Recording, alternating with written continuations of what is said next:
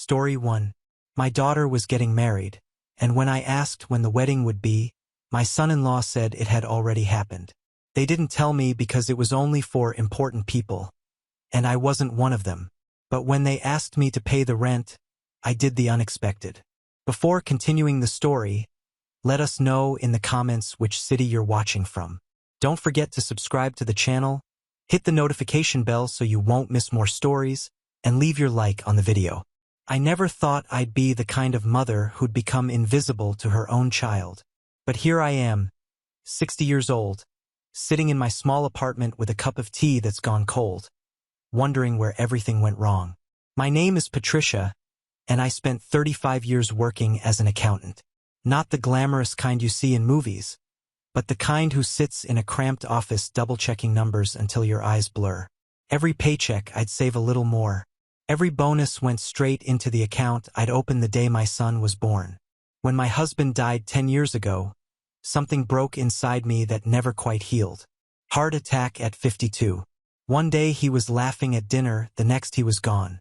My son was 20 then, still finding his way. We grieved together, but differently. He threw himself into work, any work he could find. I threw myself into making sure he'd never struggle the way we had. I had dreams once. A little house in the countryside with a garden where I could grow tomatoes. Weekend trips to places I'd only seen in magazines. But every time I looked at those travel brochures, I'd think about my son. What if he needed something? So the brochures went in the trash and the money stayed in the bank. He met her 4 years ago at a coffee shop where he was working between jobs. She came in every morning, always ordered the same complicated drink with extra foam. He said she had this energy about her, like she was going places. I wanted to be happy for him. The first time he brought her to meet me, she smiled with all her teeth, but not with her eyes. She talked about her business plans. She was going to open a boutique or maybe start a catering company. The details kept changing, but the enthusiasm stayed the same. My son looked at her like she'd hung the moon. "Mom, isn't she amazing?" he asked me later. "She seems very ambitious," I said carefully. I didn't say what I was thinking, that dreams without action are just fantasies. But I smiled and told him I was happy for him because that's what mothers do. Within 6 months, they'd moved in together. He asked if I could help with the security deposit. Just this once, just to get them started. The apartment was nice, probably nicer than they needed. I wrote the check for $4,000 and told myself it was an investment in his happiness. She quit her job 3 months after they moved in. The boutique plan had fallen through. She needed time to regroup, to figure out her next move. My son's receptionist salary at the dental office barely covered his car payment and insurance. That's when the calls started coming more frequently. Could I help with the rent this month? The washing machine broke. Could I cover a new one? The TV was ancient and they needed something better. Each time I said yes. Each time I transferred the money and told myself this would be the last time. But it never was. I kept a detailed ledger, not because I planned to ask for repayment, but because I'd been an accountant for too long not to track where money went. Rent, $3,000 a month. Appliances, $8,000 over 2 years. His emergency appendectomy, when insurance didn't cover everything, $12,000. Furniture, groceries, car repairs, birthday gifts for her family members I'd never met. The numbers added up quietly, like snow accumulating on a roof you don't realize is about to collapse. My son would call every few weeks, always cheerful. "How are you, Mom?" "We're doing great." But the exciting projects never materialized. And I kept writing checks, kept transferring money, kept telling myself that this was what love looked like.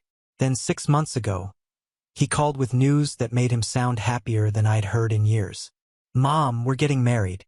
Can you believe it?" My heart should have soared. Instead, there was this small, cold weight in my chest.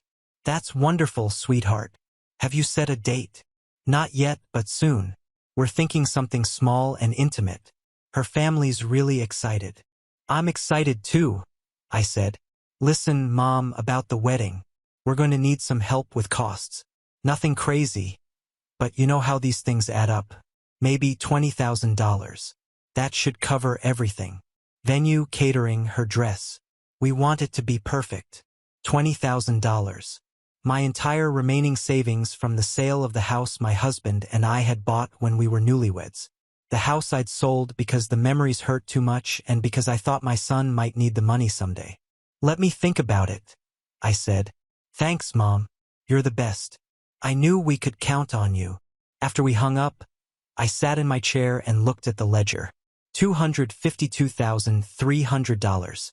That's what I'd given them over 4 years. That's what my 35 years of careful saving, of denied dreams and deferred happiness, had amounted to.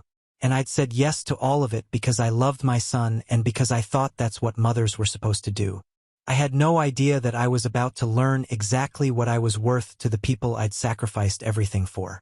I spent 3 days thinking about that $20,000. 3 days staring at my bank account, doing the math over and over. If I gave them the money, I'd have maybe $8,000 left. $8,000 between me and complete destitution after a lifetime of work. But he was my son and it was his wedding. On the 4th day I called him. My hand shook as I dialed, which was ridiculous. This was my child. But something felt different now. The phone rang 4 times before someone picked up. Hello. It was her voice, not my son's. Hi, it's Patricia. Is my son there? I wanted to talk to him about the wedding. There was a pause, a long one. I could hear muffled voices in the background, like she'd covered the phone with her hand. Actually, about that, her voice had changed. Cooler, more distant. The wedding already happened 2 days ago. The world tilted. I sat down hard on my kitchen chair. What? Yeah, it was beautiful. Really intimate, you know. We decided to keep it small. Just the important people. Just the important people. The words hung in the air like smoke. I don't understand. I thought. Look, Patricia, I need to go. We're unpacking gifts. But thanks for offering to help. We ended up keeping costs down anyway. She hung up before I could respond. I sat there holding the phone for maybe 10 minutes, not moving, barely breathing. The kitchen clock ticked above me. Outside, someone's dog barked. Normal sounds in a world that had just stopped making sense. My son got married, my only child, and nobody told me. Not only did nobody tell me, they deliberately excluded me. 2 days ago, while I was grocery shopping and watching old movies, my son was getting married without me. I tried calling him. It went to voicemail. I tried again. Voicemail. On the 3rd try, I left a message. Sweetheart, it's Mom. I talked to your wife. She said you got married. I'm confused. Can you call me back, please? He didn't call that day or the next. On the 3rd day, I couldn't take it anymore. I opened social media and searched for her profile. We weren't friends on there. She'd never accepted my request from 2 years ago, but her privacy settings were loose enough that I could see her recent posts. And there it was.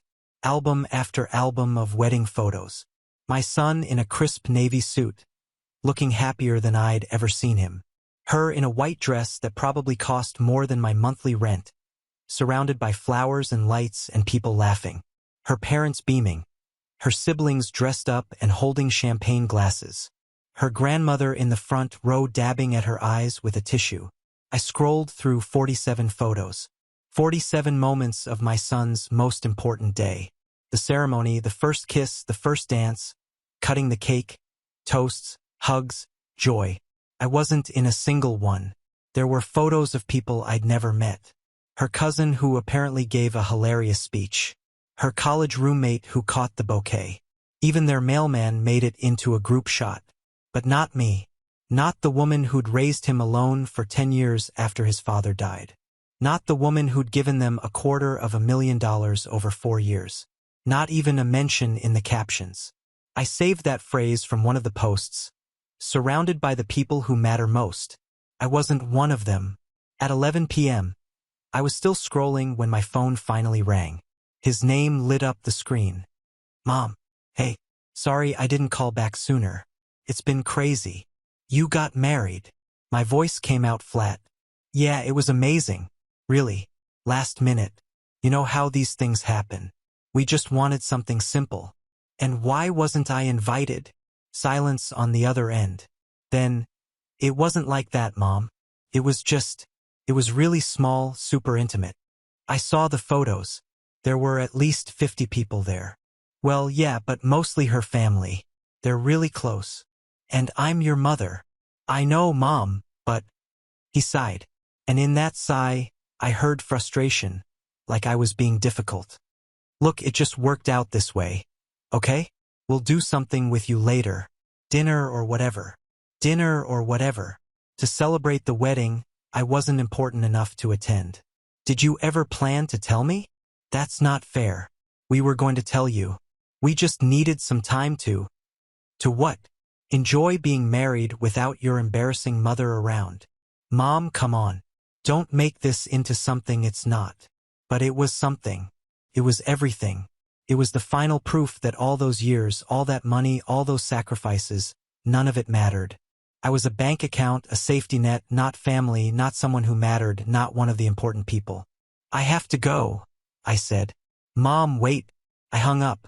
Then I turned off my phone and sat in my dark apartment, surrounded by photos of other people's mothers who'd been deemed worthy of attending their children's weddings.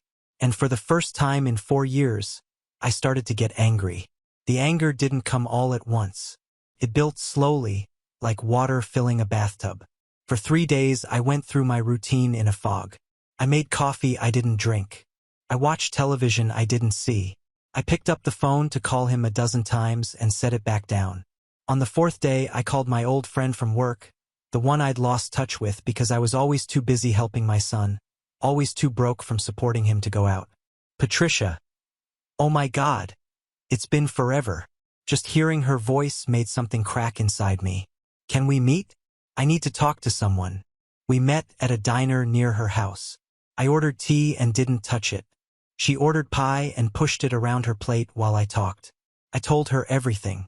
The money, the years of support, the wedding, the exclusion, the phrase that kept echoing. Just the important people. She didn't interrupt. When I finally ran out of words, she reached across the table and took my hand. Patricia, I'm going to say something you might not want to hear.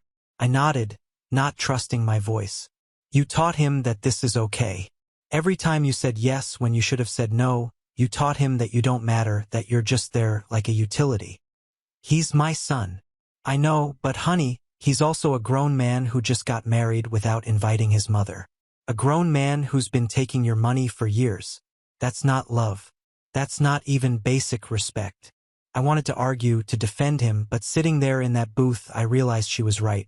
I'd spent 4 years being a doormat, and I'd done it so thoroughly that my own son didn't see me as a person anymore. I was just Mom. Always there, always giving, never important enough to matter. What do? I asked. She squeezed my hand. You stop. You just stop. I went home and pulled out my ledger. I spread it out on my kitchen table and really looked at it. $4,000 for the security deposit.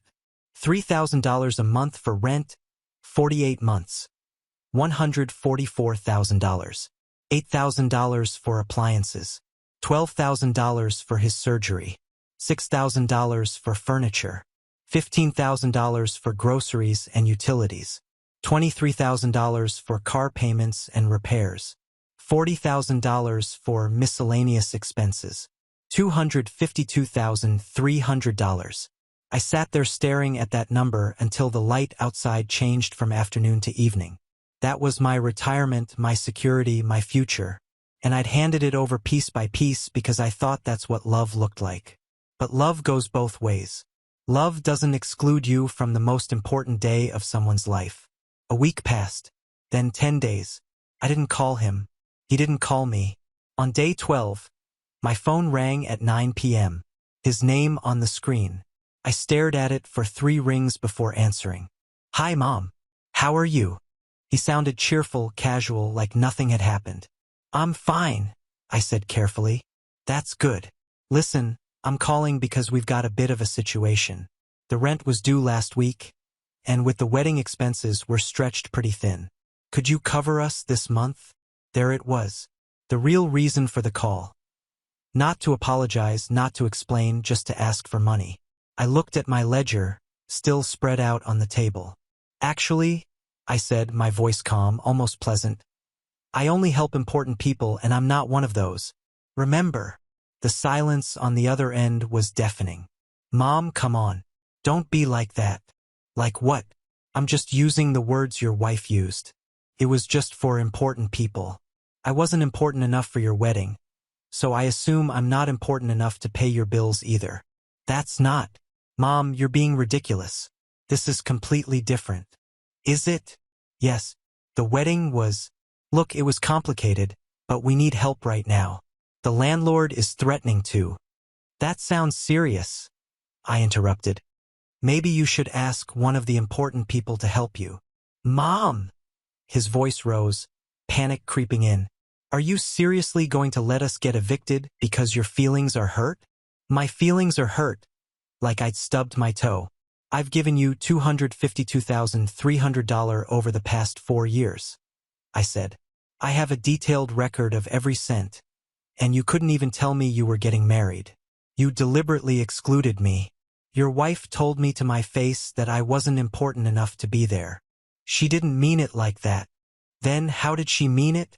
He had no answer. I'm done, I said quietly. I'm done being taken for granted. I'm done being used. I'm done being treated like I don't matter. You want money? Get it from someone who matters to you. Because clearly that's not me. You're being incredibly selfish right now. We're family. Family invites each other to weddings.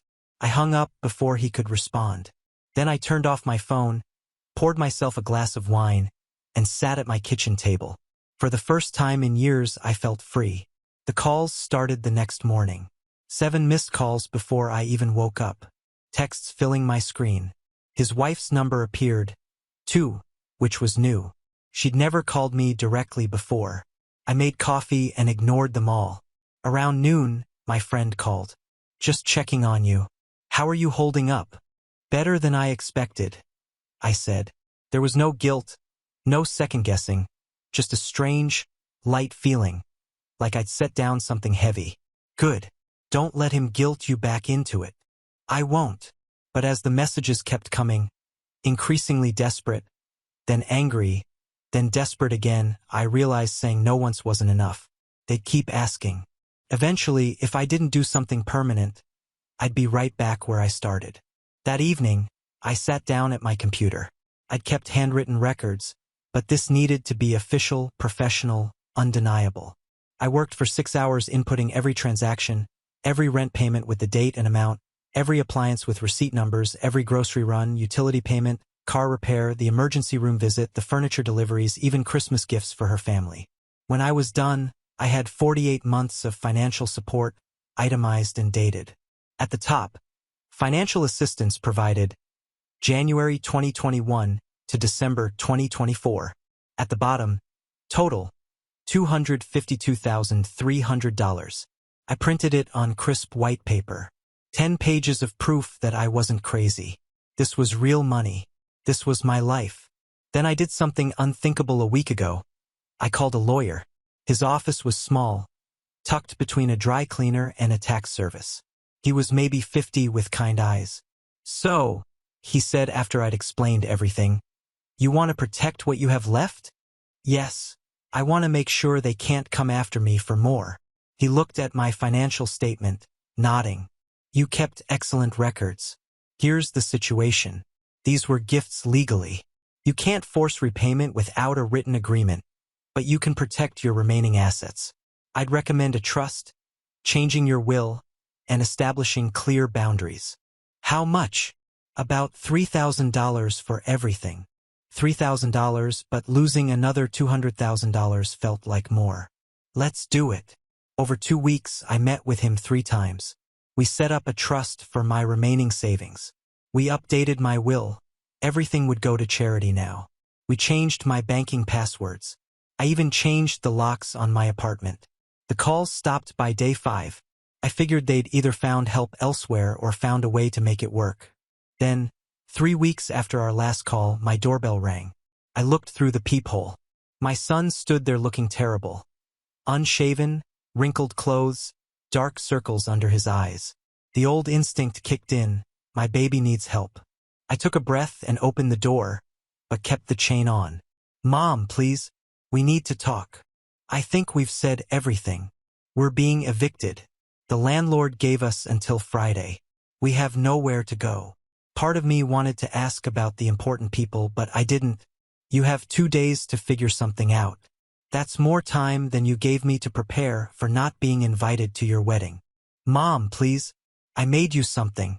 I closed the door, unlatched the chain, and opened it again, holding the printed statement. This is a record of every dollar I've given you. $252,300. I want you to have it, not because I expect repayment, but because I want you to see exactly what you threw away. He took the papers with shaking hands. I also want you to know that I've protected my assets. Everything is in a trust now. My will has been changed.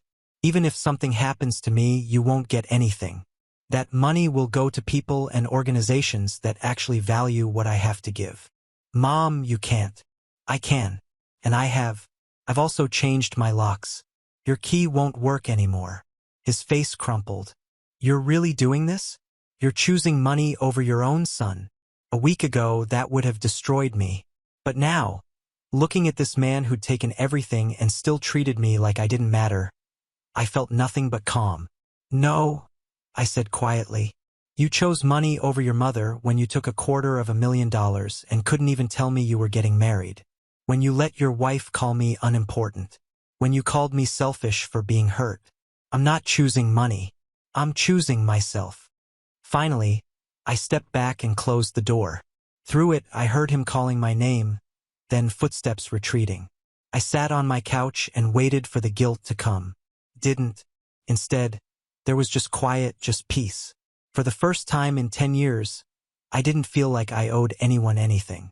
I didn't hear from them for 6 weeks. 6 weeks of silence that felt strange at first, then peaceful, then normal. I fell into a new routine, or maybe an old one, from before my son met her. I went to the library. I took walks in the park. I had coffee with my friend from work once a week. She asked about him sometimes carefully, like she was afraid I'd break. Do you know what happened after the eviction? No, I said. And I'm okay with that. It was true. There was a time when not knowing would have eaten me alive. When I would have driven by their apartment just to check or called mutual acquaintances to find out. But that person felt like someone else now, someone who'd confused self-sacrifice with love. The news came anyway through an unexpected source. I was at the grocery store reaching for a can of soup when I heard a familiar voice behind me. Patricia. I turned. It was her mother, the woman who'd been front and center in all those wedding photos, dabbing at her eyes while her daughter got married. The woman whose family I'd bought Christmas gifts for, expensive things they'd specifically requested. Oh, hello. She looked uncomfortable, shifting her shopping basket from one arm to the other. I just wanted to say I heard what happened with the wedding and the money and everything. I wanted you to know that I didn't know they weren't inviting you. If I had known, I would have said something. I doubted that, but I appreciated the gesture. It's in the past, I said.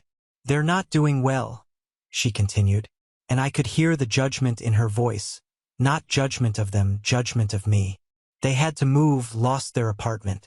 They're in a terrible neighborhood now, and they both have to work multiple jobs just to make rent. She said it like it was my fault, like I was supposed to feel guilty. I'm sorry to hear that, I said, and I meant it. Not sorry enough to help, but sorry that it had come to this. Sorry that my son had made choices that led him here. My daughter is cleaning offices at night. Your son is working retail. They're struggling, Patricia. So am I said quietly. I'm 60 years old, living on a fixed income, trying to rebuild my savings after giving them $250,000. We're all struggling. The difference is I didn't exclude them from my life and then ask them for money. Her face flushed. Family is supposed to help each other. You're absolutely right. Family is supposed to help each other. Family is also supposed to invite each other to weddings. I walked away before she could respond, my hands shaking slightly as I pushed my cart. But it wasn't guilt making them shake. It was anger. Anger that even now, even after everything, people expected me to be the one who gave, the one who sacrificed, the one who put everyone else first. At home, I thought about what she'd said. They'd lost the apartment. They were both working multiple jobs, living in a bad neighborhood. Part of me, the old part, the mother part, wanted to call, wanted to help, wanted to make it better. But I didn't, because helping wouldn't make it better. It would just teach them that they could treat me however they wanted and I'd still be there with my wallet open. Instead, I did something I'd been putting off. I went through the photos on my phone and deleted every picture of the wedding I'd saved that terrible night when I'd scrolled through her social media. I deleted his number from my favorites. I took down the framed photo of him that had sat on my mantle for 30 years. Him as a little boy, gap-toothed and happy before life got complicated. I put it in a box in my closet. Not thrown away but not on display either, somewhere in between. That weekend, my friend invited me to a pottery class. I know it sounds weird, she said, but it's actually really fun. And there's a guy there who I think you'd like. Recently widowed, nice smile. I don't know. Patricia, you're 60, not 90. You're allowed to have a life. So I went and she was right. It was fun. The clay was cool and smooth under my hands. The instructor was patient. And yes, there was a man there with a nice smile who asked if I wanted to get coffee sometime after class. I said yes. On the way home, my phone buzzed. A text from an unknown number. Took me a moment to realize it was my son. He must have gotten a new phone or been texting from someone else's. Mom, please, we need help. Just this once. I'll pay you back. Just this once. Like he hadn't said that 48 times before. Like I hadn't heard those exact words every month for 4 years. I typed back, I wish you the best, but I can't help you financially anymore. I hope you understand. Then I blocked the number. That night I couldn't sleep. Not from guilt, but from a strange mix of emotions I couldn't name. Loss, maybe. Grief for something that had never really existed. The relationship I thought I had with my son versus the one we'd actually had. But underneath that, something else, something lighter, freedom. The next morning, I woke up and made myself a nice breakfast. Eggs, toast, coffee. I took my time with it, sitting at my small kitchen table, looking out the window at the tree that was just starting to bud with spring leaves. My phone was silent, my conscience was clear, my bank account was protected, and for the first time in longer than I could remember, my life was my own. Spring turned into summer, and I started to recognize myself again. Not the person I'd been before my husband died, but someone new, someone learning what it meant to live for herself. The pottery class became a regular Thursday event. I wasn't particularly good, my bowls were lopsided, but there was something satisfying about creating something with my hands. Ben, the man with the nice smile, asked me out for coffee after the third class. We talked for 2 hours about books, places we'd been, the challenges of learning pottery at our age. He made me laugh. I'd forgotten what that felt like. Would you like to do this again? He asked. I would, I said, surprised by how much I meant it. My friend was delighted. See, you're allowed to be happy. It feels strange, I admitted. Like I'm doing something wrong. That's because you spent so long thinking happiness meant everyone else being happy. You forgot you're included in everyone. I thought about that a lot. How I'd spent years believing my purpose was to smooth the path for my son, even if it made mine harder, and how that had warped into something toxic that hurt us both. On a Tuesday afternoon, I was coming back from the library when I saw them. My son and his wife getting out of an old sedan at the grocery store across from my building. They looked exhausted. She wore a cleaning service uniform. He wore the red polo of a retail chain. I watched from my window as they went inside. Part of me wondered if they'd see me, come looking for me, but they didn't. They just bought groceries. Not much, just a few bags, and drove away. I felt sad. Not guilty, but genuinely sad that it had come to this, that the relationship between mother and son had broken down so completely. But I also felt relieved. Relieved that I'd gotten out. Relieved that I wasn't standing there with my checkbook open. That evening, Ben called. There's a concert in the park this Saturday. Would you like to go? I started to say no, but then I stopped myself. When was the last time I'd said yes to something just because it sounded fun? I'd love to, I said. The concert was lovely. We sat on a blanket eating sandwiches and listening to a local jazz band. Ben knew all about jazz. His late wife had been a fan, and he told me stories about different musicians and styles. "You're easy to be around," he said as we were packing up. "So are you." I wasn't sure I'd ever feel this way again. After she died, I thought that was it for me, that I'd had my chance at happiness. "I know what you mean, but you're proof that there can be more, aren't you? More chances, more possibilities." I thought about that on the walk home. More chances, more possibilities. For so long, I'd believed my life was about supporting someone else's possibilities. 3 months after I'd closed the door on my son, I took another step. I joined a community garden co-op, something I'd always wanted to do but never had time for. Now there was time. My plot was small, just 10 by 10 feet. But it was mine.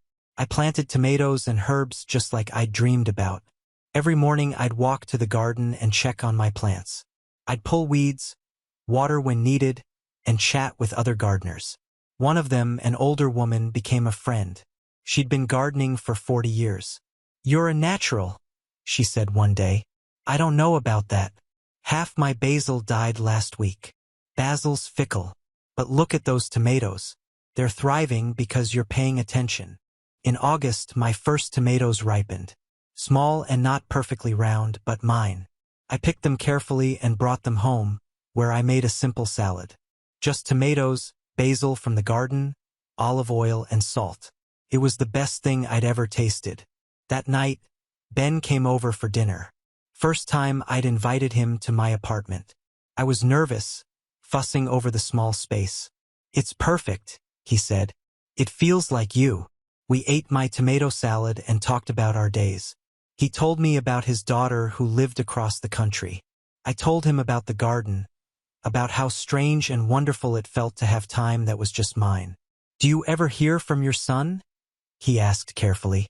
"No, and I think that's for the best right now. It must be hard, though." "It is, but not as hard as it was to keep giving pieces of myself away until there was nothing left." He reached across the table and took my hand. "I'm glad you saved some pieces for yourself." As autumn approached, I realized I'd been living this new life for almost 6 months. 6 months of pottery classes and garden work and quiet dinners with Ben. 6 months of learning to say no when I meant no and yes when I meant yes. And it felt good. Felt right. It felt like coming home to myself after a very long absence. October brought cooler weather and a phone call I hadn't expected. Not from my son directly, but from a number I didn't recognize. I almost didn't answer, but something made me pick up. "Patricia, it's me. Please don't hang up." My son's voice, quieter than I remembered. "Tired?" "I'm listening," I said, keeping my voice neutral. "I got a new phone, new number. Had to downgrade the plan to something cheaper." He paused. "I know you blocked my old one. I understand why." I didn't respond, just waited.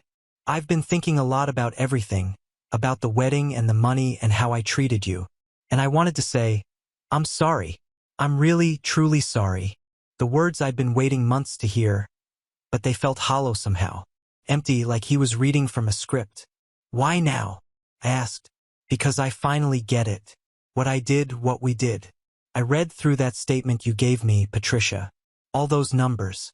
I sat down and really looked at it. $252,000. That's not just money. That's your entire life. Yes, it was. I didn't see it before. Or maybe I didn't want to see it. She kept saying you were happy to help, that this was what mothers do, that you had plenty. And I believed her because it was easier than admitting we were using you. You were using me. I know. His voice cracked. I know. And I'm so ashamed, Mom. When we got evicted, when we had to move to this tiny apartment in a bad neighborhood, when I had to take that retail job and she had to clean offices at night, that's when I started to understand what you gave up for us, what you sacrificed. I sat down on my couch, gripping the phone. Part of me wanted to soften, to tell him it was okay, to fall back into old patterns. But I didn't. "Where is she in all this?" I asked. "Your wife." Another pause. "We're not doing well. The marriage, turns out she's not very good at being poor. Her family won't help us. They're embarrassed by how we ended up. And she blames me for that. Says I should have kept you on the hook. Kept me on the hook. Her words, not mine. That's when I realized she never cared about me. Not really. She cared about what I could provide. And when I couldn't provide anymore, when there was no more money coming from you, she started looking at me differently. I felt sad for him. Genuinely sad. But I also felt vindicated. I'd seen this coming years ago, and he'd chosen to ignore it. I'm sorry you're going through that, I said. But I'm not going to help you financially. That door is closed. I know. I'm not calling for money. I'm calling because I want to try to fix this. Us. If it's even possible. I don't know if it is. Can we at least try? Can we meet somewhere? Just to talk. I thought about it for a long moment. Was I ready for this? Did I even want this? Or was this just another manipulation? A different approach to get what he wanted? I need to think about it, I said finally. Give me some time. Okay, I understand. Thank you for not hanging up. After we disconnected, I sat for a while in the quiet apartment. My first instinct was to call him back to set up that meeting immediately. But I'd learned something over the past 6 months. To pause, to think, to not react from old patterns. Instead, I called Ben. He called, I said when he answered. My son, he wants to meet. He apologized. How do you feel about that? I don't know. Suspicious, hopeful, both. Both make sense. What do you want to do? That's the thing. I don't know what I want.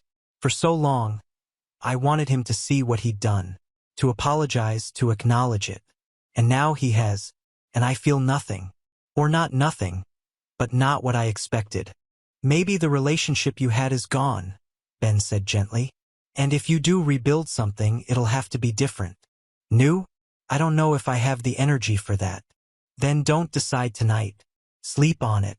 See how you feel in the morning. I did sleep on it. Several nights, actually. And slowly I came to a realization. I didn't owe him forgiveness. I didn't owe him a relationship. But I also didn't owe it to myself to stay angry forever. A week after his call, I texted him. Coffee shop on Maple Street. Saturday at 2 p.m. 1 hour. He responded immediately. Thank you. I'll be there. Saturday came. I arrived early, got myself tea, and sat at a table by the window. My hands were steady. My heart was calm.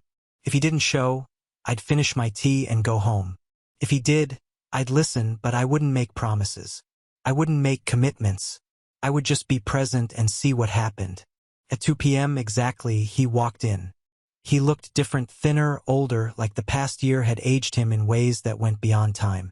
He sat down across from me, and for a moment, neither of us spoke. Thank you for coming, he said finally. I almost didn't. I wouldn't have blamed you. We sat in awkward silence. Then he pulled something from his pocket, a folded piece of paper. I wrote everything down, everything I want to say, because I was afraid I'd mess it up if I tried to just talk. He unfolded it with shaking hands and started to read. He cleared his throat and began to read, his voice unsteady. Mom, I've spent months trying to figure out when everything went wrong. When I stopped seeing you as my mother and started seeing you as a solution to my problems. I think it was gradual, little requests that became bigger ones. And somewhere along the way, I forgot that you were a person with your own needs, your own dreams, your own life. He paused, swallowing hard. I let her convince me that you wanted to help, that you had plenty, that it was insulting not to accept your money. But I knew it was wrong. Every time I called asking for rent money, I felt this knot in my stomach, but I pushed it down because it was easier than being an adult. His hands shook, making the paper tremble. The wedding was the worst of it. She told me you'd be uncomfortable around her family, that you were too simple, too different, and I let her say those things. I let her exclude you because I was too weak to stand up for you. I sat very still, listening.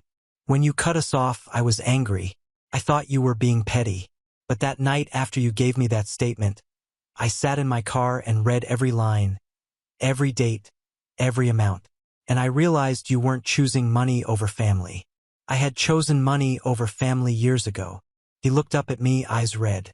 Losing the apartment was hard. Taking these jobs is humiliating. Living in that neighborhood is scary. But you know what the hardest part is? Knowing I did this to myself. That I had a mother who loved me enough to give me everything and I threw it away because I was selfish and weak. He folded the paper. I'm not asking you to forgive me. I'm not asking for money. I'm not even asking for a relationship if you don't want one. I just needed you to know that I understand now what I took from you, what I destroyed, and I'm sorry. The coffee shop felt very quiet. I took a sip of my tea, buying time to think. Thank you for saying that, I said finally. I believe you mean it. I believe you've learned something. I have. I swear I have. But I need you to understand something. The relationship we had before, that's gone. I can't go back to being the person who solves all your problems. That version of me doesn't exist anymore. He nodded. I know. I don't want that either. What do you want? He thought about it. I want to know you. Not as mom who gives me money, but as Patricia, as a person. I realized I don't know anything about you, what you like to do, what makes you happy. I spent 30 years taking from you and never once asked what you needed. I joined a pottery class, I said, and a community garden. I'm dating someone. His eyes widened. You are. His name is Ben. He's a good man. He makes me laugh. That's great, Mom. Really great. I'm happy for you. Are you? Or are you just saying that? No, I mean it. You deserve to be happy. I studied his face, looking for manipulation, hidden agendas, but all I saw was exhaustion and genuine remorse. If we're going to try this, I said slowly, there have to be rules. No asking for money ever. No guilt trips, no emergencies that require my help. You handle your own life. I'm not your safety net anymore. I understand. And it's going to be slow. Maybe we meet for coffee once a month. Maybe we talk sometimes. But I need you to respect my boundaries. If I say I need space, you give me space. I will. Promise. And your wife, I don't trust her. I don't think I ever will. So, if we rebuild something, it's between you and me, not her. He looked down. We're probably getting divorced. She's been looking into it. Turns out when you marry someone for money and the money disappears, there's not much left. I'm sorry. Don't be. You were right about her. I should have listened. We sat in silence. Not comfortable, but not hostile. Just two people trying to figure out how to be in the same space. Can I ask you something? He said finally. Are you happy now? I mean, in your life without me in it. It was a fair question. Yes, I said honestly. I am. For the first time in a very long time, I'm happy. And that's why I need you to understand that if we do this, if we try to rebuild, it can't be at the cost of what I've built for myself. My happiness doesn't depend on you anymore. And it can't. That's how it should be, he said quietly. That's how it always should have been. We left together, standing awkwardly on the sidewalk. He looked like he wanted to hug me but wasn't sure if he should. Thank you for meeting with me, he said. You're welcome. I'll text you in a few weeks, maybe. We'll see how it goes. Okay. I'll wait to hear from you. I walked to my car alone, got in, and sat for a moment. I felt lighter somehow. Not because everything was fixed, it wasn't, but because I'd held my ground. I'd listened without giving in. I'd offered a possibility without offering promises. And for now, that was enough. 3 weeks passed before I texted him. Not because I was punishing him, but because I needed that time to be sure I wasn't falling back into old patterns. When I finally sent the message, coffee next Saturday if you're free, his response came within minutes. This time when we met, there was less tension. He'd gotten a haircut. He looked tired still, but more put together. He bought his own coffee and didn't ask me for anything. How have you been? I asked. Okay, I guess. Still working at the store. Still living in that apartment, but I'm managing. He paused. She moved out last week. Her parents are letting her stay with them while we figure out the divorce. How do you feel about that? Honestly, relieved. The last few months have been terrible. Constant fighting. It's quieter now. We talked for 45 minutes. Not about the past, not about money, but about small things. He told me about a customer at work. I told him about my pottery class, about the bowl I'd finally made that didn't collapse. When we said goodbye, it felt less awkward, like maybe this could work. A month later, we met again, then again the month after that. Slowly, carefully, we started to know each other as people rather than as mother and son, locked in a pattern of give and take. He never asked for money, not once. Even when I could tell he was struggling, when he mentioned needing new work shoes, when he talked about skipping meals, he never asked, and I appreciated that more than I could say. In February, 6 months after our first coffee meeting, he called me on a Sunday afternoon. "Hi, Mom. I hope it's okay that I'm calling." "It's fine. What's up?" "I just wanted to tell you something. I got promoted at the store assistant manager. It comes with a raise, and I wanted you to be one of the first people to know." There was pride in his voice. Genuine pride in something he'd accomplished himself. "That's wonderful," I said, and I meant it. It feels good to earn something, to have something that's mine because I worked for it. After we hung up, I realized I was smiling. Not because of the promotion itself, but because he'd called to share good news, not bad. He called because he wanted to, not because he needed something. Spring came again. Almost a full year since I'd closed the door on him. Ben and I had gotten more serious. My garden was thriving. My pottery was improving. Life felt full. In April, my son invited me to his apartment. "I'd like you to see where I live. No pressure, but I think it would be good." I was nervous driving there. The neighborhood was rough. The building was old. But when he opened the door, I was surprised. It was small, tiny really, but it was clean. He'd made an effort. Plants on the windowsill, books on a second-hand shelf, a photo of his father on the table, the same one I kept in my closet. "It's not much," he said, "but it's mine. I pay for it myself." "It's nice," I said. "It's honest." We had dinner together. Spaghetti he'd made himself. We talked about his job, my garden, Ben, his therapy sessions. "You're in therapy?" I asked. "Yeah, started a few months ago. Sliding scale clinic nearby. I needed to figure out a lot of things about myself, about why I made the choices I made." "That's really good. I'm proud of you for doing that." As I was leaving, he walked me to my car. "Mom, can I ask you something?" "Sure. Do you think we'll ever get back to normal? Like, will we ever have the relationship we had before?" I thought carefully. "No," I said finally. "That relationship was broken. It wasn't healthy for either of us. But maybe we can have something better. Something where we're both whole people who choose to be in each other's lives." He nodded slowly. "I think I'd like that better anyway." "Me too." Driving home, I felt something settle in my chest. Not quite forgiveness, that was still too big, too complicated, but maybe acceptance. Acceptance that he'd hurt me. Acceptance that he was trying to change. Acceptance that we were both imperfect people doing our best. That night, I called Ben and told him about the visit. "Sounds like progress," he said. "It is slow progress, but that's okay. Fast is what got us into trouble in the first place." 2 months later, in June, my son showed up at the community garden. I looked up from my tomato plants, and there he was, standing at the entrance, looking uncertain. "I hope it's okay that I came," he said. "You mentioned you were here on Saturday mornings. I wanted to see it." Ruth, my gardening friend, gave me a questioning look. I nodded. I showed him around the tomatoes I'd planted, the herbs that were finally thriving, the small plot that had become my sanctuary. "It's nice here," he said. "Peaceful." "It is. I can see why you love it." We stood there together in the morning sun, surrounded by growing things, and for the first time in a very long time, it felt like we might actually make it through this.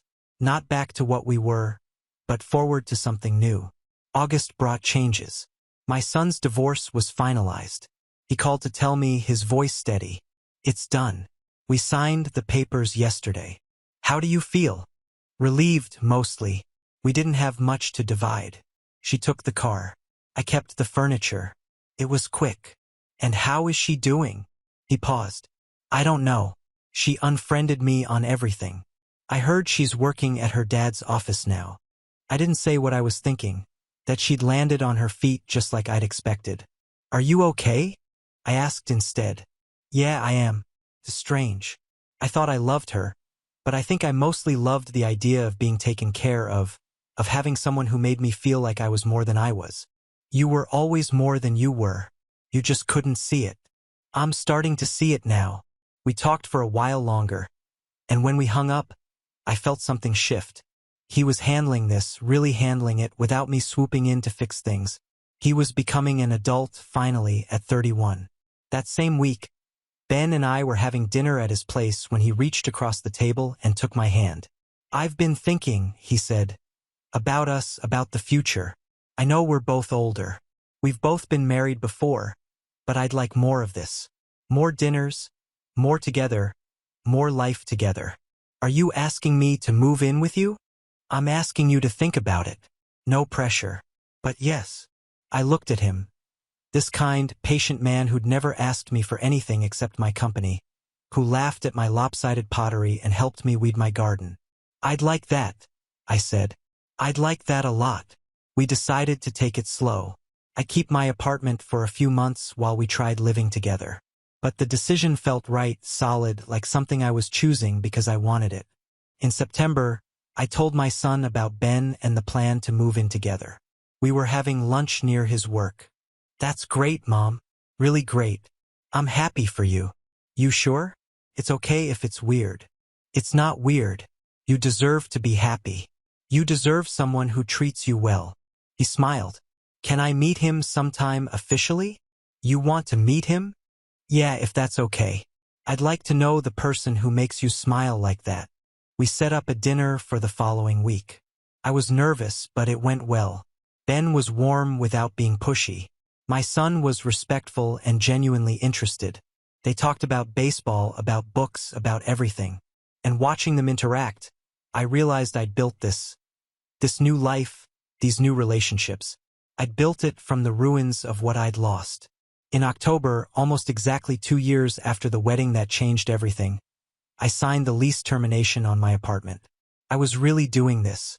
The night before the move, I sat in my empty apartment one last time. I'd lived here 8 years. This was where I'd grieved my husband, where I'd enabled my son, where I'd hit rock bottom and then climbed back up. My phone buzzed. A text from my son. Need any help with the move tomorrow? I smiled. Ben's got it covered. But thank you for offering. Okay. Proud of you, Mom. I know that's weird to say, but I am. I looked at that message for a long time. Proud of you. When was the last time someone had said that to me? The next day, as Ben and I carried boxes into his house, our house now, I felt something I hadn't felt in years. Not just happiness or relief. It was possibility. The sense that life wasn't over. That there were still chances to grow, to change, to become. That 61 wasn't the end of anything. It was just another beginning. That evening, after everything was unpacked, Ben and I sat on the back porch with glasses of wine. The sun was setting, painting the sky orange and pink. How does it feel? He asked. Like coming home? I said. Like I've been walking a long time and finally found a place to rest. You can rest here as long as you want. I know. Thank you.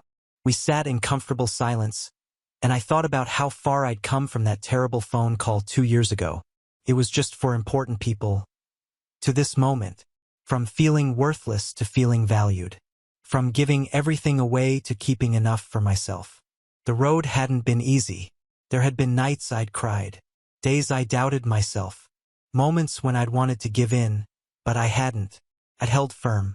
And look where it had led me. My phone buzzed again. Another text from my son. Dinner next week. I'd like to hear about the new place. Sounds good. Wednesday. Perfect.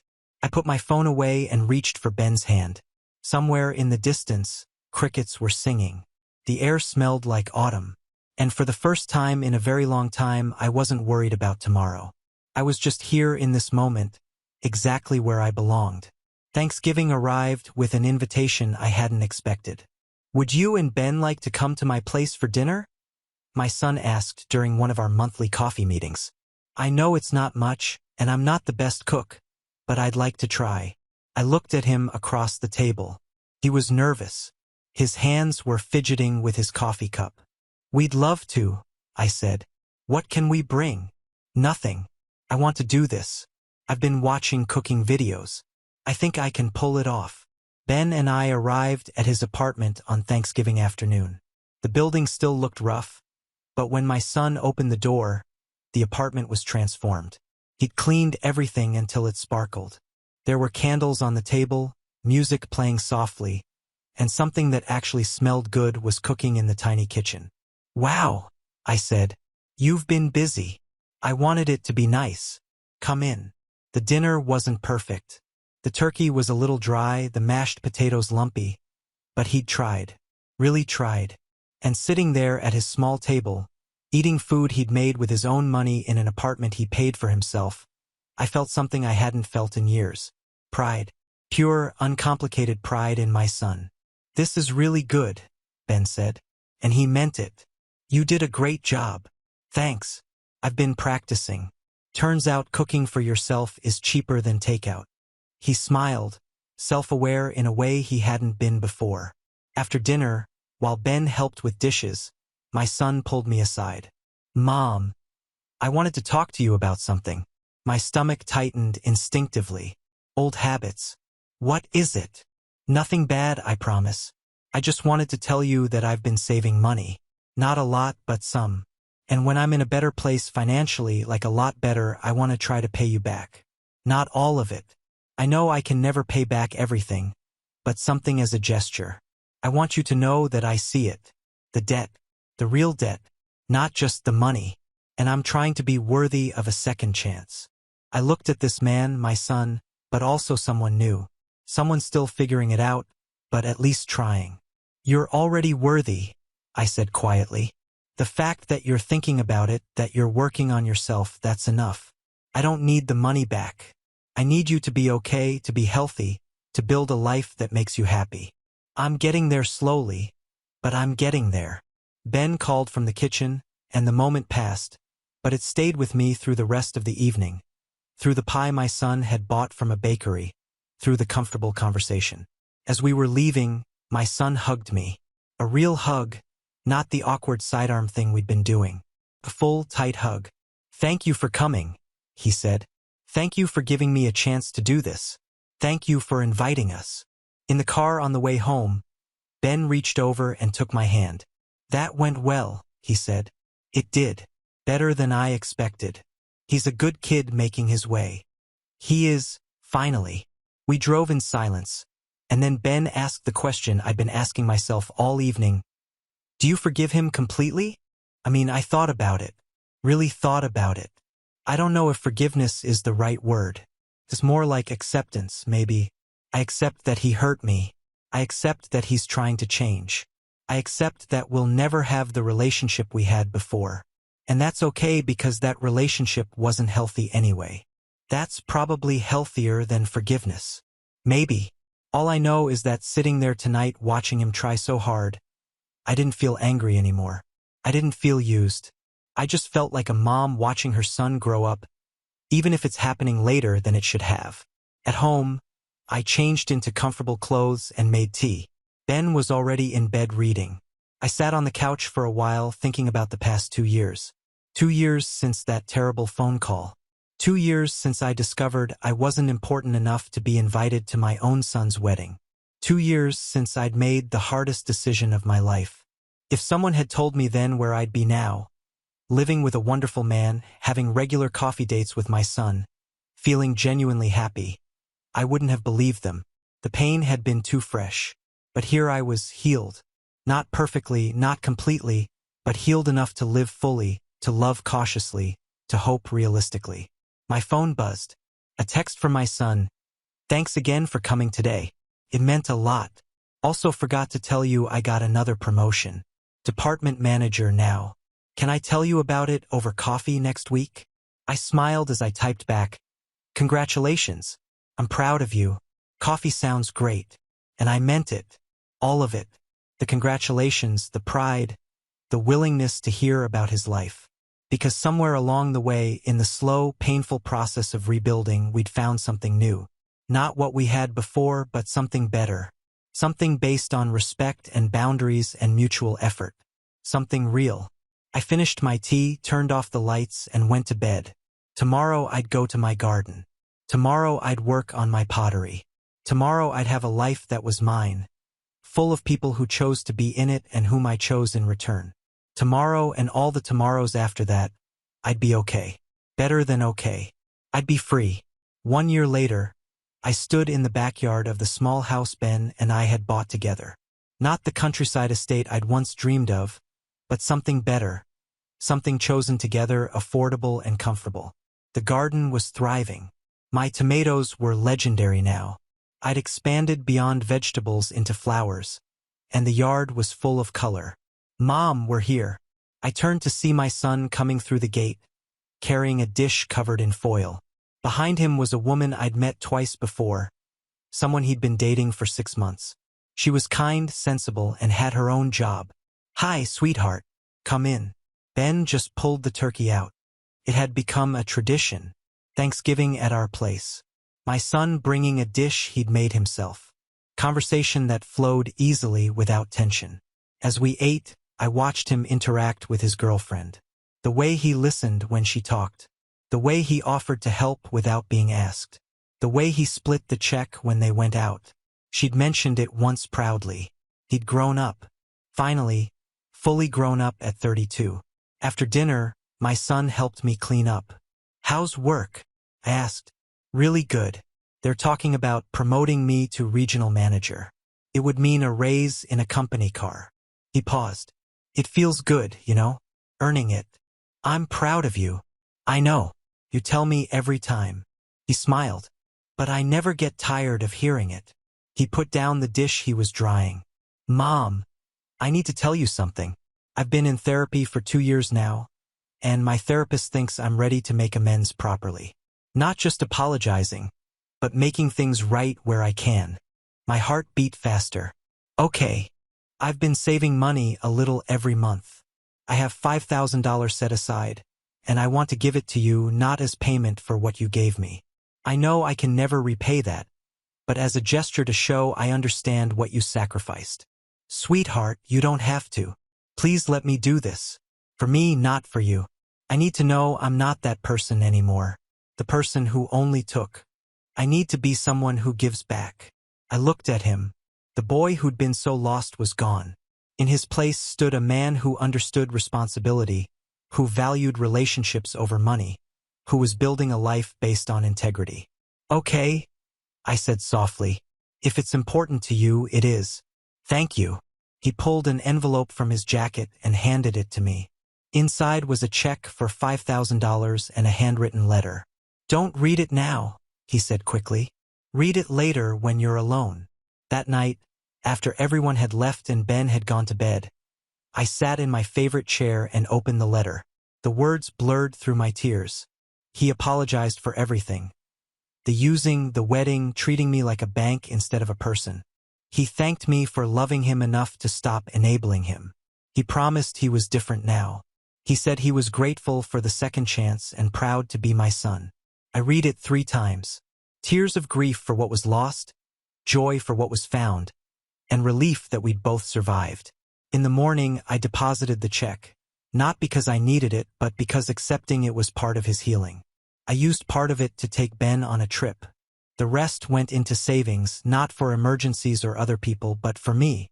That afternoon, sitting in my garden with dirt under my fingernails and sun on my face, I thought about the price I'd paid for my dignity. $252,000, years of being used, the pain of being excluded from my own son's wedding. It had been expensive, devastatingly so. But sitting there in my garden, in the home I shared with someone who loved me, with a son who'd finally learned what it meant to be a man, with a life that was fully mine, I realized something. I paid the price, but what I'd bought with it was priceless. My freedom, my self-respect, my understanding that I deserved to be treated with dignity, my knowledge that I was enough all by myself. The wedding had happened 3 years ago. 3 years since I'd learned I wasn't important enough. 3 years of pain and growth and slow, careful healing. And now, looking at my life, really looking at it, I could say with complete honesty, I was important. I always had been. I just finally learned to see it.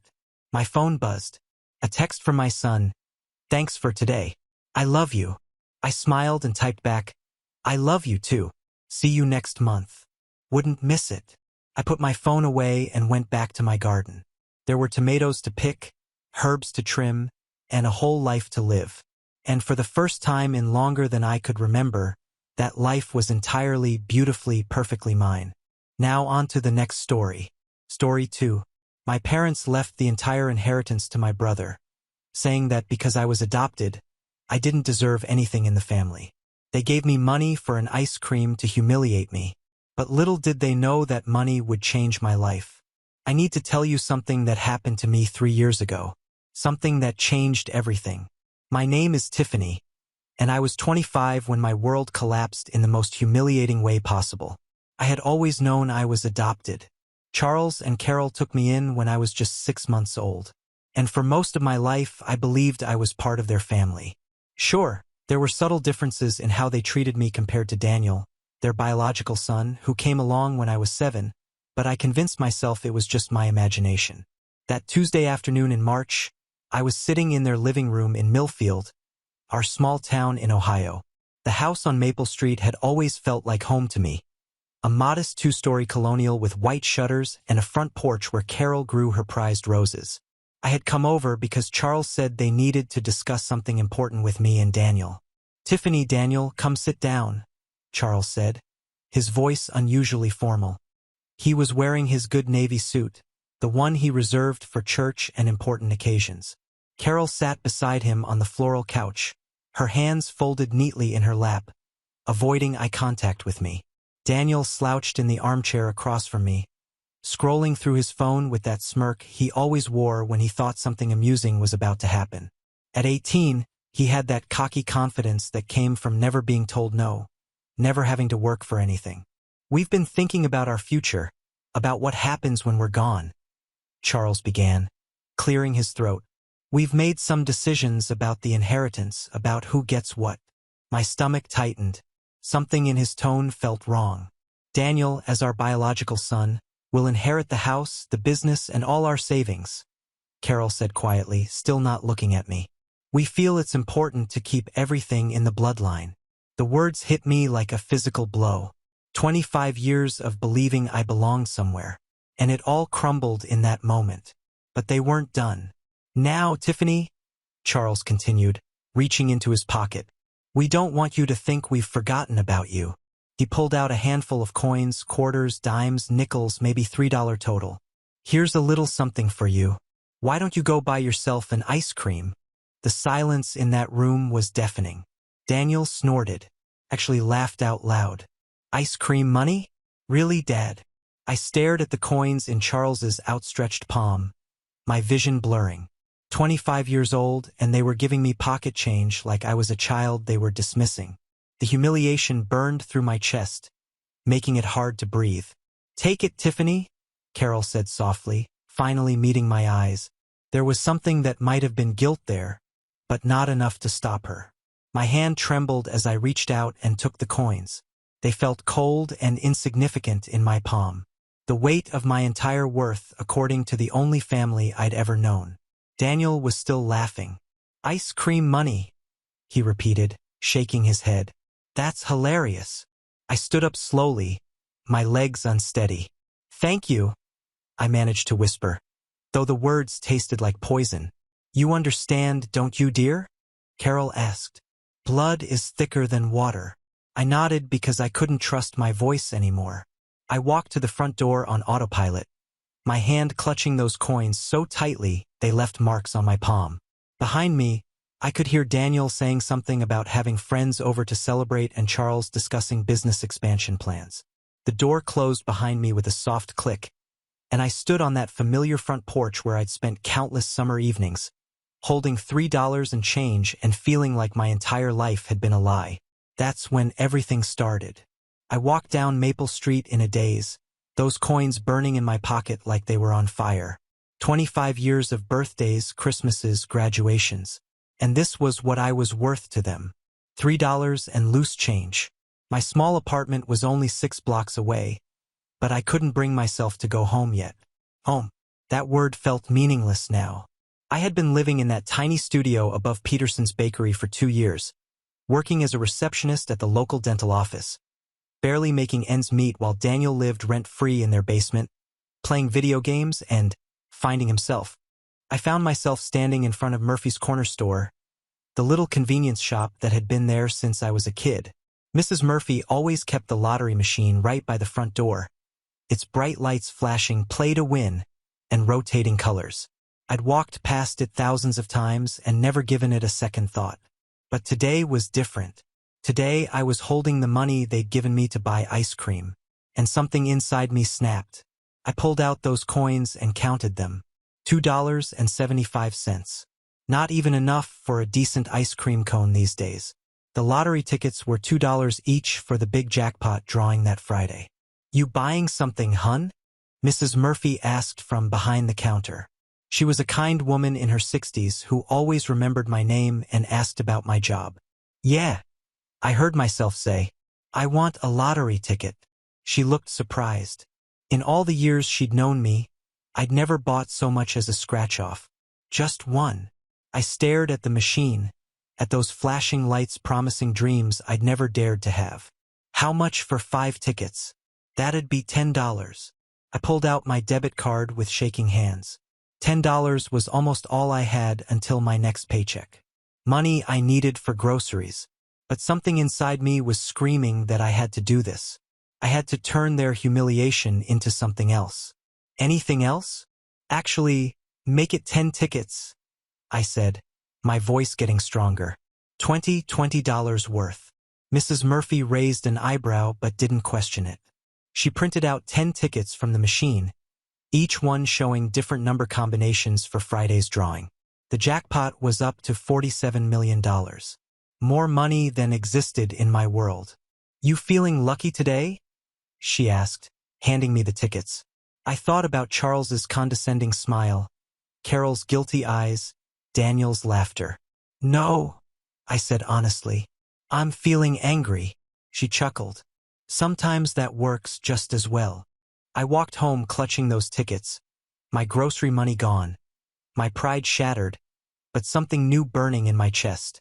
It wasn't hope. I wasn't naive enough to think I'd actually win. It was rebellion. Those tickets represented everything they thought I could never have, never be, never achieve. Back in my cramped studio, I taped the tickets to my bathroom mirror where I'd see them every morning. 10 little pieces of paper that cost me my food budget for the week. Bought with the anger I felt at being dismissed like a child. I called in sick to work the next day. I couldn't face Dr. Patterson's cheerful questions about my family. Couldn't pretend everything was normal when my entire foundation had crumbled. Instead, I lay in bed replaying that scene over and over, wondering how I'd been so blind to what I really meant to them. The drawing was Friday night at 11 p.m. I wasn't going to watch. I had no illusions about winning, but I kept those tickets taped to my mirror. A reminder of the moment I stopped accepting the role they had assigned me. $20 in lottery tickets bought with rage and heartbreak. The most reckless thing I'd ever done in my careful, quiet life. I had no idea it would change everything. I didn't watch the drawing Friday night. I was lying in bed eating ramen noodles, my dinner for the 3rd night running because of my impulsive lottery purchase, when my phone started buzzing with news alerts. I ignored them. I always ignored lottery results because they were never relevant to my life. Saturday morning, I peeled myself out of bed and stumbled to the bathroom. Those 10 tickets stared back at me from the mirror. And for the first time since Tuesday, I felt embarrassed about my reckless spending. $20 I couldn't afford, wasted on a fantasy. I was brushing my teeth when I decided to just get it over with. I pulled out my phone and searched for the winning numbers from Friday's drawing. The website loaded slowly on my ancient phone, and I read the numbers aloud. 7, 14, 23, 31, 45, and Powerball 12. I grabbed the first ticket from the mirror. Different numbers entirely. The second ticket not even close. Third ticket, fourth, fifth, all losers just like I'd expected. The sixth ticket made me freeze. I read the numbers 3 times before my brain processed what I was seeing. 7, 14, 23, 31, 45, and Powerball 12. Every single number matched. My hand started shaking so violently, I dropped the ticket. It fluttered to the bathroom floor, and I stared down at it like it might explode. This couldn't be real. People like me didn't win the lottery. People like me got ice cream money and lived in studio apartments above bakeries. I picked up the ticket with trembling fingers and checked the numbers against my phone screen again. Still matched. All of them. 47 million. I sat down hard on my tiny bathroom floor and started laughing. Not happy laughter. The kind of hysterical laughter that comes when your brain can't process reality anymore. I laughed until tears streamed down my face, until my sides hurt, until the absurdity of it all threatened to break me completely. The ice cream money, the humiliation that had driven me to buy these tickets in pure spite. And now this. I called the lottery office that Monday morning, my voice barely above a whisper as I explained I needed to claim a prize. They scheduled an appointment for Wednesday at their regional office in Columbus, an hour drive from Millfield. "Congratulations, ma'am," the woman on the phone said cheerfully. "How much are we talking about?" $47 million, I whispered. The silence on the other end lasted so long I thought the call had dropped. "Ma'am, did you say 47 million? "Yes. We'll need to verify everything, but if that's accurate, you'll want to speak with our winter services team. Have you told anyone about this yet?" "No one," I said, and I meant it. I hadn't called Charles and Carol to rub their faces in it. I hadn't told my coworkers or Mrs. Murphy or anyone. Something instinctual told me to keep this secret, to guard it like the precious thing it was. Wednesday morning, I drove to Columbus in my 15-year-old Honda Civic, wearing my best dress, a navy blue one I'd bought for job interviews 3 years ago. The lottery office was in a nondescript building downtown, and I sat in the waiting room surrounded by framed photos of previous winners holding those giant checks. When they verified my ticket and confirmed the numbers, the reality finally hit me. After taxes, I'd receive about $28 million. $28 million. More money than I could have imagined in a dozen lifetimes. "What would you like to do about publicity?" the winter services coordinator asked. "Most winners do a press conference, photos with the check." "No publicity," I said immediately. "I want to stay anonymous." She looked surprised. "Are you sure? Most people want to celebrate." I thought about Charles and Carol and Daniel, about the humiliation, the ice cream money, the years of subtle signs that I was never truly family. "I'm sure." Complete anonymity. They processed everything that day, set up the bank accounts, arranged the payments, handled the legal paperwork. By Thursday afternoon, I was officially a multimillionaire. I drove back to Millfield in the same beat-up Honda, to the same studio apartment, to the same job. Nothing looked different, but everything had changed. The ice cream money had become my freedom. The first thing I did was absolutely nothing. For 2 weeks, I went to work at the dental office, came home to my studio apartment, and acted like my entire world hadn't shifted on its axis. The money sat in accounts I could barely believe were mine, earning more in interest each day than I used to make in a month. But I was planning. Every night, I spread papers across my small kitchen table and researched investments, business opportunities, real estate markets. I bought books about wealth management and read them by lamplight until my eyes burned. I had no intention of being a lottery winner who lost it all within 5 years. This money was going to build something lasting. More importantly, I watched Charles, Carol, and Daniel from a distance. Social media made it easy. Carol posted constantly about Daniel's entrepreneurial ventures and Charles's work at the insurance agency. I created fake accounts to follow them, keeping tabs on their lives while I planned mine. After a month, I made my first move. I quit my job at the dental office, telling Dr. Patterson I'd received a small inheritance from a distant relative and wanted to pursue business opportunities in Columbus. He was sad to see me go.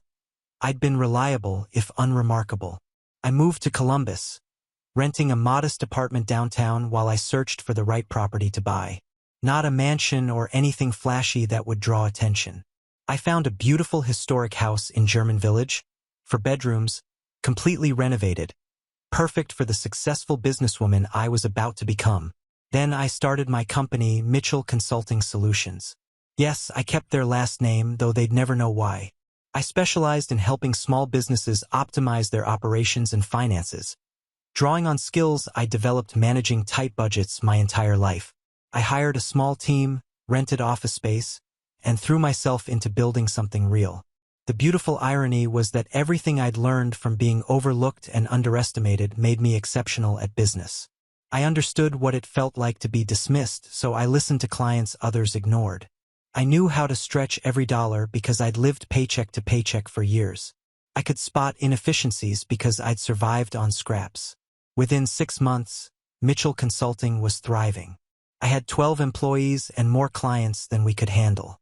I used the lottery money strategically, investing in the business, buying commercial real estate, building a portfolio that would sustain itself long after the initial windfall was spent.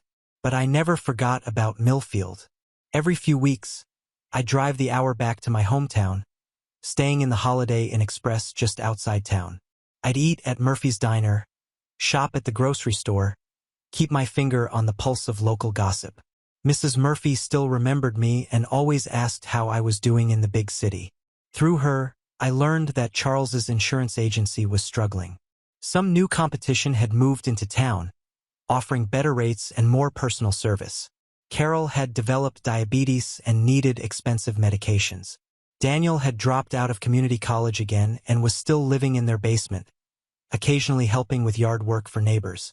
I also learned about the house, that beautiful colonial on Maple Street, the one Carol had spent 20 years perfecting with her prize-winning rose garden and the front porch where I'd spent countless summer evenings.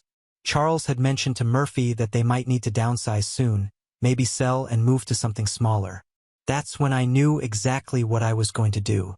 I started researching the Millfield real estate market, learning everything about property values, recent sales, market trends.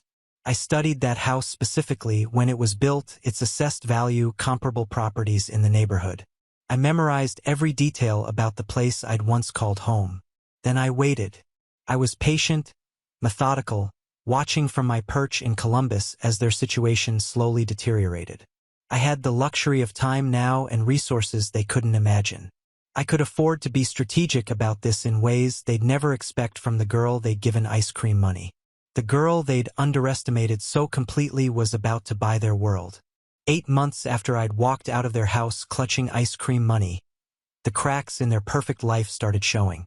I heard about it first through Mrs. Murphy, who mentioned during one of my visits that Charles seemed stressed lately, and then through casual social media stalking that revealed more than they probably intended to share. Charles lost his biggest client in November, Millfield Manufacturing, a local company that had been with his insurance agency for 15 years. They switched to a newer firm that offered comprehensive packages Charles couldn't match. His posts on Facebook, usually confident and business-focused, became increasingly defensive, full of complaints about unfair competition and clients who don't value loyalty. Carol's diabetes worsened in December. Her cheerful updates about holiday baking were replaced by stressed posts about medical bills and specialist appointments. I learned from Murphy that she'd had to cut back her hours at the library where she worked part-time because the fatigue was becoming unmanageable. Daniel, predictably, was no help at all. His social media was a constant stream of complaints about boring small-town life and photos of him drinking with friends while his parents struggled. He'd managed to wreck his car in January, drunk driving, though the charges were quietly dropped thanks to Charles's connections, and now relied on them for transportation everywhere. The house that had once been their pride became a burden. Carol's posts showed less and less of their interior, and when she did share photos, I could see the small signs of neglect. Paint peeling around window frames, the front porch railing looking loose, the prize-winning rose garden looking sparse and poorly maintained. I drove through their neighborhood one cold February evening and saw Charles outside struggling to fix a broken shutter by himself. The man who used to hire contractors for everything was now trying to do his own repairs. A for sale sign stood in the Hendersons' yard next door. Their neighbors had moved to Florida. Charles had confided to Murphy, because they could no longer afford Millfield's rising property taxes. By March, exactly 1 year after the ice cream money incident, I knew they were in serious financial trouble. Murphy mentioned that Carol had asked if the store was hiring. She needed additional income and was willing to work evenings. Charles had started driving an older sedan instead of his usual luxury SUV, and Daniel was seen asking neighbors if they needed odd jobs done. The irony wasn't lost on me. The son they'd chosen to inherit everything was proving completely useless while they struggled. The daughter they'd dismissed with pocket change was building a multimillion-dollar empire an hour away. But I wasn't ready to act yet. I needed them desperate enough to accept any reasonable offer, distressed enough that they wouldn't ask too many questions about a quick cash sale. I needed the situation to become truly dire. That's when fate intervened in the form of Charles's heart attack. It wasn't serious. Murphy called it just a warning. But the hospital bills and the time away from work devastated their already precarious finances.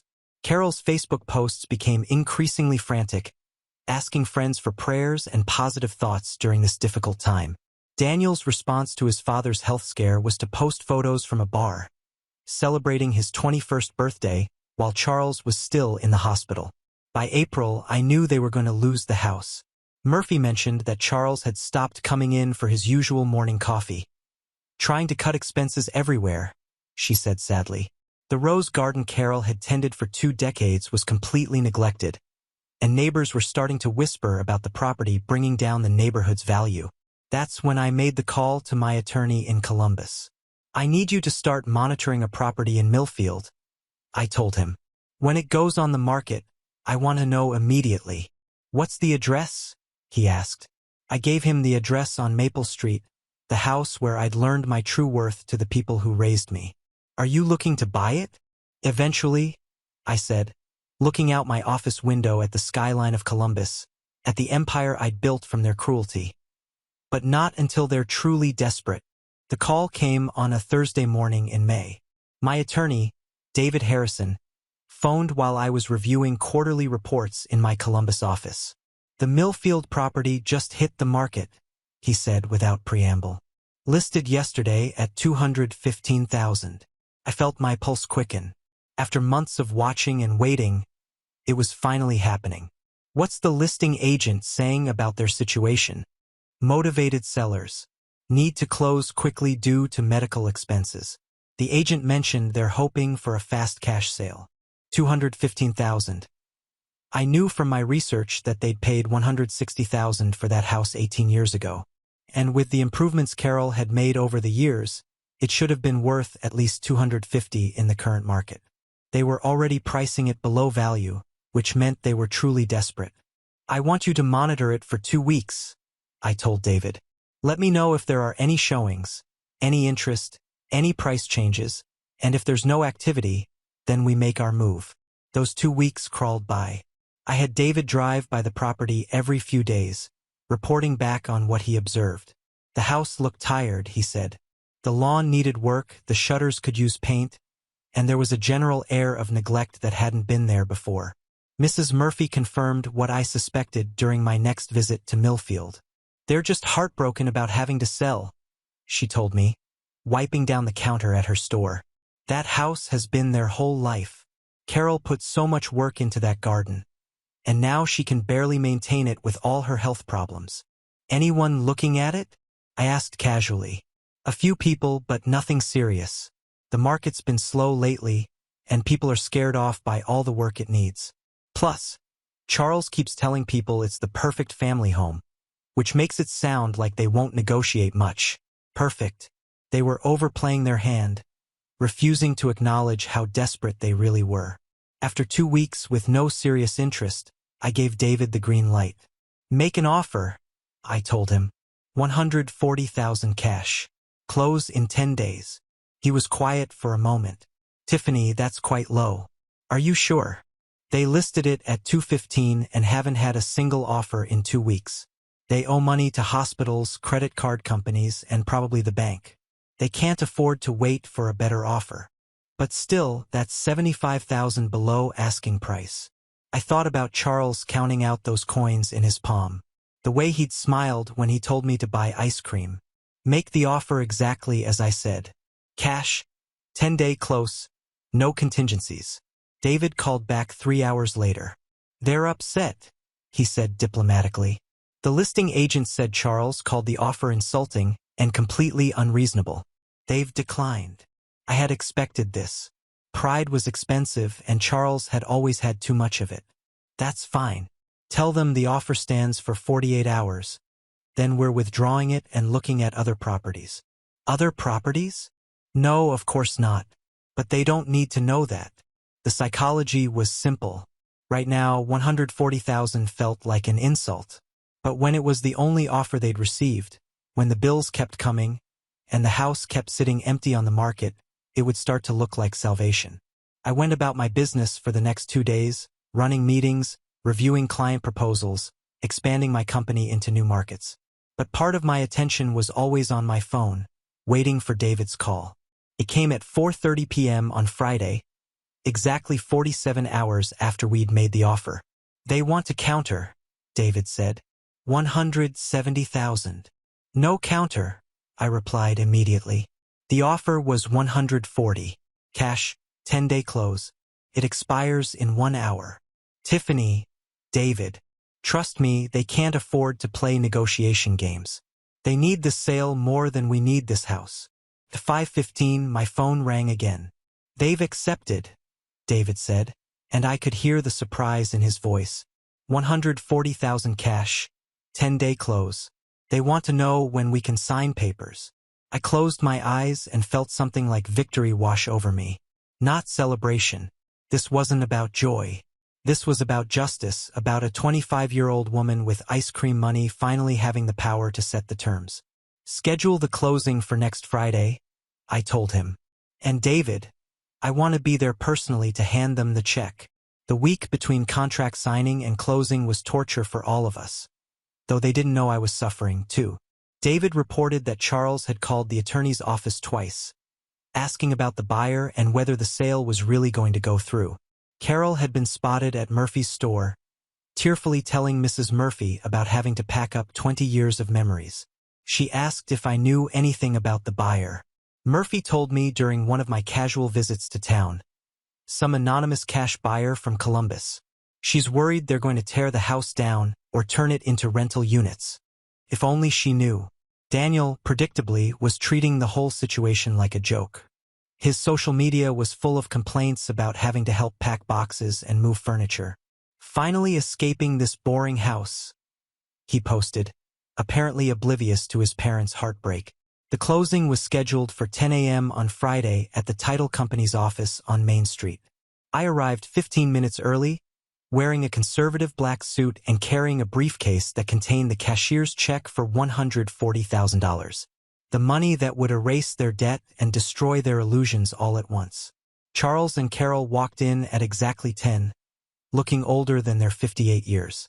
Carol's hair was grayer than I remembered, and Charles had developed a slight stoop since his heart attack. They were dressed in their best clothes, the same outfits they'd worn to my high school graduation 7 years earlier. They didn't recognize me at first. I'd changed my hair, lost weight from stress and long work hours, and adopted the confident posture that came with financial security. I was no longer the timid young woman they'd dismissed with pocket change. Mr. and Mrs. Mitchell, the title company representative said, I'd like you to meet the buyer, Tiffany Williams. I'd had David use a pseudonym to protect my privacy, though the irony of choosing Williams, Carol's maiden name, wasn't lost on me. Charles shook my hand with the firm grip he'd always used to intimidate people. Ms. Williams, thank you for making this process so quick. We appreciate the cash offer even though. He trailed off, clearly thinking better of voicing his opinion about the low price. I understand you've lived in the house for a long time, I said, keeping my voice professionally neutral. It must be difficult to leave. Carol's eyes filled with tears. 18 years, she said softly. We raised our children there. I planted every rose in that garden myself. Children, plural, as if I had ever truly counted as one of their children. The paperwork took 45 minutes. Documents were signed. Funds were transferred. Keys were exchanged. Charles and Carol answered questions about utilities, property taxes, and neighborhood covenants with the weary resignation of people who had no choice but to comply. When it was finished, I handed Charles the cashier's check, $140,000, enough to pay off their debts and give them a modest nest egg, but far less than the house was worth and a fraction of what they'd invested in it over the years. "Thank you," Charles said stiffly, staring at the check. "I hope you'll take good care of the place." "I have very specific plans for it," I replied truthfully. As we prepared to leave, Carol turned to me with a hesitant smile. "Would you mind if we drove by one more time just to say goodbye properly?" "Of course," I said. "It's your house until Monday when you finish moving out." But I had other plans for Monday. Plans they were about to discover. We walked out of the title company together, Charles and Carol heading toward their aging sedan, me toward my leased BMW. They would drive to Maple Street for one last look at their former home. I would follow them there for something else entirely. After 14 months of patience and planning, it was time for the real revelation to begin. The house was officially mine now, but more importantly, they were about to learn exactly who had bought it from them. I gave them a 5-minute head start before driving to Maple Street. When I arrived, their sedan was parked in the driveway, and through the front windows, I could see them walking slowly through the empty rooms, their voices carrying through the glass as they said goodbye to 18 years of memories. I parked across the street and waited. This wasn't the moment yet. Monday would be better, when they came back to collect the last of their belongings, when reality had fully settled in about what they'd lost. But I couldn't resist sitting there for a few minutes, looking at the house that had shaped so much of my childhood. The white shutters needed paint, and Carol's prize-winning rose garden was overgrown and neglected. But it was still the place where I'd learned to ride a bike, where I'd done homework at the kitchen table, where I'd believed I belonged to a family that loved me.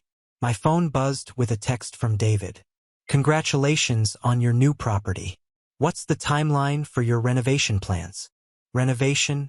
That was one way to put it. Charles and Carol emerged from the house 20 minutes later. Carol was crying openly now, and Charles had his arm around her shoulders as they walked to their car. They sat in the driveway for several more minutes, just staring at the house before finally driving away. That weekend, I made final arrangements with Demolition Solutions, a company I'd researched extensively. Full teardown scheduled for Tuesday morning. I wanted the house gone quickly, cleanly, and completely. Monday morning, I dressed carefully for the encounter I'd been planning for over a year. A tailored gray suit, professional but not flashy. I wanted to look successful but not ostentatious. I wanted them to see me as I truly was, the woman their cruelty had forged. I arrived at the house at 9 a.m. and parked in the driveway, right where Charles always used to park his SUV. Through the living room window, I could see boxes and furniture they'd left behind, things they couldn't fit in their new apartment, I assumed. At 9:30, their sedan pulled up behind my BMW. I watched in the rearview mirror as Charles and Carol got out, looking confused about the unfamiliar car in their former driveway. Daniel was with them, probably pressed into service for moving boxes. He looked exactly the same as he had 14 months ago. Lazy, entitled, completely oblivious to anyone's struggles but his own. I took a deep breath, opened my car door, and stepped out. "Excuse me," Charles called out, walking toward me with the authoritative stride he used when he thought someone was trespassing. "This is private property. You can't park here." "Actually," I said, turning to face them fully for the first time, "I can." The recognition hit Carol first. Her face went completely white, and she grabbed Charles's arm. "Charles," she whispered, but he was still focused on what he perceived as a parking problem. "Charles," Carol whispered again, more urgently this time. "Look at her. Really look." Charles stopped mid-stride, his eyes narrowing as he studied my face. I watched the exact moment recognition dawned, his expression shifting from confusion to disbelief to something approaching horror. "Tiffany," he said, his voice barely audible. "Hello?" "Charles, Carol, Daniel." I kept my voice steady, professional. "I hope you don't mind me being here. After all, it is my house now." Daniel, who had been slouching against their car, scrolling through his phone, looked up sharply. "What do you mean, your house?" "I mean, I bought it," I said simply. "I'm Tiffany Williams, the cash buyer from Columbus. Though you probably remember me better as Tiffany Mitchell, The girl you gave ice cream money to 14 months ago. The silence that followed was deafening. Charles's face cycled through several shades of red and pale while Carol looked like she might faint. Daniel just stared, his mouth hanging open like a fish. That's impossible, Charles finally managed. You're a receptionist. You live in that tiny apartment above the bakery. You can't afford. He gestured helplessly at the house, at my car, at the obvious reality standing in front of him. I was a receptionist, I corrected. Now, I own a consulting company in Columbus, Mitchell Consulting Solutions. We specialize in helping businesses optimize their operations. I have 12 employees and more clients than we can handle. But how? Carol's voice was barely a whisper. You had nothing when you left here. We gave you. She stopped, perhaps realizing how those words would sound. Ice cream money, I finished for her. $2.75 to be exact. You gave me pocket change and told me to go buy ice cream because I wasn't family. Because blood is thicker than water. Remember? Daniel snorted, though it sounded forced. Come on, there's no way you got rich from $3. What did you do? Rob a bank. I reached into my purse and pulled out a lottery ticket. Not one of the winning ones, but one I'd bought recently and kept for exactly this moment. I bought lottery tickets with your ice cream money. 10 of them, actually. I used the humiliation you gave me as motivation, and one of those tickets was worth $47 million. The words hit them like physical blows. Charles actually staggered backward and Carol made a small sound like she'd been punched in the stomach. You're lying, Daniel said, but his voice cracked on the words. Am I? David Harrison, my attorney, has all the documentation if you'd like to verify it. The winning ticket was purchased at Murphy's Corner Store on March 15th of last year, the day after you gave me ice cream money. The same day I decided I was done accepting the role you'd assigned me. I walked toward the front door, pulling out the keys I'd received at closing. The beautiful irony is that everything you taught me about being overlooked and underestimated made me exceptional at business. I understand what it feels like to be dismissed, so I listen to clients others ignore.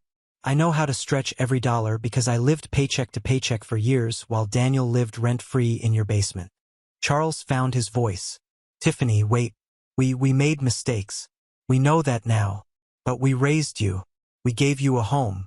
You gave me a place to live. I interrupted, unlocking the front door. But you never gave me a home. A home is where you belong, where you're valued, where you're considered family. This was never that for me, was it?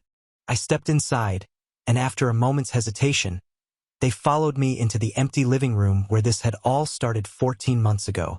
The demolition crew arrives tomorrow morning at 8, I said conversationally, running my hand along the mantel where Carol used to display family photos.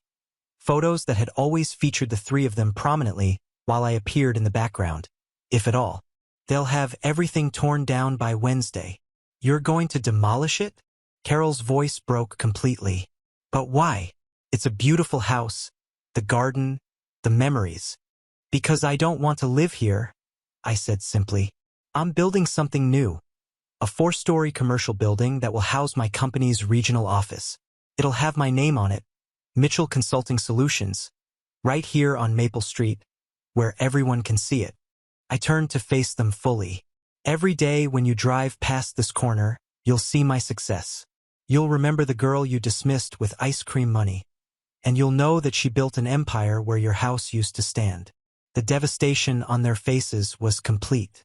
Carol sank down onto one of the boxes they'd left behind, her hands covering her mouth as she sobbed. Charles stood frozen in the middle of the empty room, staring at me like I was a ghost that had materialized to haunt him. Daniel was the first to recover, and predictably he chose anger. You vindictive bitch, he snarled, stepping toward me. You bought our house just to tear it down. That's sick.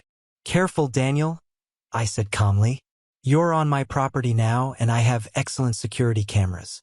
I'd hate for your assault charge to stick this time, especially since Daddy's connections can't help you anymore. His face went white. The drunk driving incident he thought had been quietly buried wasn't as secret as he believed. You planned this, Charles said slowly, his voice hollow. All of it. You've been watching us, waiting for us to fail. I've been building a life, I corrected. A successful business, financial security, a future. The fact that it coincided with your downfall is just poetic justice. We made mistakes, Carol whispered through her tears. We know we hurt you, but to destroy our home, to tear down everything we built, everything you built. I felt the anger I'd been suppressing for 14 months finally surface. You built nothing, Carol. You inherited money from your parents to buy this house. Charles sold insurance policies to people who trusted him. Daniel has never worked a day in his life. None of you built anything. I walked to the window and looked out at the neglected rose garden. You want to know what building something actually looks like? I started with $2.75 in ice cream money and your complete dismissal of my worth. From that, I created a multimillion-dollar company that employs 12 people and helps dozens of small businesses succeed. That's building something. The lottery money, Charles protested weakly. You got lucky. The lottery ticket was bought with rage, Charles. Rage at being treated like I was worthless. And even after I won, I could have blown it all, could have ended up broke and forgotten like most lottery winners. Instead, I invested intelligently, worked 18-hour days, and built something sustainable. The money was luck. Everything else was me. I turned back to face them. You want to know the really funny part? If you'd just treated me like family, if you'd included me in your inheritance plans, even partially, I would have used any lottery winnings to help all of us. I would have paid off your debts, helped with Carol's medical bills, maybe even bought Daniel his own house so he could finally move out of your basement. The silence that followed was broken only by Carol's quiet crying. But you chose to make it clear that I wasn't really family, that I was just some charity case you'd taken in worthy of pocket change and condescension. So, I chose to build my own family. My employees, my clients, people who value what I bring to their lives. Tiffany, Charles tried again, his voice desperate now. We're sorry. We know we were wrong. But please don't do this. Don't tear down the house. We can work something out. Work what out, Charles? Are you going to suddenly declare me your real daughter? Are you going to split Daniel's inheritance with me? Are you going to apologize for 25 years of subtle reminders that I wasn't really one of you? He had no answer because we both knew the truth. Even now, even facing the complete destruction of everything they valued, they couldn't truly see me as equal to Daniel. The demolition starts tomorrow, I said with finality. You have until 7 p.m. today to remove anything else you want to keep. After that, everything becomes debris. I walked toward the front door, then paused. Oh, and Charles, you might want to look into that new insurance agency that's been taking your clients. Mitchell Insurance Services. I funded their startup as part of my investment portfolio. Turns out there was plenty of room in this market for honest, competent insurance professionals. His face went ashen. You destroyed my business too? I invested in better competition, I corrected. Your business destroyed itself by failing to adapt and improve. I just gave your clients a better option. I opened the front door and stepped onto the porch where I'd stood 14 months ago, humiliated and holding ice cream money. Now I owned the house, the business that had replaced his, and the future that would rise from the ashes of their old life. Goodbye, Charles, Carol, Daniel. I hope you find happiness in your new apartment. I really do. I walked to my car without looking back, even though I could hear Carol's renewed sobbing and Charles calling my name. Tomorrow, the demolition would begin. By Wednesday, every trace of this house would be gone, and in its place, I would build something beautiful. I didn't sleep that night. I sat in my Columbus apartment, staring out at the city lights, wondering if I would feel different after seeing the house come down. For 14 months, this moment had been my driving force, the symbolic destruction of everything that had once rejected me. At 6 a.m. Tuesday, I drove to Millfield with a thermos of coffee and a lawn chair from my patio. I wanted to witness every moment of the demolition, to see each wall fall that had once contained my humiliation. The demolition crew was already setting up when I arrived at 7:30. Heavy machinery lined Maple Street, an excavator, a dump truck, workers in hard hats surveying the structure they would soon erase. I set up my chair across the street in the exact spot where I'd parked yesterday to watch Charles and Carol say goodbye to their former life. Neighbors had gathered, too. Mrs. Henderson, who lived 2 houses down, stood on her front porch with her arms crossed, clearly disapproving of the destruction. The Johnsons from next door watched from their driveway, their expressions a mix of curiosity and sadness. Several people I didn't recognize had stopped their morning jogs to witness the spectacle. At 8 a.m. sharp, the excavator roared to life. The first swing of the massive metal arm punched through the front wall where the living room window used to be. The window where I'd watched Charles and Carol move through their house one last time, where I'd seen Daniel slouch carelessly while his parents grieved. The second swing took out part of the front porch, the porch where I'd stood countless summer evenings, where Carol had tended her plants, where I'd learned to tie my shoes and had my first heartbreak over a middle school crush. Each blow of the machine felt like a page being ripped from a book I'd never wanted to read again. By 9 a.m., most of the front wall was gone, exposing the interior like a dollhouse.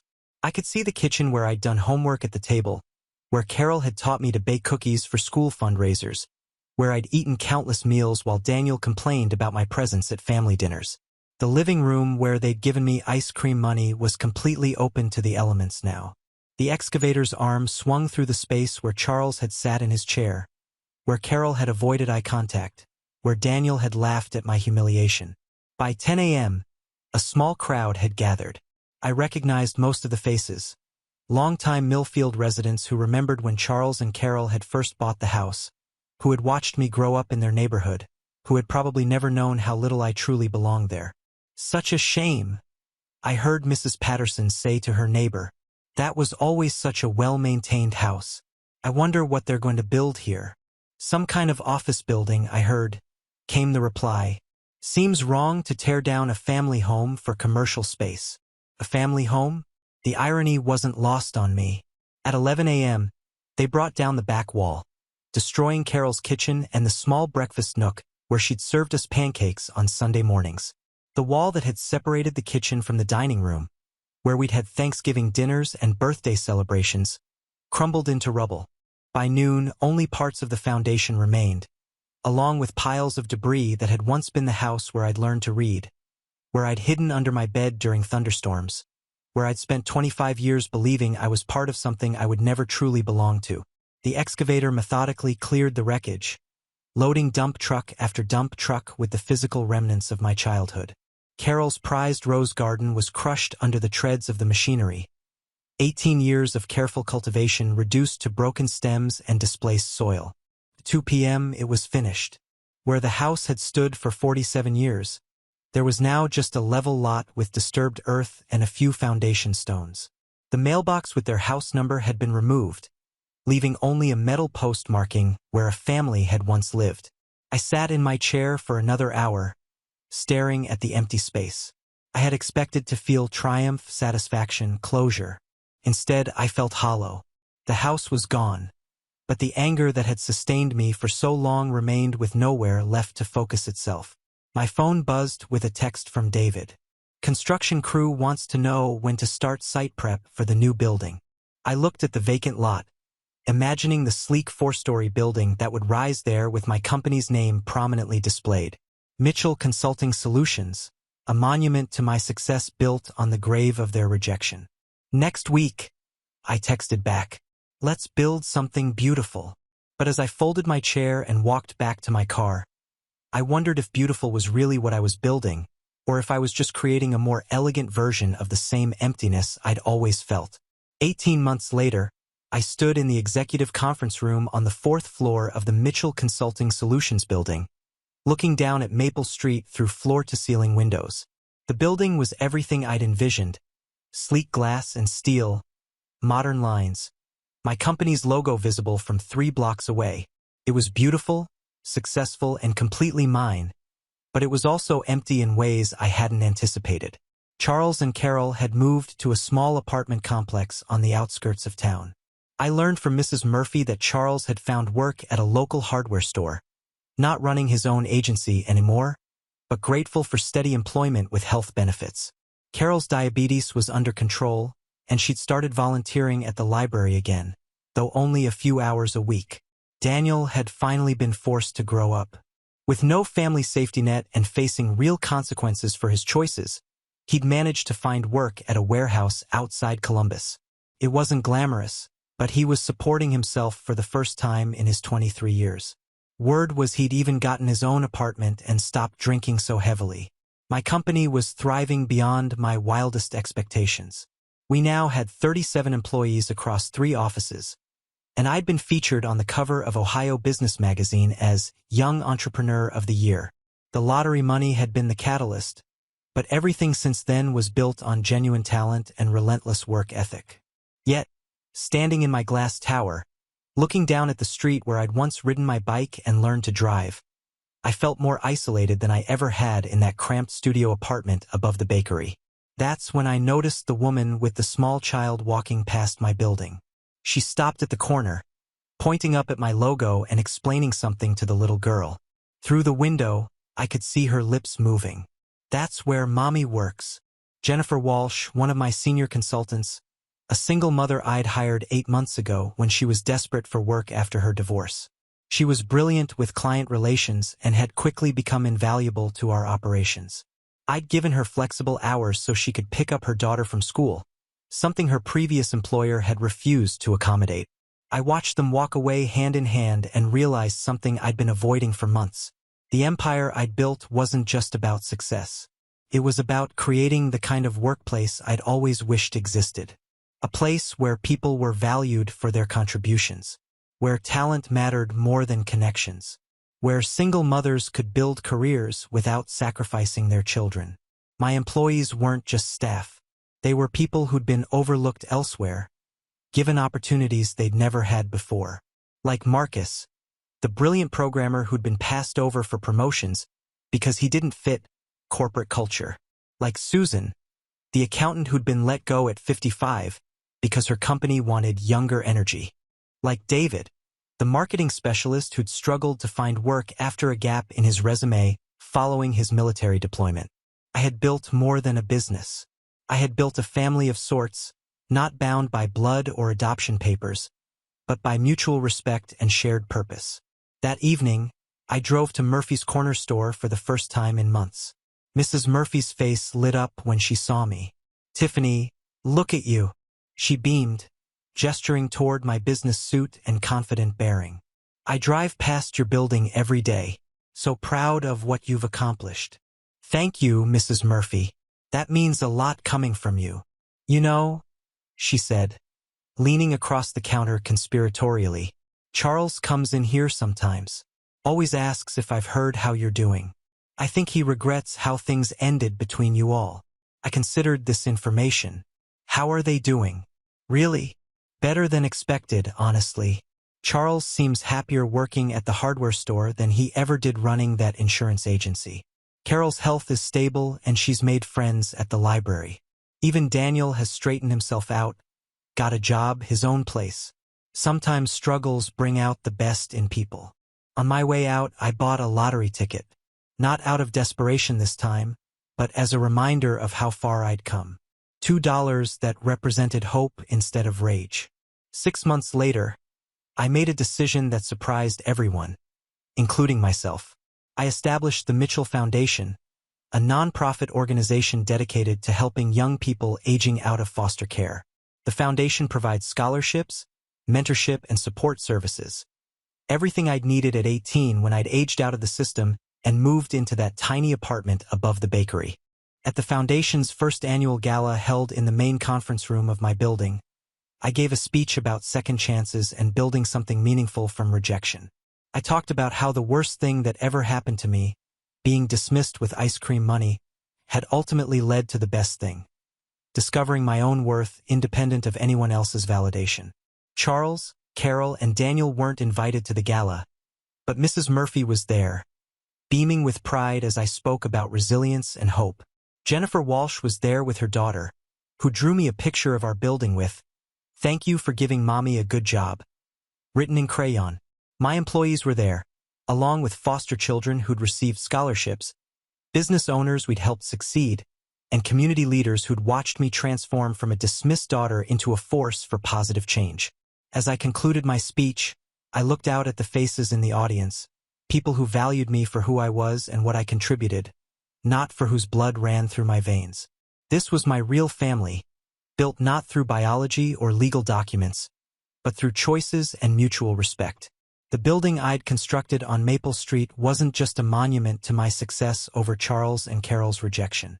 It had become a beacon for other overlooked, underestimated people to find their own worth and build their own dreams. The ice cream money had bought me more than lottery tickets. It had bought me the rage necessary to refuse the limitations others tried to place on me. And from that rage I'd built something beautiful. After all, not just wealth or success, but purpose. Some stories end with revenge. This one ended with redemption. Mine, and eventually, in their own way, there's two. The girl who'd been given pocket change and told to buy ice cream had bought herself a future instead. And in doing so, she'd created futures for dozens of others who'd been told they didn't matter. That was worth more than any lottery jackpot could ever be. Now on to the next story. Story 3. My brother slapped and busted my lip because I refused to wash the dishes. For years later, he's begging to be in my life again. My brother, James, and I were really close before this, but I didn't feel safe around him after what happened. So, rewind to 4 years ago. I was at James's house for the summer. At that time, my brother was stressed out. He was an intern, worked a part-time job on the side, had bills to pay, and then on top of that, had to take care of 16-year-old me. It was hard. I understand that, but that doesn't make what he did understandable. So, around April of that year, his rent increased by a lot, so he got another part-time job. One day, after a long night shift, he came home. He was really tired and had to go to his second job. I could tell he was stressed out, so I made him some dinner. I left dishes in the sink because I also was very tired. I went to sleep and woke up the next day to him yelling for me to wash all the dishes before he got home. He was leaving for work and already did everything he needed to in the kitchen. I'm guessing the dishes just bothered him. I was like, okay, and was walking back into my room to go back to sleep like any normal person would, because I could just do it later. Then he goes back poop crazy, yelling at me that I'm lazy and can't do anything and I'm always in my room 24/7. I was so confused, so I was like, bro, are you okay? And he saw that as a form of disrespect and slapped me. My brother is a guy who plays football and boxes. Crazy, I know. So I'm like, what the F, you just hit me? And screamed at him. He said, STFU. I continued yelling at him and he hit me again, but this time he busted my lip so my teeth bit the top part really hard, deep, and same with my bottom lip, so blood is dripping everywhere. And my brother says, clean this mess up. I can't forget those words to this day. I proceeded to have a panic attack for about an hour and patched myself up. By that time, my lip was really swollen. It looked like I did the Kylie Jenner lip trend. I packed up all my things and left. I went back to my parents' house because, again, I was there for the summer. When I got home, I didn't tell my parents what happened, but later in the day, my phone started blowing up. My brother was texting, calling, and leaving voicemails trying to reach me in any way possible. I blocked him on everything, and after he couldn't reach me, he talked to my parents and told them what happened. They, of course, were mad at him but eventually got over it after a month or so. I told him that I would not contact him again, that he should really leave me alone, and that he should stop trying because I would never trust him or feel safe around him again. I haven't contacted him since. But here comes the problem. This year, I finally got an internship at a hospital where I've wanted to work since I was a little kid. I was so excited that I held a party for myself, put it all over social media, and invited all of my family except my brother. He found out. I'm unsure who told him yet, but I will figure it out. He got a hold of my social media. I'm unsure who gave it to him, but he contacted me using a fake account and asked why he wasn't invited. I told him I hadn't talked to him for the past 4 years and why he would expect me to ever say anything to him again. He said that because he is family, he was hoping that I had forgiven him after what happened and that I was too immature and needed to let him celebrate with me. He said that being an intern was a big part of his life too and he could give me advice. I told him I didn't want anything from him and that he should leave me alone. I blocked him. I blocked my brother again, and for a moment I thought that would be the end of it, but as always, he found another way to sneak back into my life. The next day, I got a call from my mom. From the tone of her voice, I already knew it was going to be a difficult conversation. She started with the same old speech, saying that family is the most important thing in life, that I should let the past go, that James was sorry and just wanted to reconcile. I took a deep breath, trying to stay calm, but the truth is I was exhausted, tired of having to relive that horrible day, tired of having to explain why I never wanted to have contact with him again. I told my mom it wasn't about resentment. It was about safety. How could I trust someone who physically hurt me and showed no remorse at the time?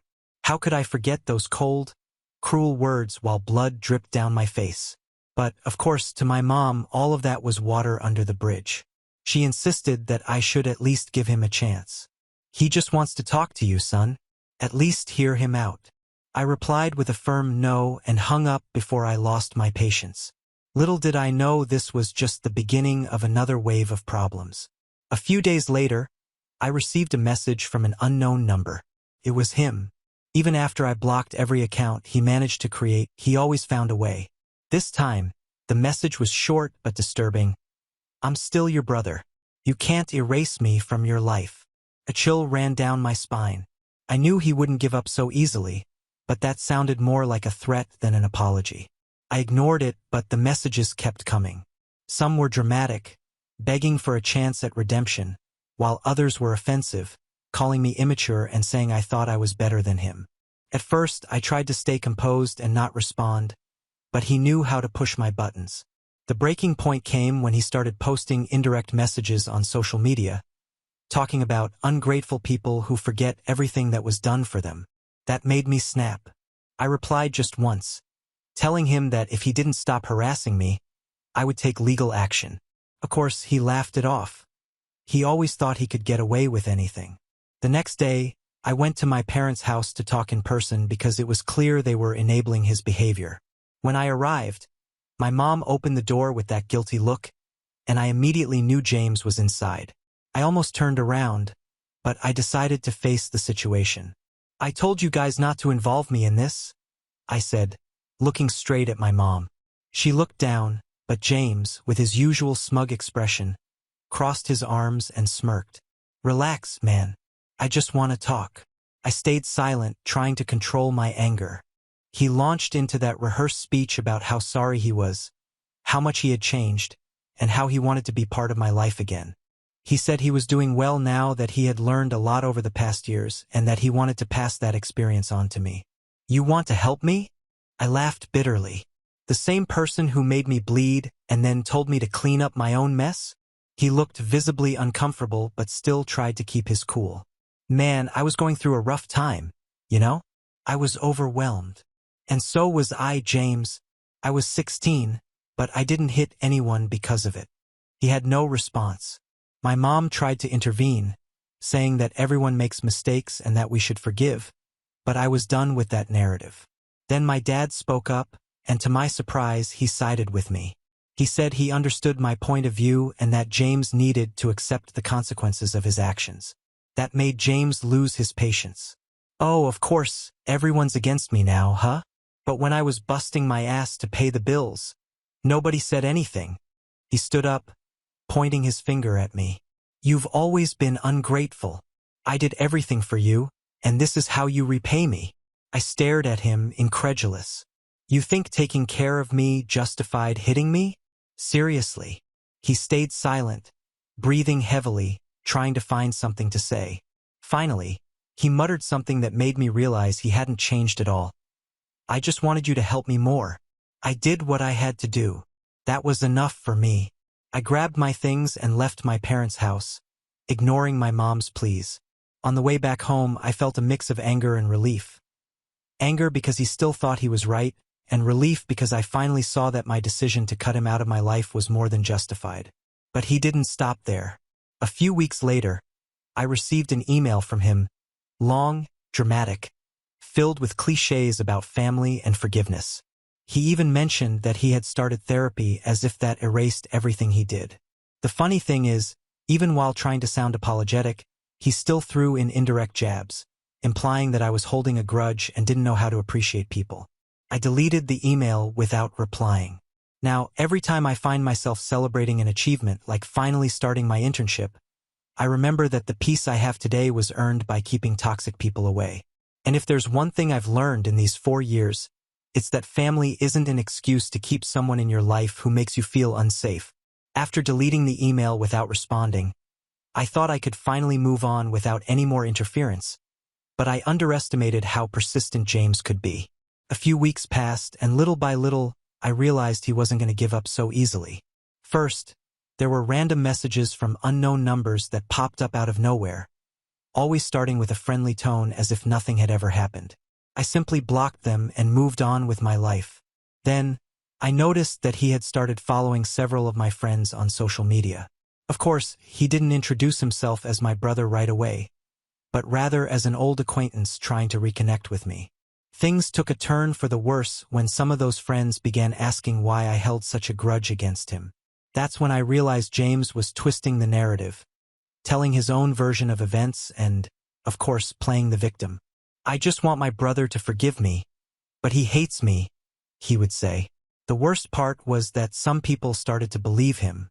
To them, it seemed like a redemption story, an apologetic brother seeking a second chance, while I was the cold and unforgiving villain.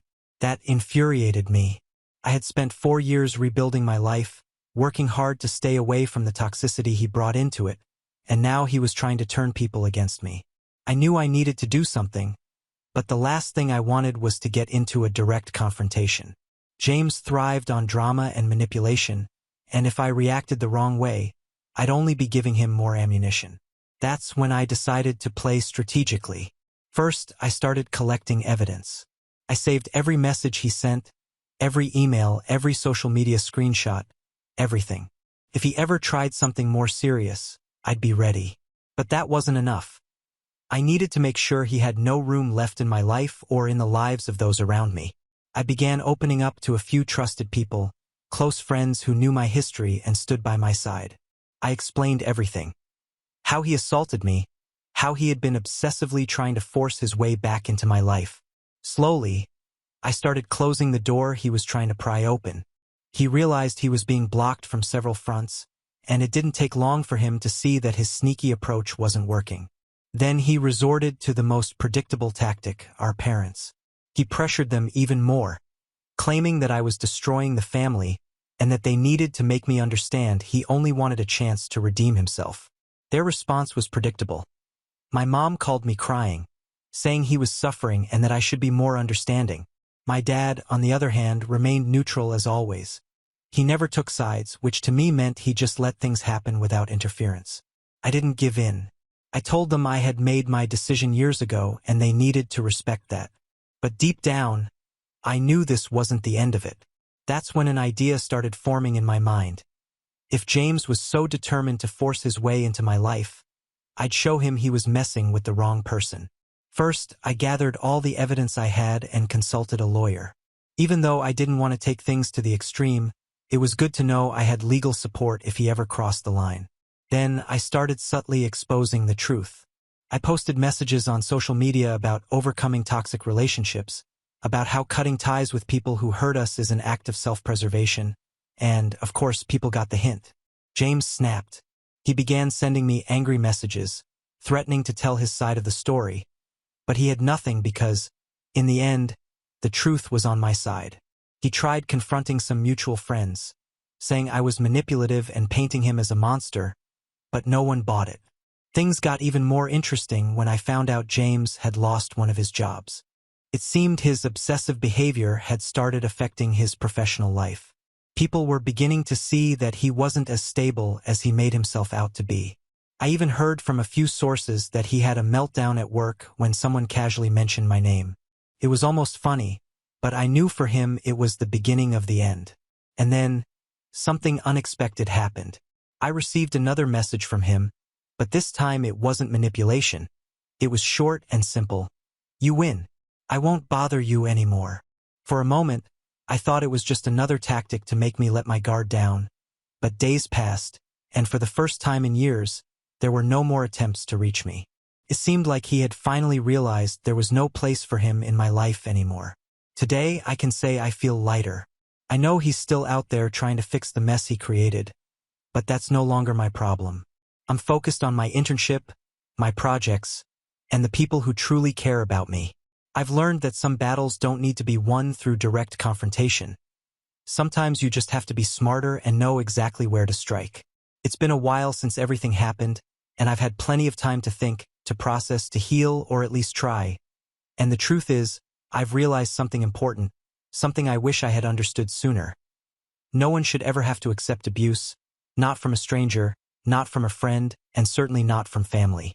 For years, I carried this weight, this feeling that maybe I was overreacting, that maybe I should have just forgiven James and moved on.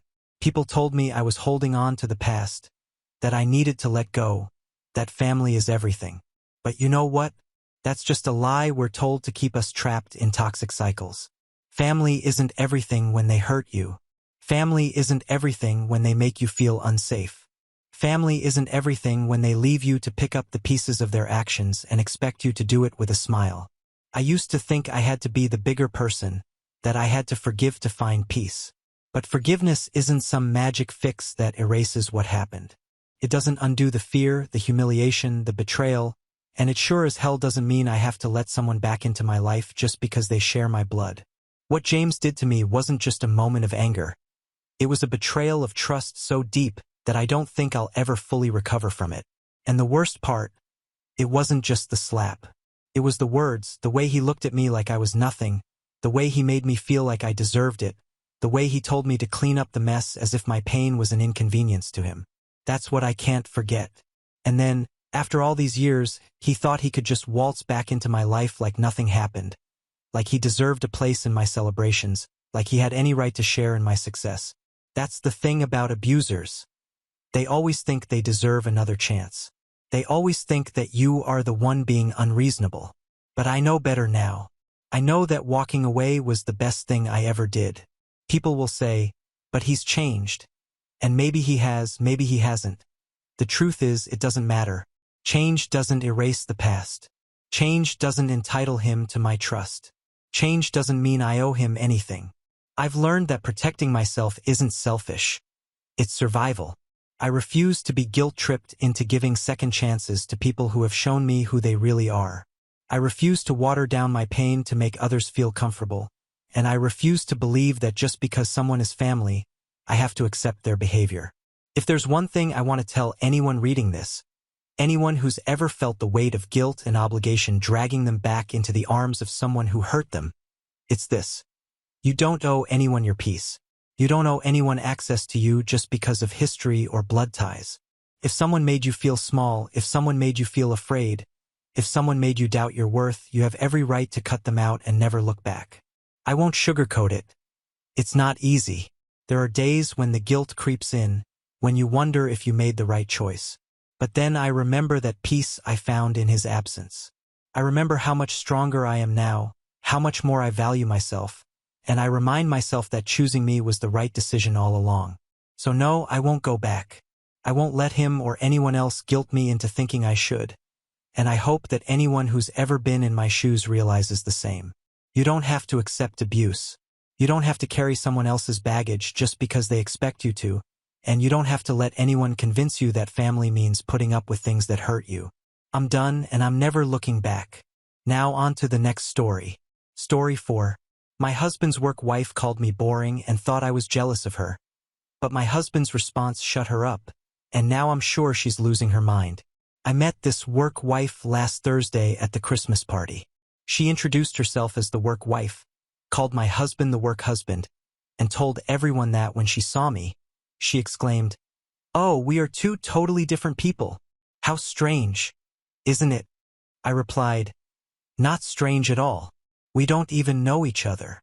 She insisted, "No, I mean because Marcos and I get along so well. We know each other and have a lot in common. That's why he's my work husband." I didn't know what a manic pixie dream girl was, but apparently she was one and thought it was something to brag about. I found the whole thing very amusing, but it wasn't amusing for long.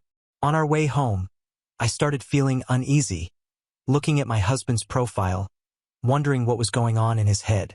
He had already told me about his new coworker he got along with. He said she was great at her job and also a gamer like him.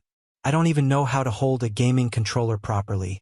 In fact, I'm not even sure if they still call it a controller nowadays. I knew they texted often, even on weekends, but I had never given it much thought until, at 3:30 a.m., I sat on the toilet in complete silence so I wouldn't wake him, scrolling through his phone. She really is youthful and quirky. Her words, not mine. She is also very funny. Again, her words, not mine. In almost every message, she called him husband or work hubby. In one message, she warned him that men fall for her easily and said she just wanted to give him a heads up. I guess it's because she's that youthful, quirky, funny, manic pixie dream girl gamer. Her last message was from that same evening after we left the party. She wrote that she was annoyed he didn't say goodbye before leaving and commented that I surprised her because she didn't expect him to have this type of woman as a wife. Couldn't sleep that night. The image of those messages kept replaying in my mind like a bad movie. Every word written by that woman felt like a challenge to my place as a wife. Men fall for me easily, she said, as if bragging. Who says that to a married man? And my husband? Did he read that and say nothing? Just went along with the conversation as if it was normal? The next morning, while he slept peacefully, I sat there looking at him, trying to figure out what had changed. Did he know he was hurting me? Did he think this was harmless? I didn't know. But the weight of it all was so overwhelming that I decided I needed to address it. I'm not the kind of person who accepts being disrespected. When he woke up, I was in the kitchen making coffee. I pretended everything was normal, even though I was a ball of nerves. He walked in, kissed me on the forehead, and started talking about his day. I just listened, waiting for the right moment. Then, out of nowhere, I asked, "Do you think it's normal for your coworker to call you her work husband?" He stopped, visibly surprised, then laughed like it was a joke. "Oh, that is just a joke. She's like that with everyone." "Everyone?" I asked, looking directly at him. "Does she call other men her husband and send texts saying they need to be careful because they might fall for her?" His smile vanished. He realized I knew more than he wanted me to. "You went through my phone?" he asked, now defensive. "I did, and I don't regret it, because while I've been here trusting you, that woman has clearly been testing boundaries. And worse, you've been letting her." He tried to argue, saying it was nothing serious, that the messages were harmless, but I couldn't listen anymore. Something inside me snapped. "Harmless? You don't see the problem here? She's literally flirting with you while knowing you're married, and instead of setting boundaries, you've been encouraging it, replying to her texts like this is all normal. Do you think this is respectful to me? To our marriage?" He went silent. For the first time, he didn't have an immediate answer, and that only made me angrier. I stood up, my voice shaking with rage. "Do you know what it is, Marcos? It's not even that she's trying something. It's that you didn't defend me, that you didn't shut this down from the start. Because if the roles were reversed and I were getting messages like that from a male coworker, you'd lose your mind." He tried to justify himself, saying it wasn't a big deal and that I was overreacting, but I knew this was deeper than he wanted to admit. It was about respect, about loyalty. And at that moment, I realized I couldn't just let this slide. I decided I needed to act. If he didn't have the courage to set boundaries, I would. I grabbed my phone and looked up her number. He tried to stop me, but I was determined. "If you won't handle this, I will." When she answered, her voice sounded sweet and casual, as if expecting a friendly conversation. "Hi, this is Marcos's wife. I want to make something very clear to you. I know what you're doing, and it stops now. You might think it's funny or charming to play work wife, but let me explain something to you. My husband already has a wife, and that person is me." She tried to defend herself, saying it was just a joke, but I cut her off. "A joke? Then stop joking with things that aren't yours. Stop texting him on weekends, stop calling him husband, and most importantly, stop acting like you're more important than you are because, let me tell you, you're not." I hung up before she could respond. My husband just stood there, stunned, not knowing what to say. But I wasn't done. "Marcos, I want you to choose, because for me this isn't negotiable. Either you completely shut down anything that crosses the line, or I'm out. I'm not going to stay in a marriage where I have to compete with a work wife or anyone else. Decide now." He stood there silent, knowing that any wrong answer would cost him more than he was prepared to lose. Finally, he agreed. He said he would handle it, that I was right, and that he regretted not seeing the issue sooner. I wanted to believe him. I really did. But something inside me had already shifted. The trust was broken, and I knew it would take a long time to feel secure again. Deep down, I wondered if he truly understood the gravity of the situation or if he was just saying what I wanted to hear. But at that moment, I had done what I needed to do, and if he couldn't respect that, I was already ready to move on. Because one thing became very clear to me. I would never again allow myself to be treated like a second option in anyone's life. I wanted to believe him. As difficult as it was, I needed to trust his word. When he left for work that morning, he promised me he would handle everything. He said that by the time he got home, it would all be resolved and I'd never have to worry about that woman again. His tone seemed sincere, and despite my doubts, I decided to give him the benefit of the doubt. I spent the day trying to distract myself, but the anxiety gnawed at me. Doubts crept in with every passing minute, leaving me restless. Would he really do what he promised? Or was he just trying to calm the situation so I'd let it go? These thoughts stayed with me all day as I waited for him to come home. When he finally arrived, he seemed calm, even relieved. He kissed me on the forehead and said, "It's all sorted.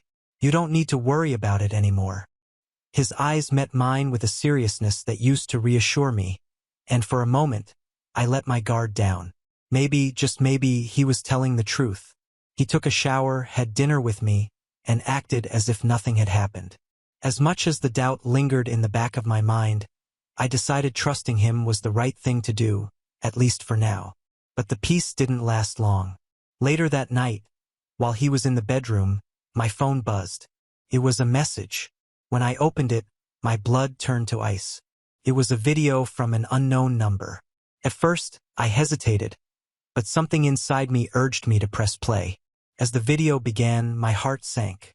There she was, the so-called work wife, recording herself at what was clearly their office, and then, out of nowhere, my husband appeared in the frame.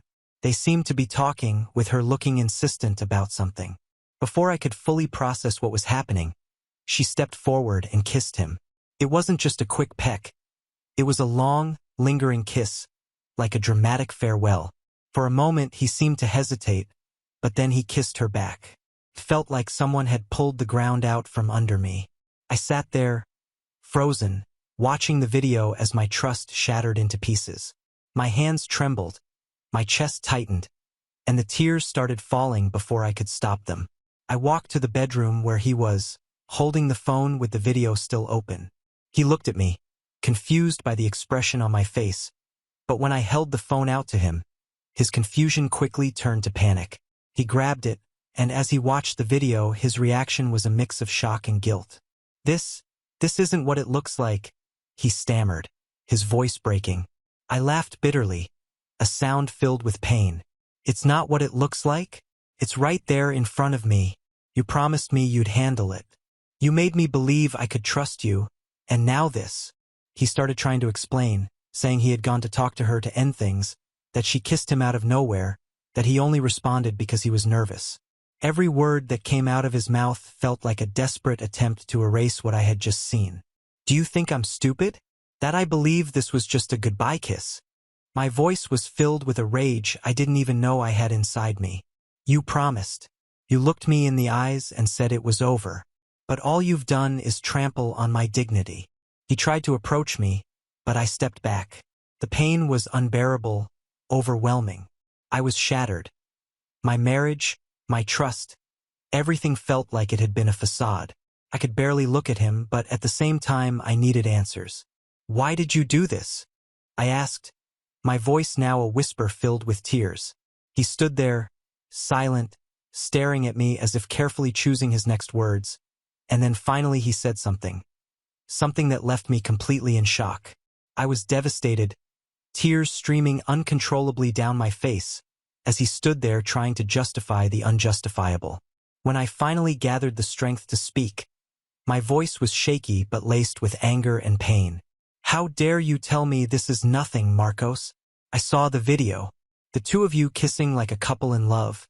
And now you expect me to believe it was just a goodbye. He raised his hands in a gesture of surrender, as if trying to calm the situation. That's exactly what it was. A goodbye. I went there to end it all just like I promised you.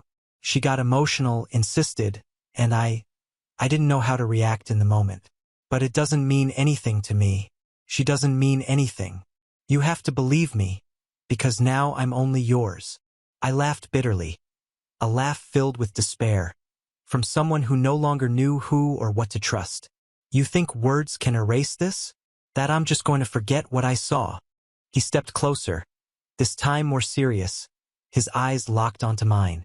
I know I messed up, but I'll never let this happen again. I'm going to prove it to you right now. Without hesitation, he grabbed his phone, unlocked it, and showed me his conversation with her. Before I could say anything, he blocked her number right in front of me and started recording a voice message. His voice was firm but not aggressive. Look, this ends here. I don't want any more contact between us. What happened was a mistake and should never have gone this far. I love my wife and she's the only one I want to be with. Please respect that and don't reach out to me again. When he finished, he sent the message and set the phone down, looking at me as if waiting for my reaction. I was in shock at his actions, but even so, it didn't feel like enough. I grabbed my own phone, driven by a mix of anger and determination, and decided she needed to hear from me too. I recorded my message without hesitation. You think you can just walk in and destroy my marriage, don't you? Because that's exactly what you tried to do. But let me tell you something. He's my man, always has been, always will be. No matter what you do, you'll never be more than a jealous woman who doesn't know how to respect boundaries. Marcos is perfect, and now he's only mine. So keep your eyes off him and move on, because your part in this story is over. I sent the message and set my phone aside, taking a deep breath as though I had just emerged from battle. He looked at me with a mixture of relief and guilt, but this time, he didn't try to justify anything else. He simply held my hands, his gaze steady on mine. I love you, and I'll never let anything or anyone put our marriage at risk again. I know it'll be hard for you to trust me, but I'll do everything in my power to prove that I'm worthy of you. His eyes glistened, and at that moment, I wanted to believe him. I wanted to think he was sincere, that he was truly sorry, and that maybe it was possible to rebuild what we had. I loved him, that was never in question. And despite everything, I wanted to try. I love you too, Marcos. But you need to understand this won't be easy for me. I'll try to trust you, but you have to help me. He nodded, and for the first time that night, I felt a small sense of relief in my chest. We decided to move forward, leaving that episode behind. He seemed committed to proving his sincerity, and though I was filled with doubt, I chose to believe him. Did I do the right thing by trusting him? After that tumultuous night, I still felt uneasy. Despite deciding to trust Marcos, something inside me was not completely at peace. I decided to confide in some friends, people I had always trusted, hoping they would support me and validate my decision. After all, I needed to hear from others that I wasn't making a mistake. When I told them everything, the video, Marcos's promise, the audio he sent her, the silence in the group was almost deafening until one of them, Clara, finally spoke. Friend, I have to be honest. It's absurd that you're staying with him after this. He cheated on you, lied to you, and now he's trying to fix things like nothing ever happened. I can't understand why you're still with him. The others agreed one by one. They started saying I deserved better, that Marcos wasn't trustworthy, and that they should never have let me marry him. That deeply bothered me. Why were they so against him? Why did they seem so eager for me to leave him? You don't understand, I said, trying to stay calm. He made a mistake, but he's already fixed it. He blocked that woman, proved to me that he loves me, and we're trying to move past this together. Why can't you support me? That's when Clara said something that left me stunned. Maybe we can't support you because we know he's not the perfect man you think he is. I turned to her, confused and angry. What's that supposed to mean? She sighed. clearly hesitating before continuing. It means he already tried to hit on me before you two got married. And not just me, he also hit on Lisa. I was in shock. I looked at Lisa, expecting her to deny it, but she just averted her gaze as if confirming everything. You're joking, right? I asked, my voice rising. This is ridiculous. Why didn't you ever tell me? Because we knew you wouldn't believe us, Clara replied. You always put him on a pedestal, always think he's perfect, but he's not. He's already shown you who he is, and you keep ignoring it. That conversation made me furious. These were my friends. How could they make up something like this about the man I loved? It was impossible for me to believe Marcos would do something so low. He had always been caring, devoted, and even with what had recently happened, I believed he was truly remorseful. You're just jealous, I said, my voice full of frustration. You see that he loves me, that we're fine, and you can't handle it. I thought you were my friends, but now I see you've been rooting against me this whole time. Clara tried to argue, but I didn't want to listen. Right then and there, I took out my phone and blocked all of them. To me, that conversation was over. If they couldn't respect my decision to stay with Marcos, then they didn't deserve to be in my life. As I headed home, my mind was a mess. Part of me felt betrayed by them. Why would they make up something like that? And why now, just as I was trying to repair my marriage? Another part of me, however, couldn't ignore the tiny doubt they had planted in my mind. But I chose to silence it. When I got home, Marcos was waiting for me, smiling as if nothing had happened. And in that moment, I decided to bury it all. I loved him, I trusted him, and I believed that together we were stronger than anything trying to tear us apart. Now on to the next story. Story 5. My husband used to torment me because, according to him, I didn't let him enjoy his youth and open our marriage. Now, he regrets it because I'm enjoying myself much more than he is.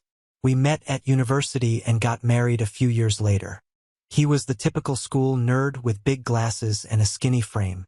We met through mutual friends and grew closer because I helped him escape from his bullies. People used to say I had a sharp tongue, and his aggressors always backed off when they saw me with him. I told him he needed to change his style and take better care of himself physically, as it would help him. He used to say I changed his life and began courting me. At first I was resistant, but I thought he was overall a good guy and I had nothing to lose by giving it a try. He was my first in everything, and he proposed to me right after graduation. I told him I wanted to have 3 children. That was my dream. But he replied that he didn't want kids because he hated children and thought they were too expensive. 6 years into the marriage, he always seemed lost in thought. When I asked, he'd say it was just exhaustion. Until one night, while I was making dinner, he confessed that he regretted not exploring single life since we'd been together since college. He had only had 2 partners before me. I was his only partner, and that was enough for me. It didn't take long before he jokingly suggested an open marriage, saying that's what everyone was doing these days. I said no. I started to wonder if I wasn't attractive enough, fun enough in bed, or if he was simply bored with me, even though I gave him all the space he needed. I had always accepted all his fantasies in the past. I worked out religiously, doing weight training and yoga, followed a healthy diet, and was in great shape. I always planned at least 2 romantic dates a month and participated in his hobbies whenever he asked. Even though I wasn't interested in motorsports or shooting practice, I indulged him. Yet, he insisted that I wasn't letting him enjoy his youth while he still could. Eventually, he broke me. In tears, my face falling apart, I felt like I was ruining his life. So, reluctantly, I agreed. We set up a don't ask, don't tell policy. He was happy, hugged me, and said I was the best wife in the world. When it all started, I didn't participate. I couldn't imagine being with anyone other than my husband. I kept living as I had before, but he began going out more for nights with friends to bars and was always on dating apps on his phone. I admit it hurt me. Finally, I decided to try dating sites because I spent too many Friday nights alone at home. I decided to give it a shot. That night, I dressed without much enthusiasm. A simple dress, light makeup. I wasn't excited about the idea of going to a bar, but the loneliness at home was suffocating me. My husband was out again, probably on a date he'd never have the courage to admit. The bar was small, the music far too loud for my taste. I sat in a corner, ordering a drink just to appear occupied. I observed the people around me. Over-the-top laughter, persistent stares, conversations that seemed hollow. When someone finally approached me, it was exactly the kind of interaction I dreaded. A man with alcohol on his breath and a forced smile. He tried a lame joke and asked if I was alone. I politely answered yes, but said I was just relaxing. He insisted, making comments about my appearance and trying to touch my hand. I made up an excuse and moved to another corner of the bar. The night went on like that. Idiotic people, uninteresting conversations. At some point, I looked at the clock and decided I'd had enough. I left, feeling worse than when I arrived. Was this what my husband found so exciting? I went home, took a long shower, and lay on the bed, staring at the ceiling. The emptiness was crushing. The following week, I decided to try something different. I had always loved reading but had neglected it in recent times. I decided to visit the city library. It was a quiet place with tall shelves and the comforting smell of old books. I ran my fingers along the spines of the books, choosing one at random. I sat in a comfortable armchair and immersed myself in reading. That's when I saw him for the first time. He was in the literature section, flipping through a book with great focus. He was young but had a mature posture, discreet glasses, and a gentle smile as he read. I couldn't help but take a longer look. He noticed, smiled, and made a comment about the book I was holding. We started talking. I learned his name was Gabriel and that he loved books as much as I did. He was intelligent, had a subtle sense of humor, and spoke in a way that made me want to keep listening. From that day on, I started going to the library more often. Sometimes he was there. Other times we ran into each other by chance at a nearby cafe. Our conversations revolved around books, movies, and life. He had a way of making me feel seen, something I hadn't felt in a long time. Little by little, I allowed myself to smile more, to feel lighter. It wasn't physical, not yet, but I felt a connection that went beyond that. My husband, on the other hand, began to notice my change in behavior. He started asking questions he hadn't asked before, seemed more attentive, but he still kept up his regular outings. Then, one day, he came home earlier than expected and found me leaving to meet Gabriel at a cafe. I didn't lie. I told him I was getting to know someone. He exploded. He said that wasn't part of the deal, that the open marriage wasn't for me to see other people but for him to have his freedom. I stood there, incredulous at what I was hearing. After everything, now he cared? I tried to explain that for the first time in months I felt alive again. He yelled that he wanted to close the relationship, that he wouldn't allow me to continue with this. I looked at him calmly but firmly. I said no. I had agreed to his request even though it hurt me, and he had no right to try to control my life now. He insisted, begged, and tried to convince me our marriage could still be saved. I smiled, but it was a sad smile. You had your chance, I replied. I gave my all, tried everything to make this work. When I was suffering, you were living your freedom. Now it's my turn. I'm not giving this up. He was silent, visibly shaken. For the first time, I realized he was no longer in control. That night, I left home and went to meet Gabriel. I knew my marriage was over, but for the first time in years, I felt I was on the right path to finding something that truly made me happy. After the confrontation with my husband, something inside me changed. I no longer saw him as the man I once loved, but as a selfish stranger who cared only about himself. I started going out with Gabriel more often. Our dates were lighthearted, filled with meaningful conversations and genuine laughter. He made me feel special in a way I hadn't felt in years. My husband noticed my coldness, but instead of trying to resolve things maturely, he became irritated. The arguments started small, with him questioning where I was or why I was distant. I answered calmly, without hiding the truth. This irritated him even more. He began shouting at me, demanding explanations. It didn't take long before he lost control, accusing me of being responsible for the destruction of our marriage. The irony of hearing this from him, considering he was the one who initiated everything with his request for an open marriage, was not lost on me. I no longer felt fear or guilt, just exhaustion. Every word he said convinced me further that I was right to move on. It made no sense to stay in a relationship where I wasn't valued. Then, one day, he had a fit of rage because I came home late from a dinner with Gabriel. He screamed, accusing me of being selfish and ruining everything. I stayed silent, listening to his words without emotion. When he finished, I simply said, "I'm leaving." He was stunned. He asked what I meant by that. I took a deep breath and continued, "I want a divorce. I'm not going to stay here pretending there's anything left between us. You had the freedom you wanted and I found mine. It's over." He tried to argue, yell, even cry, but I didn't give in. I packed some clothes, took my essentials, and left the house that very night. I went straight to Gabriel's place. He welcomed me without asking questions, simply opened his arms and hugged me. At that moment, I knew I was making the right decision. Over the following weeks, I filed for divorce.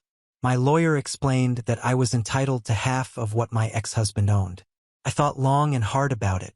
Part of me wanted to just leave without looking back, but another part, the hurt and betrayed part, knew I deserved what was rightfully mine.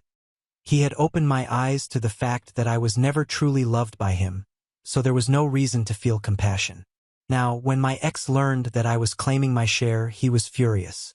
He tried to convince me it was unfair, that he had sacrificed so much to build our life together.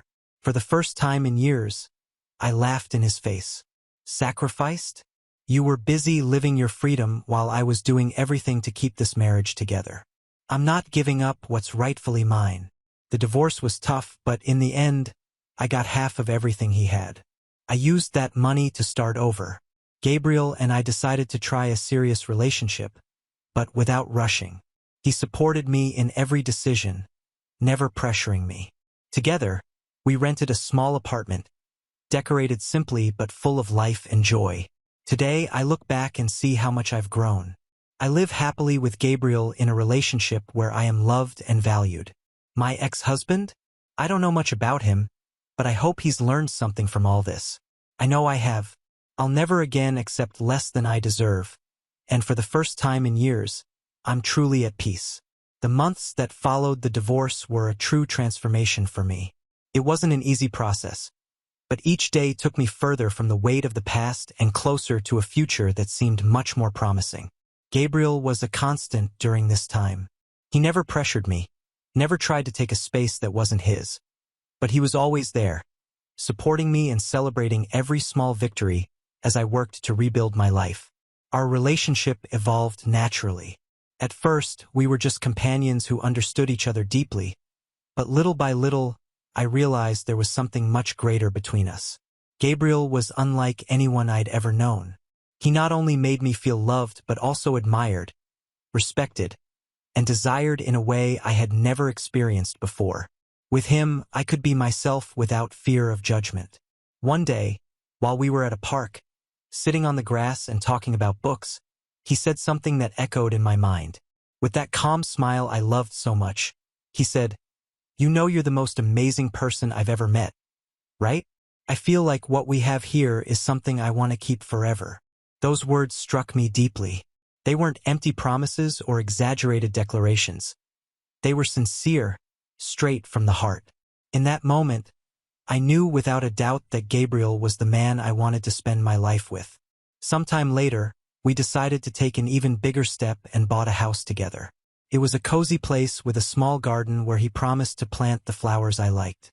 We spent entire afternoons decorating every corner, choosing furniture, and painting walls. That house wasn't just a physical space. It was the materialization of our new beginning. During this period, something unexpected happened. I started feeling strange, tired, with morning sickness. I couldn't explain it. At first, I thought it was stress or maybe something related to our busy routine, but after a few weeks, Gabriel insisted I see a doctor. I remember that day perfectly. I was sitting in the waiting room, nervous, while Gabriel held my hand. When the doctor came in with the results, he smiled before saying, "Congratulations, you're pregnant." For a few seconds, I was in shock, unable to process the information. Gabriel squeezed my hand, his eyes shining with emotion. When I finally understood what it meant, a wave of happiness washed over me. I was going to be a mother. We were going to be parents. The news brought a new energy into our lives. Gabriel seemed even more in love, taking care of every detail to ensure I was okay. He started reading books about parenting, insisted on accompanying me to every doctor's appointment, and even began learning to cook healthy meals for me. As for me, I felt like I was being reborn. Being pregnant was something I had always wanted, but for so long it had seemed like an impossible dream. Now, with Gabriel by my side, that dream was becoming reality. Every movement of the baby, every beat of that little heart we heard in the ultrasounds, was confirmation that I was on the right path. My ex-husband at this point was nothing more than a distant shadow in my past. There was no anger or resentment, just indifference. He had been part of a phase in my life that was now completely closed. My focus was on the present and the future. When the day of the birth finally came, Gabriel was by my side the entire time.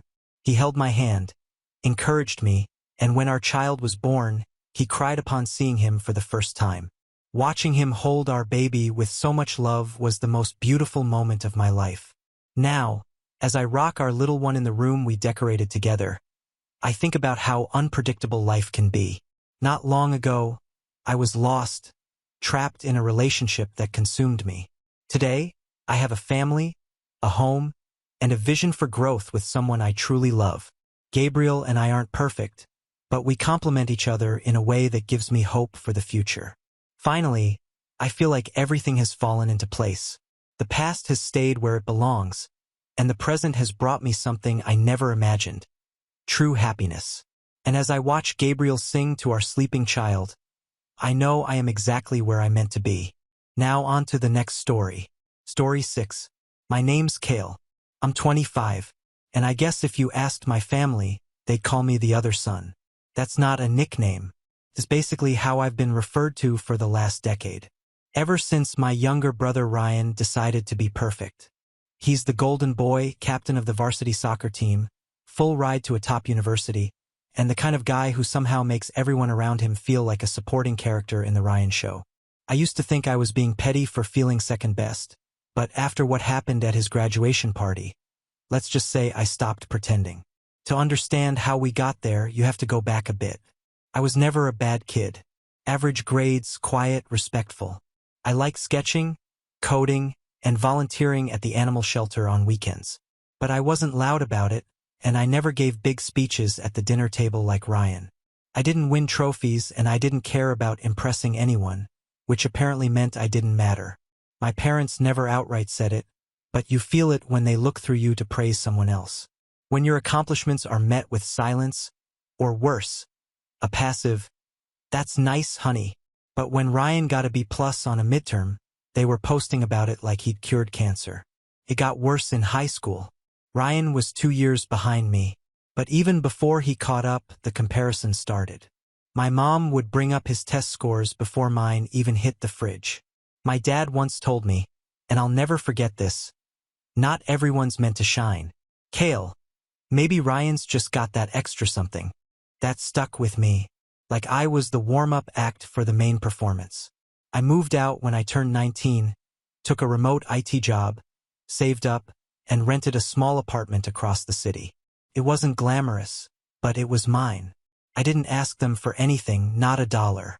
Meanwhile, Ryan got a brand new car the moment he passed his driver's test and somehow convinced them to pay half his tuition despite that full scholarship. I didn't say a word. I kept my distance, showed up for holidays, smiled through the tight family dinners, and kept the peace. But deep down, the resentment grew.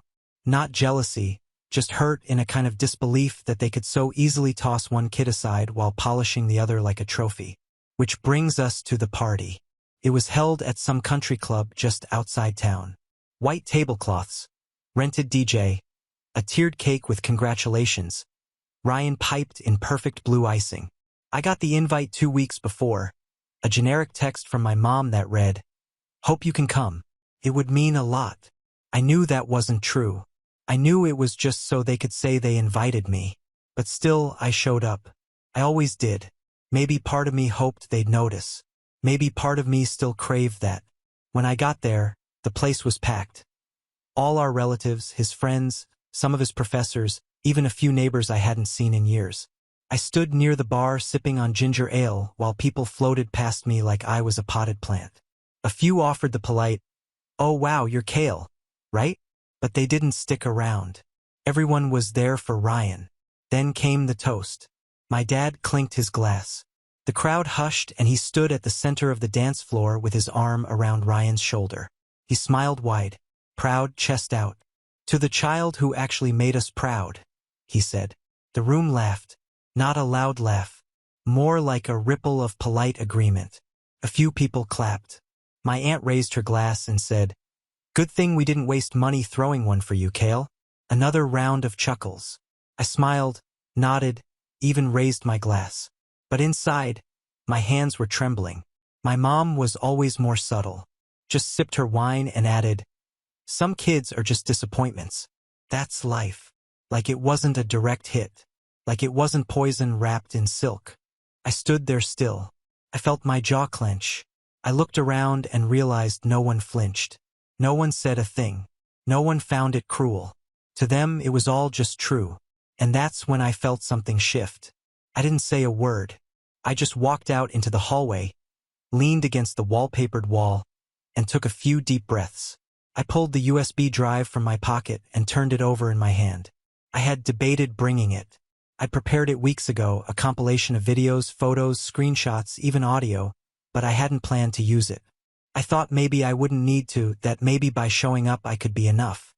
But the thing about being invisible for long enough, eventually you stop asking to be seen and you make damn sure they have to look. Back in the main hall, the DJ was fumbling with the slideshow setup. I walked over, calm, and said, "Hey, mind if I check the file? My mom asked me to help with it earlier." He shrugged, handed me the laptop, one click.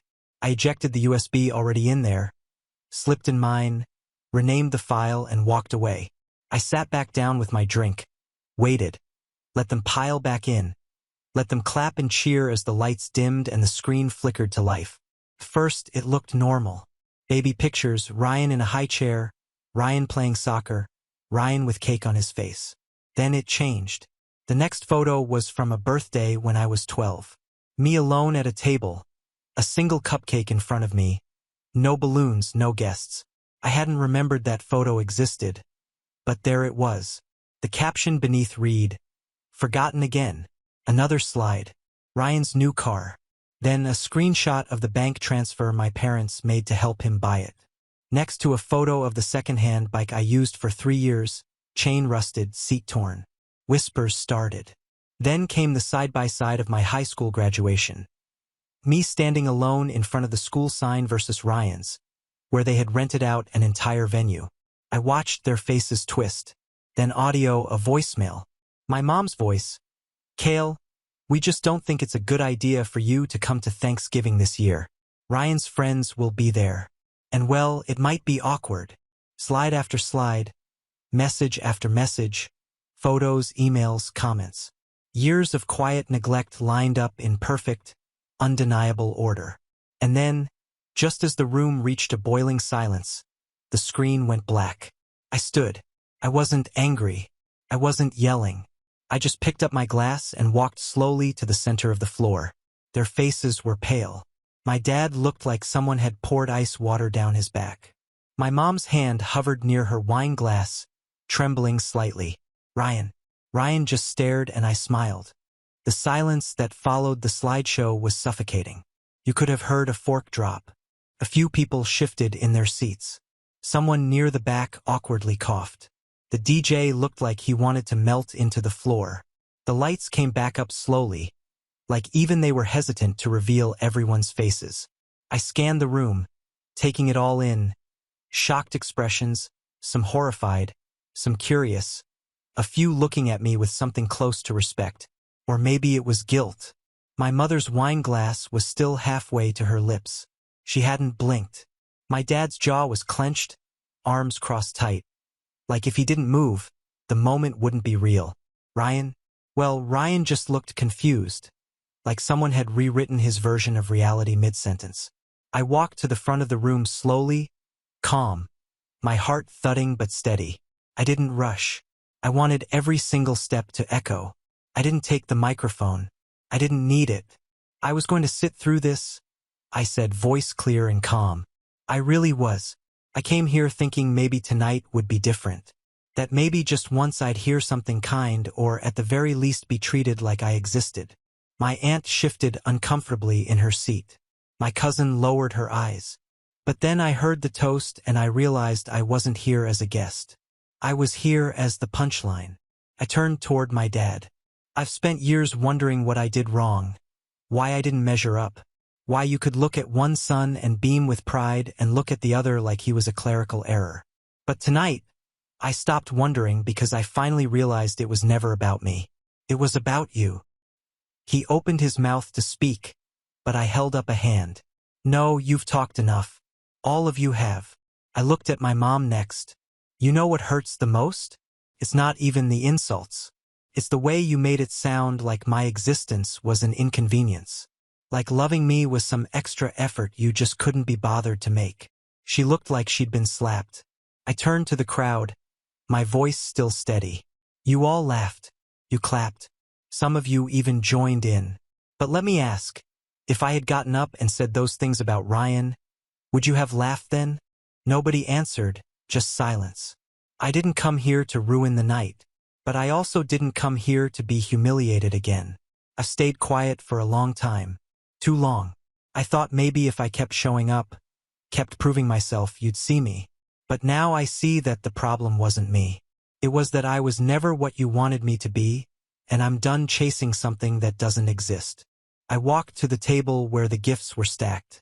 Dozens of envelopes, cards, wrapped boxes with metallic ribbons.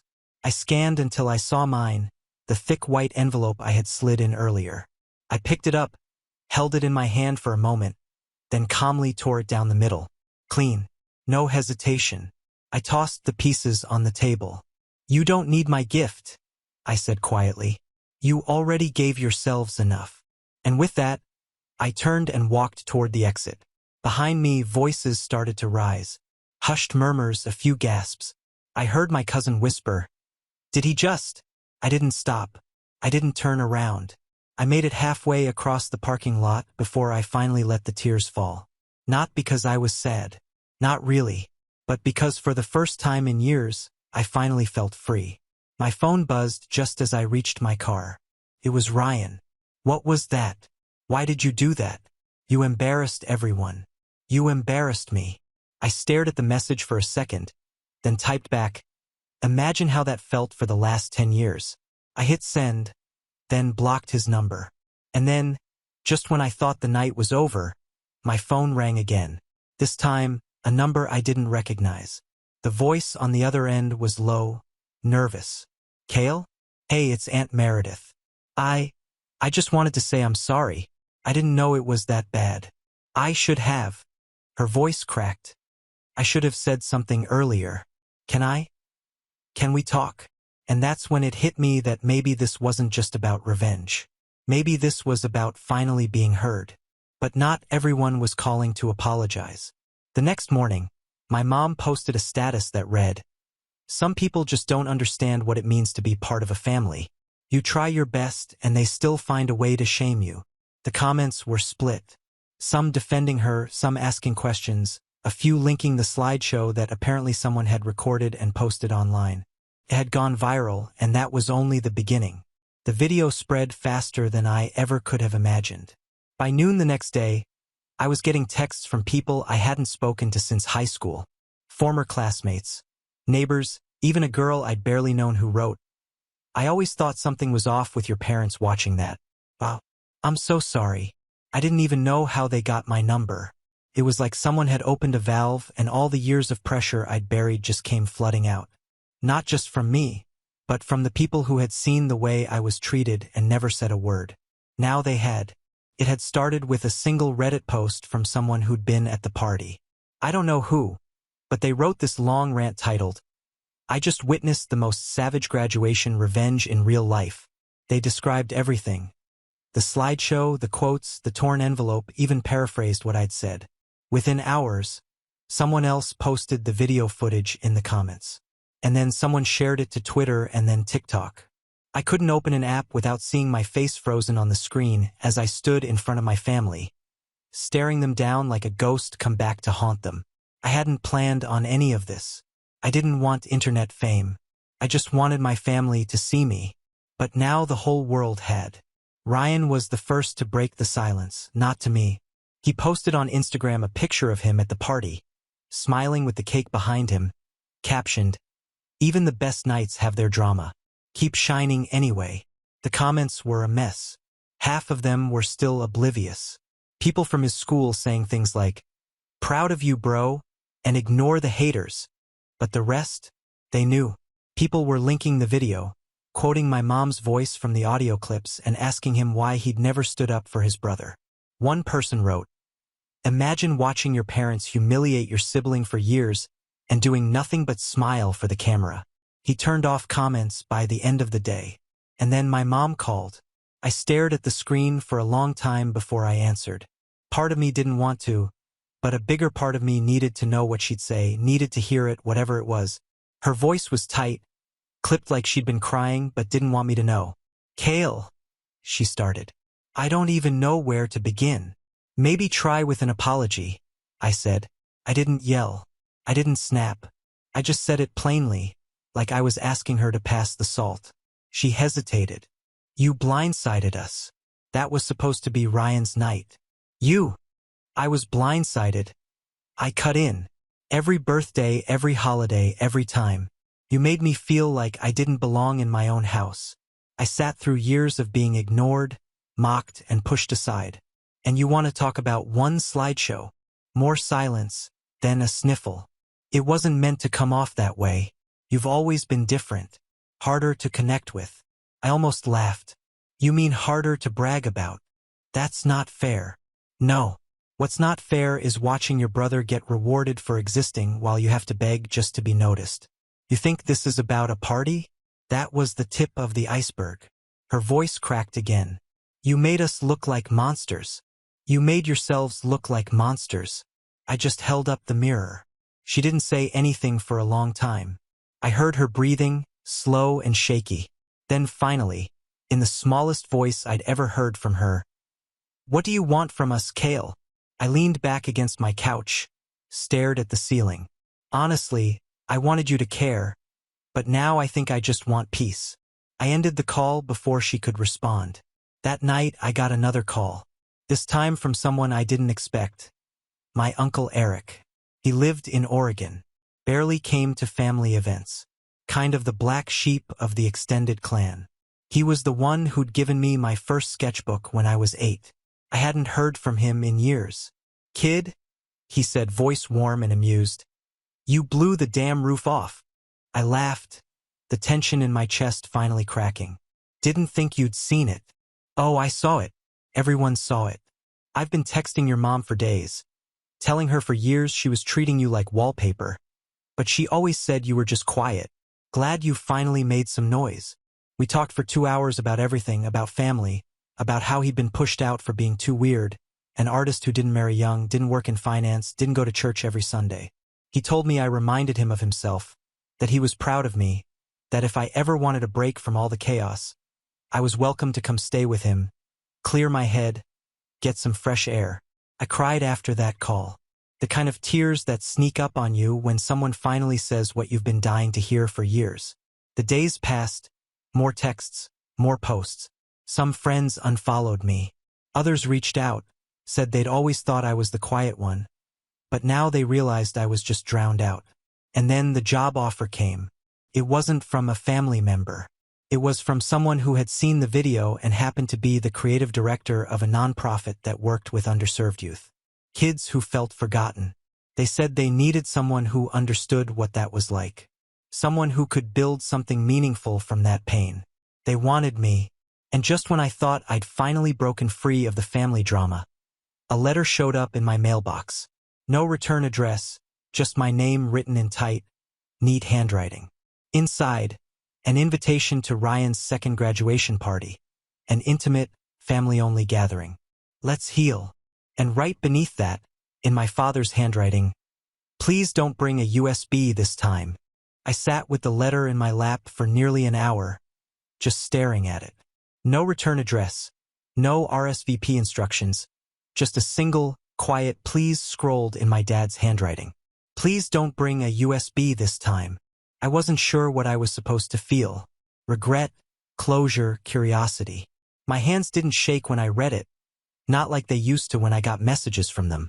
I didn't feel anger anymore either, just a kind of dull ache, like pressing on a bruise you've lived with for so long. It barely stings anymore. I folded the letter once, tucked it back into the envelope, and left it on the kitchen counter. 2 days later, I called Uncle Eric. I got an invitation, I said. To what? Ryan's redemption party. He said with a chuckle. Something like that. You thinking about going? I paused. I don't know. There was a silence on the line. Then he said, if you're going to go, kid, go on your terms. Don't go to appease them. Go because you have something to say. I thought about that. I packed my overnight bag the next morning. The party was being held at our old family house, the one I hadn't stepped foot in for nearly 5 years. I pulled into the driveway just before sunset. Everything looked the same. The paint was still chipped on the shutters. The porch light flickered like it always did. The wind chimes Mom had bought from a flea market 10 years ago still hung by the door, tangled and rusting. I knocked once. No one answered. I turned the knob and stepped in. The air smelled like candles and old wood. Inside, the living room had been rearranged with folding chairs and streamers draped clumsily across the archways. A congratulations again. Ryan banner hung crooked above the fireplace. There were only about 10 people, just close family this time. My parents, a few aunts and uncles, 1 or 2 cousins, and Ryan. He was wearing a soft blue dress shirt, sleeves rolled like he was trying to look casual and polished at the same time. He turned when he saw me, surprised, like he hadn't actually expected I'd show. Kale, he said. Apparently, I'm family, I said, and walked past him. My mom came over quickly. She looked more tired than I remembered. Her makeup was perfect, but her eyes were red-rimmed, like she hadn't slept right in days. I'm glad you came, she said quietly. We were hoping for a fresh start. I didn't respond. Not yet. My dad kept his distance, standing near the drinks table like he was guarding it. His mouth was a firm line. I could tell he hadn't agreed with inviting me, or maybe he was just waiting for something to go wrong. They ushered everyone into the dining room soon after. A long table crammed with mismatched chairs. They'd made spaghetti, garlic bread, and salad the default we're trying meal.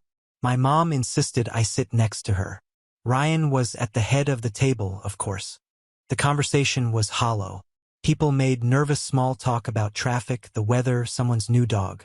No one dared bring up the slideshow or the aftermath. The elephant in the room wasn't just present. It was tap dancing across the lasagna.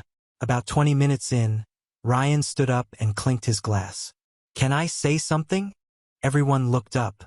I just wanted to thank everyone for being here. And to my brother, he said, glancing at me. I know the last party didn't go how we wanted, but I'm glad you came tonight.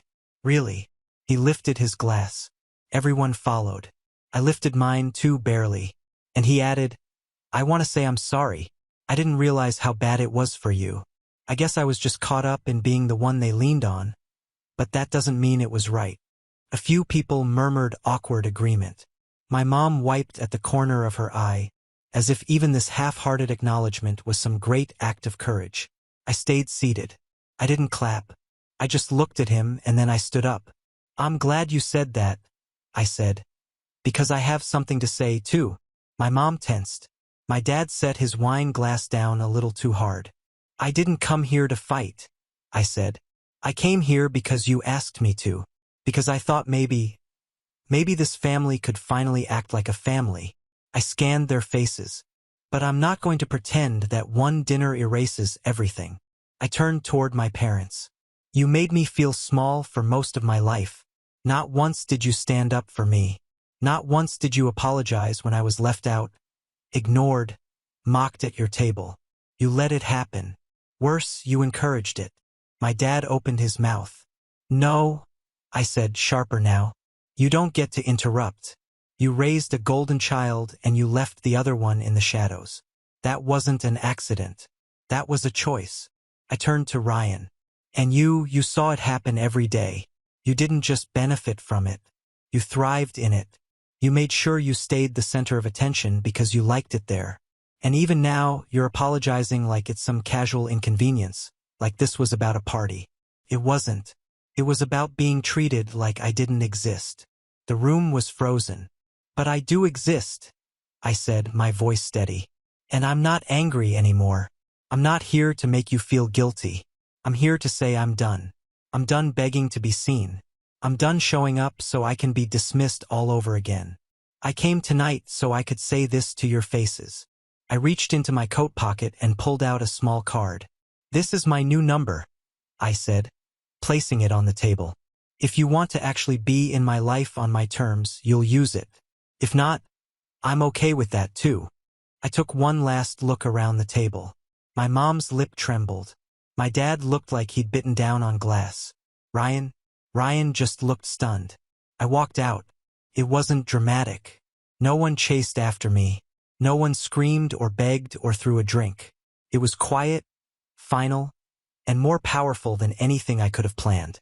When I got to my car, I sat behind the wheel for a long time, just breathing. The night air was cool against my face. The windows fogged slightly. My heart, which had been pounding through my chest, finally began to settle. I didn't cry this time. 2 weeks passed. No calls, no texts, not even a voicemail. I was okay with that. I started a new position at the nonprofit. They gave me a corner desk with a plant and a little brass nameplate. I led my first group of students, kids who'd been forgotten by their own families, who lit up when someone just remembered their name. I saw pieces of myself in each one of them. And for the first time, I knew exactly where I belonged. Then one afternoon I got a letter. No return address again. I opened it cautiously. It was a photo from the party. I was standing at the head of the table, holding my glass, the moment right before I'd spoken. I hadn't seen anyone take it. On the back, in familiar handwriting, "Thank you for not bringing a USB this time. You brought something louder." That, no apology, no call. But I smiled anyway, because I didn't need it. They had heard me and that was enough. Now on to the next story. Story 7. At family dinner, my dad announced, "You gave nothing to our family. Get out of my house." Trembling, I grabbed my jacket and left. 2 weeks later, I received 30 messages from him asking, "Why did you stop paying the mortgage?" I smiled and replied, "You said I didn't give anything to our family, so pay it yourself." Later, it was funny to watch my golden family falling apart without me. My father told me to get out of the house I paid for, and he said it in front of everyone. It was my niece's birthday dinner, and like any so-called family gathering, it was slowly turning into one of those passive-aggressive interrogations masquerading as conversation. We sat around the same table we had since I was in 8th grade. Same chairs, same dusty chandelier, same routine. But that night, something inside me snapped. Started with a joke. My dad raised his glass and said Alex was lucky to have a place to live, what with the economy and all. Everyone laughed except me. I just stared down at my plate.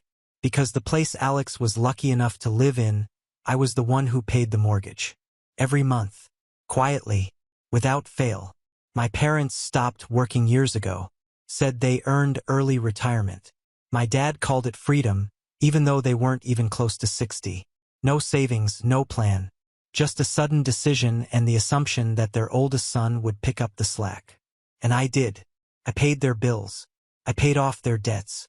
I even gave them an allowance every month just to avoid the guilt. Alex moved in a year after them. Job hopping, 2 kids, no insurance, car breaking down all the time. He said he just needed a few months to get back on his feet. That was 14 months ago. I was paying more than the mortgage at that point. I was feeding 6 people, keeping the lights on, paying off credit cards that weren't mine, and buying food that I never ate. When I finally said, "Maybe someone else can start helping out a little," the whole room went silent. My mom asked what I meant. My father leaned back and crossed his arms like a judge waiting for a confession. I explained briefly that I'd been the one paying for everything quietly because I thought it was the right thing to do, but that I was getting tired. No attacks. No shouting. Just honesty. Then came the silence. The long, humming kind that makes your skin itch. And after maybe 10 seconds, my father stood up, looked right at me and said, "You have given nothing to this family. Get out of my house." He didn't raise his voice. He didn't blink. It was like it wasn't even a dramatic moment for him. Just a simple fact. I didn't ask if he meant it. I just got up, grabbed my jacket, and walked out. The funny part? I didn't even have a key to the house anymore. Not because they took it from me, but because I never needed it. I had paid for the roof, the walls, the water, and the heat, but it had never been mine. 2 weeks passed. Not a word from anyone. I figured they were too proud to admit they needed me, so I let it go. Until one Thursday afternoon, my phone suddenly exploded. 30 messages from my dad. 30 variations on the same theme. "Why did you stop paying the mortgage?" The panic in the texts was almost theatrical. He didn't say he was sorry. He didn't ask where I'd gone. He just wanted to know why the bank was calling. I didn't ignore him. I answered him once. "You said I did not give anything to the family. So, now you can pay it yourself." That was it. No threats. No explanations. Just a mirror held up to the lie they'd been telling themselves for years. I blocked his number that night. What happened next surprised even me. The lies they started telling to cover up the payments that stopped. The way they turned on each other. It was like watching a house of cards come tumbling down in slow motion. And I wasn't done with them. After I sent that one message, "You said I gave nothing to the family, so now you can pay yourself." I blocked his number and sat on my mattress in the middle of my mostly empty apartment. No furniture yet, just a few boxes, a coffee maker, and my laptop on the floor. But for the first time in years, I felt like I could finally breathe. No more surprise bills. No more, "Can you just cover this one thing?" texts. No more showing up at family gatherings that I funded but was never invited to. They didn't know where I'd moved, and I liked it that way. I signed the lease 2 days after I left that dinner. Picked a building across town in a neighborhood they never had a reason to go to, and paid half a year's rent up front. All the utilities in my name, all my mail forwarded. Clean slate, like they never existed. I heard nothing for about 10 days. Not a peep. I thought maybe they were proud enough to let the silence last until something cracked. I wasn't going to be the one to crack. I filled my days with work, came home to a quiet apartment, ate what I wanted, slept when I wanted. I even started sleeping with my phone on Do Not Disturb. That was new. Then I got a text from Rachel, a woman who lived a few doors down from my parents. We weren't close, but she always had a front row seat to their lives. She sent me a photo of a bright orange notice taped to their front door. Foreclosure warning. I guess they thought I was bluffing. A few days later, I got a call from an unknown number while I was in a meeting. I let it go to voicemail. It was Alex. His voice sounded oddly calm, like he'd rehearsed it. "Hey Mason. So, things are a little crazy around here. Dad's stressed. Mom's not feeling well. We didn't know the mortgage hadn't been paid. You know how things get lost in the shuffle. We're just asking if you could help us out for a few more months. Just until we can figure something out. I mean, we're family." I didn't call back. I didn't even listen to the whole message. A few days later, the desperation really started to show. My dad called my office. He actually got through to the receptionist and asked to speak to me directly. I told them it was an emergency. I was pulled into a strangely uncomfortable meeting with HR. I had to sit there and explain to 2 people in suits that no, I wasn't involved in any legal issues. No, I wasn't hiding anything. And no, they didn't need to worry about my dad showing up at the office. That's when I realized he was unraveling. So I unblocked his number for a minute. Just long enough to send this. "If you ever try to mess with my job again, I'll tell the internet everything. Every last detail." Then I blocked him again. But the messages kept coming from all over. My brother started using his wife's cell phone. My mom was emailing me from an old AOL account she hadn't used in years. My uncle texted me asking what the hell was going on and why Dad said I turned on the family. It spread fast. Their version, anyway. They told people I had some kind of breakdown, that I'd stolen from them, that I had cut off my family after they took me in. Took me in? I paid for the roof. I was the reason they had a refrigerator with food and a working air conditioner last summer. I didn't react to any of it, but I kept watching. The real fun began when I unplugged a few other things they didn't know I controlled. Their Netflix account was in my name. Gone. Spotify also mine. Their phones? Still on the family plan I paid for. Cancelled. I even logged into the Ring doorbell and watched my dad find out in real time that the internet was cut off. Every time I cut something, it felt less like revenge and more like surgery. Like I was removing a part of my life that had been infected for too long. They had no idea how much of their lives I was quietly funding. Because to them, my value was only measured in what I provided. And the moment I stopped being useful, they pushed me out like I was nothing. So, I decided to show them what nothing looked like. And that was just the beginning. It wasn't enough to just disappear. At first, I thought it would be enough to cut them off. But the deeper I watched them spiral, the more I realized they weren't just falling apart. They were rewriting history. I started getting texts from people I hadn't heard from in years. Cousin in Nevada, an old high school friend, even my godmother, all asking the same thing in different words. What's going on with your family? It didn't take long to figure out that my dad had gone into full propaganda mode. He told people that I had turned my back on them after all they'd done for me. Claimed that I had refused to help during a hard time. Made it sound like I was some rich tech guy who suddenly got too big for the people who raised him. They painted themselves as victims. Poor, abandoned retirees left to suffer by their heartless son. And they believed it. Some of them, anyway. Because that's how good my parents were at playing the long game. Presenting themselves as wholesome, selfless, hardworking. Except none of it was true. Not anymore. So I decided to tell the real story. I created a Reddit account. Threw together a post on one of those financial support subs. Just facts. No names. No anger. I explained how I had paid my parents' mortgage, bills, food, and even my brother's expenses for over 3 years. How they retired early without a plan because they assumed I'd take care of everything. How I finally said I was tired and they kicked me out of the house I was paying for. I didn't even get to the part about my dad calling my job. I was saving that. Within 12 hours, the post had over 20,000 upvotes. People were commenting all the time, telling their own stories, tagging each other. There was outrage, shock, sympathy, and some well-placed anger at people like my father who manipulate others into thinking that blood means obligation. I didn't say I was me. I didn't have to. The people it was about knew. Within 2 days, the post was on TikTok. A woman with 1 million followers read it out loud with dramatic music playing in the background. I didn't plan that part, but it helped. Then I started getting emails. Not from strangers, no. They were from family members. The same ones who had ignored me for years unless they needed something. Suddenly, they wanted my side of the story. Some of them were deeply sorry and had no idea. One even offered to help me move if I needed space. I didn't respond to any of them. I just took screenshots. Then my dad tried to call again from a burner number, I think. I answered. Just once. You think you're smart? He said. Putting our business online? No, I said. I think I'm being honest.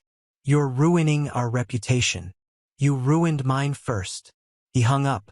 The next morning I posted an update. A second Reddit post with more details.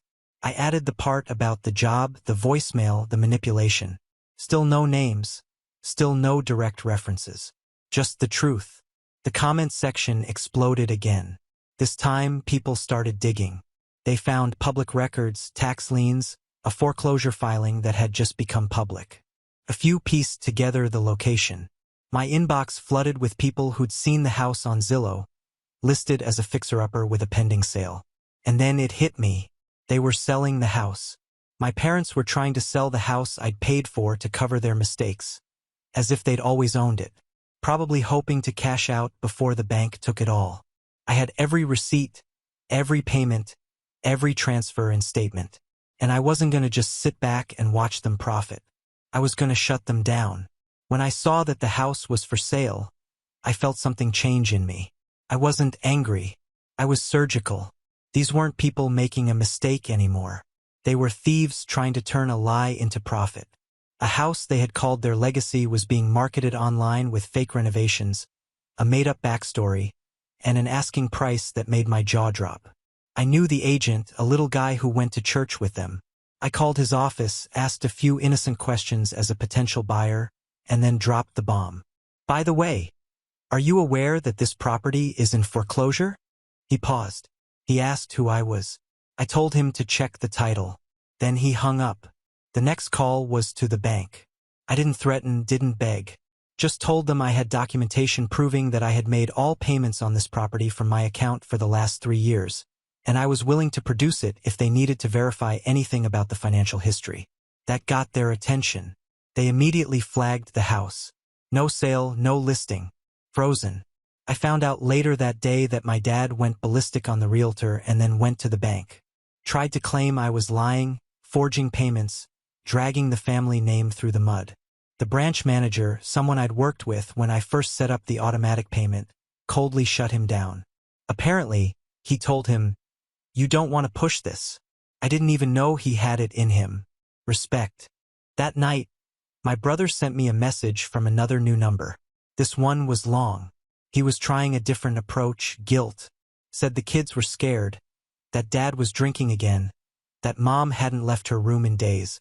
Said I took things too far. Taking things too far? I played the voicemail again.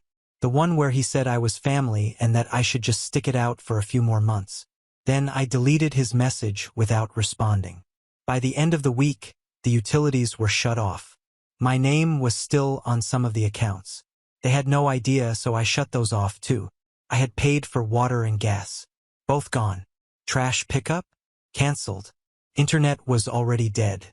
The house was falling apart not just structurally, but in layers. No lights, no heat, no plan. It became a local story. Small town, bored people, curious neighbors. The Anderson house is in foreclosure. Whispers. Speculation. My parents, who loved attention but only the curated kind, had to start dodging neighbors instead of welcoming them. Then one night I got a call from a blocked number. I answered without thinking. It was my mother. She wasn't screaming, didn't cry. She just said, "What do you want?" I didn't answer right away. I actually laughed a little.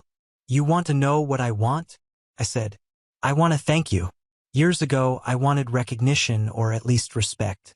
I wanted someone to say, 'Hey, thanks for keeping us afloat when no one else would.'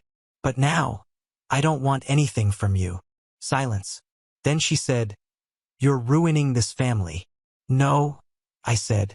"I've just stopped letting you ruin me." Then I hung up. They never called that number again. And I wasn't done, because the house wasn't the only thing they were trying to sell. Once the house was in foreclosure limbo, I thought they'd go quiet. Accept it, maybe try to lay low. But my parents weren't built that way. They were never interested in solving problems, just hiding them. And when the house was no longer their lifeline, they reached for something else. They started trying to sell my car. It was still technically in their driveway. I had left it there after I got my new place, planning to sell it in my own time. Still registered to me. Still insured by me. But apparently they figured if it was on their property, they had some kind of right. I got a tip from another neighbor, Rachel again. She texted me a blurry photo of 2 guys in polo shirts standing in the driveway looking under the hood of my car. One of them was holding a clipboard. I immediately called the police. 20 minutes later, I got a voicemail on my dad's number. He didn't even sound surprised. "You want to play games, fine. But don't leave your junk on my property." I filed a police report that night. The next day, I showed up with a tow truck, paperwork, and a very polite officer who watched as I took back what was mine. My mother stood behind the screen door and didn't say a word. My dad was out. I didn't care. The real kicker? As we were loading the car into the truck, Alex came out and tried to act like nothing had happened. Said he was going to call me. Said things had gotten out of hand. He was actually trying to tell me that he'd been caught in the middle. Like he wasn't the one sending me voicemails asking me to keep paying when he knew exactly what was going on. I didn't respond. I just nodded, signed the papers, and left.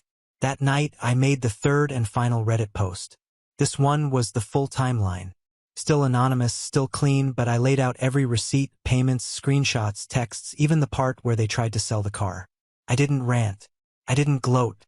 I just told the truth. Every raw, ridiculous part of it. The post exploded. It was picked up by a few blogs, spread again on TikTok, and before I knew it, people were sharing it as a warning about how golden families crumble when money replaces love, when obligation replaces gratitude. I never said it was me. I didn't have to. The people who matter knew. That week, the house was officially repossessed by the bank. No sale, no profit, just an empty shell on a cul-de-sac. I didn't celebrate. I just watched the listing disappear online and went back to work. I started sleeping better. I ate better. I bought a couch. Got a cat. I took a short trip for the first time in years and didn't worry about someone calling for help. But the biggest change? I started telling people the truth when they asked about my family. Not the sanitized version. Not, we don't talk much. I told them I paid for everything, got kicked out, and let it all burn when they pushed me too far. And you'd be surprised how many people nodded and said, "Yeah, I get it." The best part? They still think I'm gonna come back someday. They have no idea that I already did, quietly, just to make sure the damage landed exactly where it was supposed to. The house was stripped and cold the last time I saw it. I didn't go there on purpose. It was on my way to a client meeting, just a few blocks away. Out of curiosity, I took the long way and drove by slowly. The lawn was overgrown. The mailbox was open. No curtains on the windows. A chain lock on the front gate. The kind of look that tells you everything inside has fallen apart long before it did outside. I didn't feel much. No anger, no satisfaction. Just distance. Like looking at the set of an old movie I used to be in. Something I'd outgrown, survived, and now watched from afar. A week later, I received an email from the bank confirming that the foreclosure was complete. There was a short line at the end thanking me for cooperation and documentation. I deleted the message after reading it twice. That was the last real connection I had to the house. After that, it was somebody else's problem. I didn't keep track of my parents, but things were trickling in. Alex and his family had to move in with his wife's parents. He told them I had blindsided everyone, betrayed the family, abandoned my responsibility. That word, responsibility, that was always the trick, wasn't it? Wrapping a selfish demand in duty and calling it love. I guess he hoped they'd feel sorry for him. Maybe they did. Maybe they found out eventually. I didn't really care. He hadn't messaged me since that last voicemail asking for just a few more months. That voicemail lives in a folder on my laptop called Reminders. My parents ended up in a rented duplex about 40 minutes away in a part of town they used to complain about. Mom's car was sold. Dad's truck was towed. No more Friday night dinners, no more weekend barbecues, no more birthday speeches about how family sticks together. It all disappeared the moment I stopped funding them. I heard through an old mutual connection, someone I worked with part-time before I graduated, that my father told people I had turned against them. He said I had gone crazy and let the money poison me. He left out the part where he kicked me out at dinner in front of everyone. He left out the part where I paid his bills while he played golf 4 times a week. The beautiful thing was that people didn't buy it. Some even contacted me to say they were sorry they didn't know the whole story. That felt weird. Not good, just weird. Because for so long I thought no one would ever take my side. And then suddenly, strangers on the internet and people I hadn't spoken to in years were saying, "You did the right thing." And they were right. I didn't ruin my family. I didn't tear anyone apart. I held things together with duct tape and blind loyalty until the very people I was holding up told me I didn't matter. So I left. And when they came for me, I didn't scream or beg or fight. I just showed everyone the truth. The final Reddit post got 1 million views in less than a week. People tagged it with phrases like financial abuse, golden child scapegoat, cutting toxic family. I didn't reply to most of the comments, but I read every single one. Not because I needed support, but because I needed to know that I wasn't crazy. That someone else out there had been used the same way, broken the same way, and finally stood up the same way. And now I live in a place that's quiet, clean, mine. No one else's bills in my name. No one else's stress bleeding into my mornings. I bought a coffee table because I like the color. I have a couch that no one has ever crashed on. I have a cat that only requires food, water, and the occasional insult hurled at a bird through the window. I still work, still go for walks, still get invited to weddings and baby showers and office parties. Life goes on. Only now I'm in it, not dragging it behind me like dead weight. I don't answer calls from numbers I don't know. I don't respond to long-lost relatives trying to check in. I don't make vacation plans. I don't hate them. That would be giving them too much space in my life. I just don't acknowledge them. They became strangers the moment they decided I wasn't useful anymore. And maybe that's the best ending I could have hoped for. Not revenge, not victory, just peace. Clean break.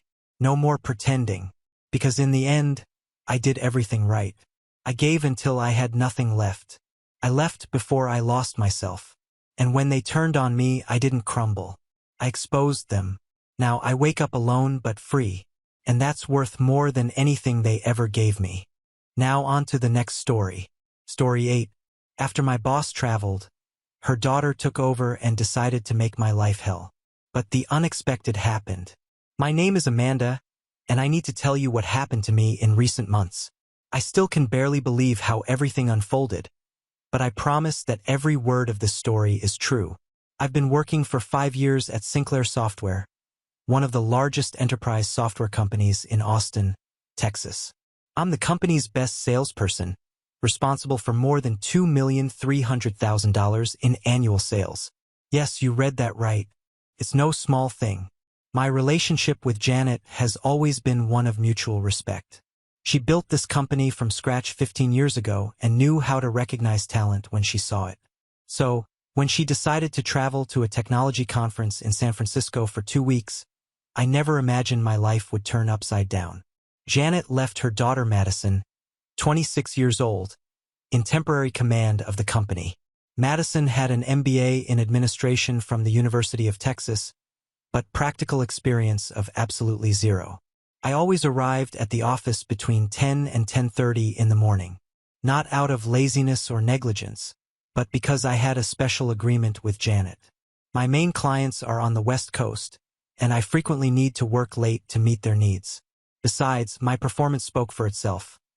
Year after year, breaking sales records, maintaining solid relationships with important clients, generating revenue that sustained a good part of the company. On Monday morning, I arrived as always, carrying my favorite coffee and already mentally organizing my agenda for the day. I had an important presentation to prepare for the contract renewal with Texas Tech Solutions, and I needed to review the proposals I would send to 3 potential new clients. I had barely put my bag on the table when Madison appeared like a hurricane. She wore an impeccable gray suit, blonde hair pulled back in a severe bun that made her face look even more angular, and her blue eyes shone with an authority she clearly didn't know how to exercise. There was something in her posture, a rigidity that screamed insecurity disguised as power. "Miss Amanda," she practically shouted, making the entire office turn to look at us. The environment, which seconds before was in the normal hustle and bustle of the morning start, became instantly tense. It's 10:30 in the morning. Work hours here start at 8. I took a deep breath, maintaining my professional calm. I had dealt with delicate situations before.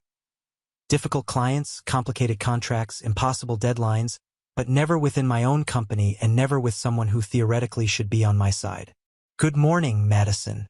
As I explained to your mother years ago, I have flexible hours due to my West Coast clients. Yesterday, I worked until 11 at night, closing a $400,000 contract with the Los Angeles company." I saw her face turn red, a color that contrasted intensely with her naturally pale complexion. "I don't care. While my mother is away, I command this company, and here no one will arrive whenever they want." The entire office was silent. Sarah, from accounting, had stopped typing. Mike, our senior developer, looked over his monitor with a worried expression.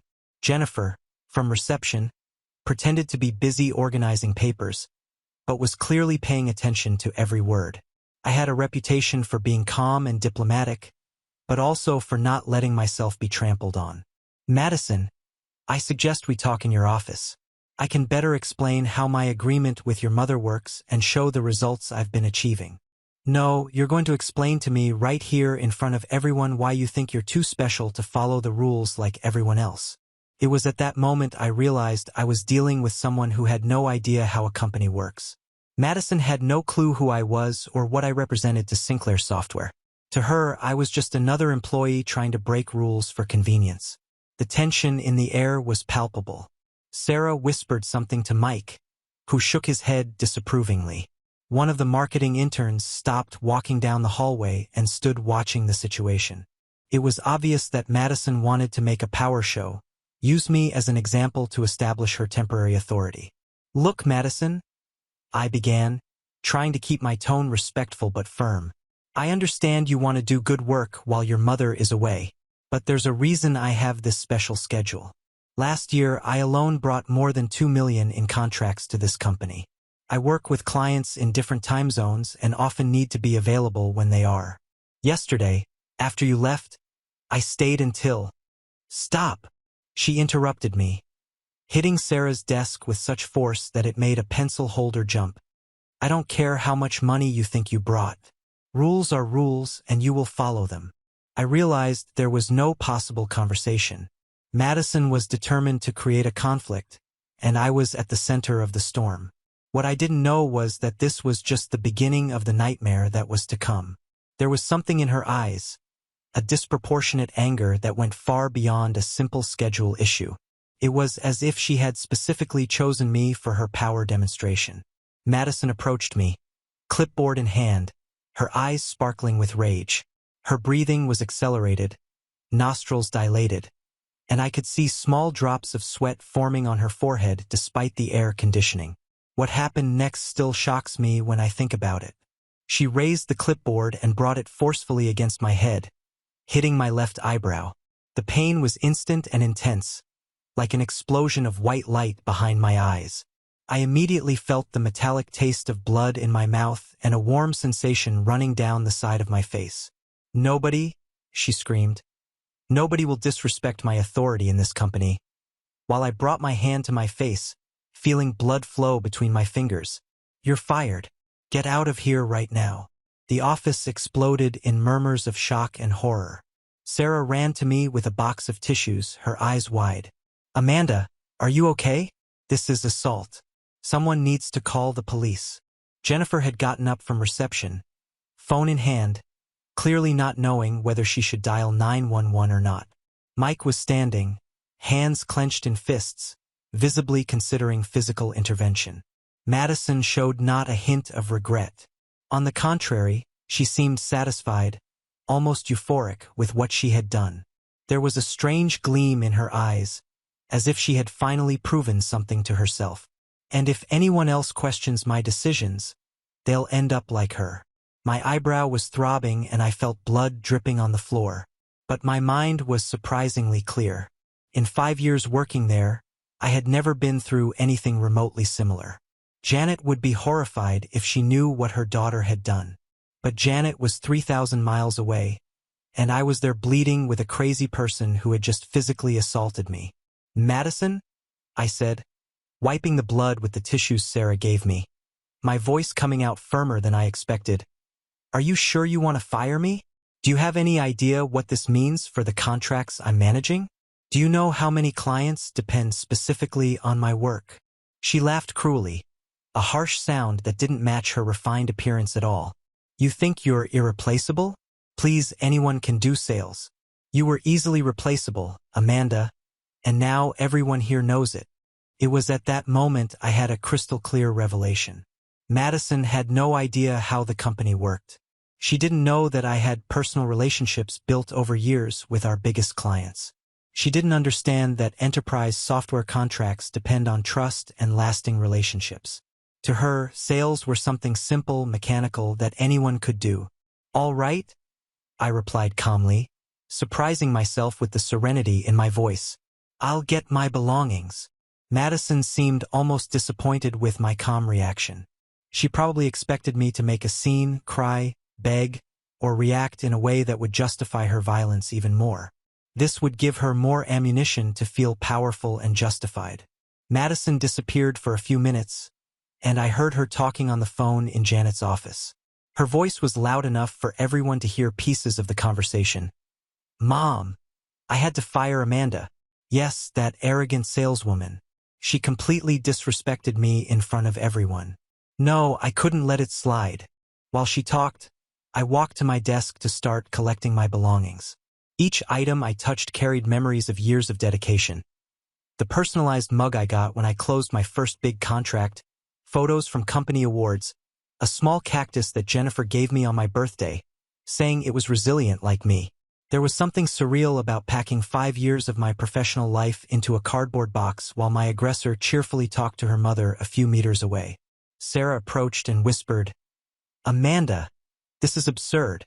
You should go straight to a hospital and then to a police station.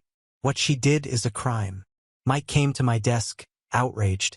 5 years of exemplary work and she fires you like this, and on top of that, assaults you? Janet will be furious when she finds out what really happened. "If she finds out," I murmured, putting my personal files in the box. Madison is clearly telling a very different version of the story. Jennifer left reception and came to me, discreetly handing me a small paper. "My personal number. If you need anything at all, call me. What happened here today isn't right." When Madison returned from the phone call, she had a triumphant smile on her face that made me want to vomit. She had managed to manipulate the situation perfectly, presenting herself as a firm manager who had dealt with a problematic employee.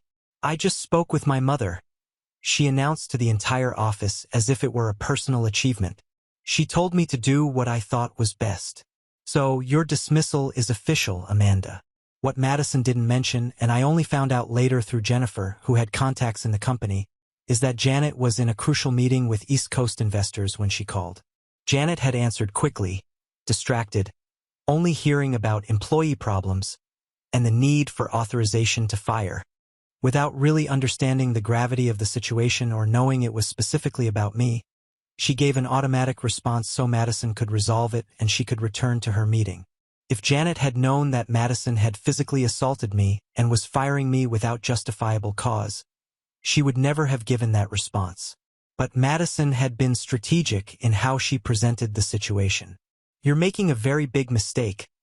I tried to warn one last time, adjusting the box in my arms.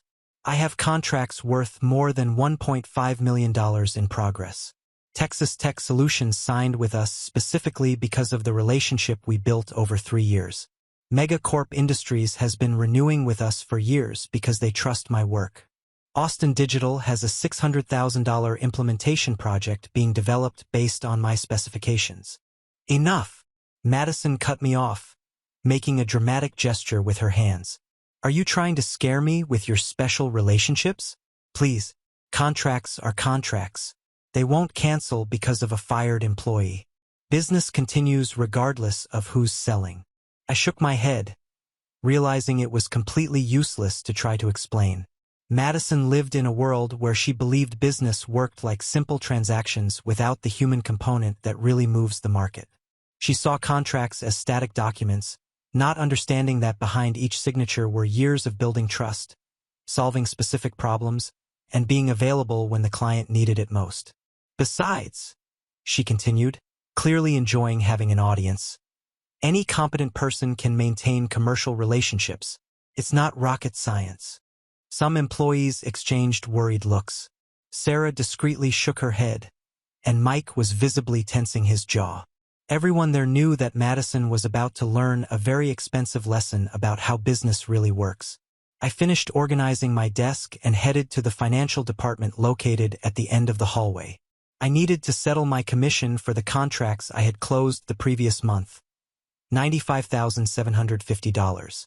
It was a significant amount, the result of weeks of careful negotiation with 3 different clients, including closing deals that other company salespeople had tried unsuccessfully for months. Linda, the financial supervisor, was a 50-year-old woman who had worked at the company almost as long as Janet. She received me with a look of genuine concern and shock. Amanda, dear, I can't believe what happened. Jennifer told me Madison assaulted you. Is that true? She looked at the cut on my eyebrow, which was still bleeding slightly. You should go to a hospital. I'm fine, Linda. I just want to resolve this and get out of here as quickly as possible. I'm here to receive my pending commission from the contracts closed last month. Linda consulted the computer, her fingers flying over the keyboard with the efficiency of decades of experience. Everything's correct here. $95,750. 3 contracts. Texas Tech $42,000, Megacorp $31,000, and that new client from Dallas $22,750. I'll prepare the check right now.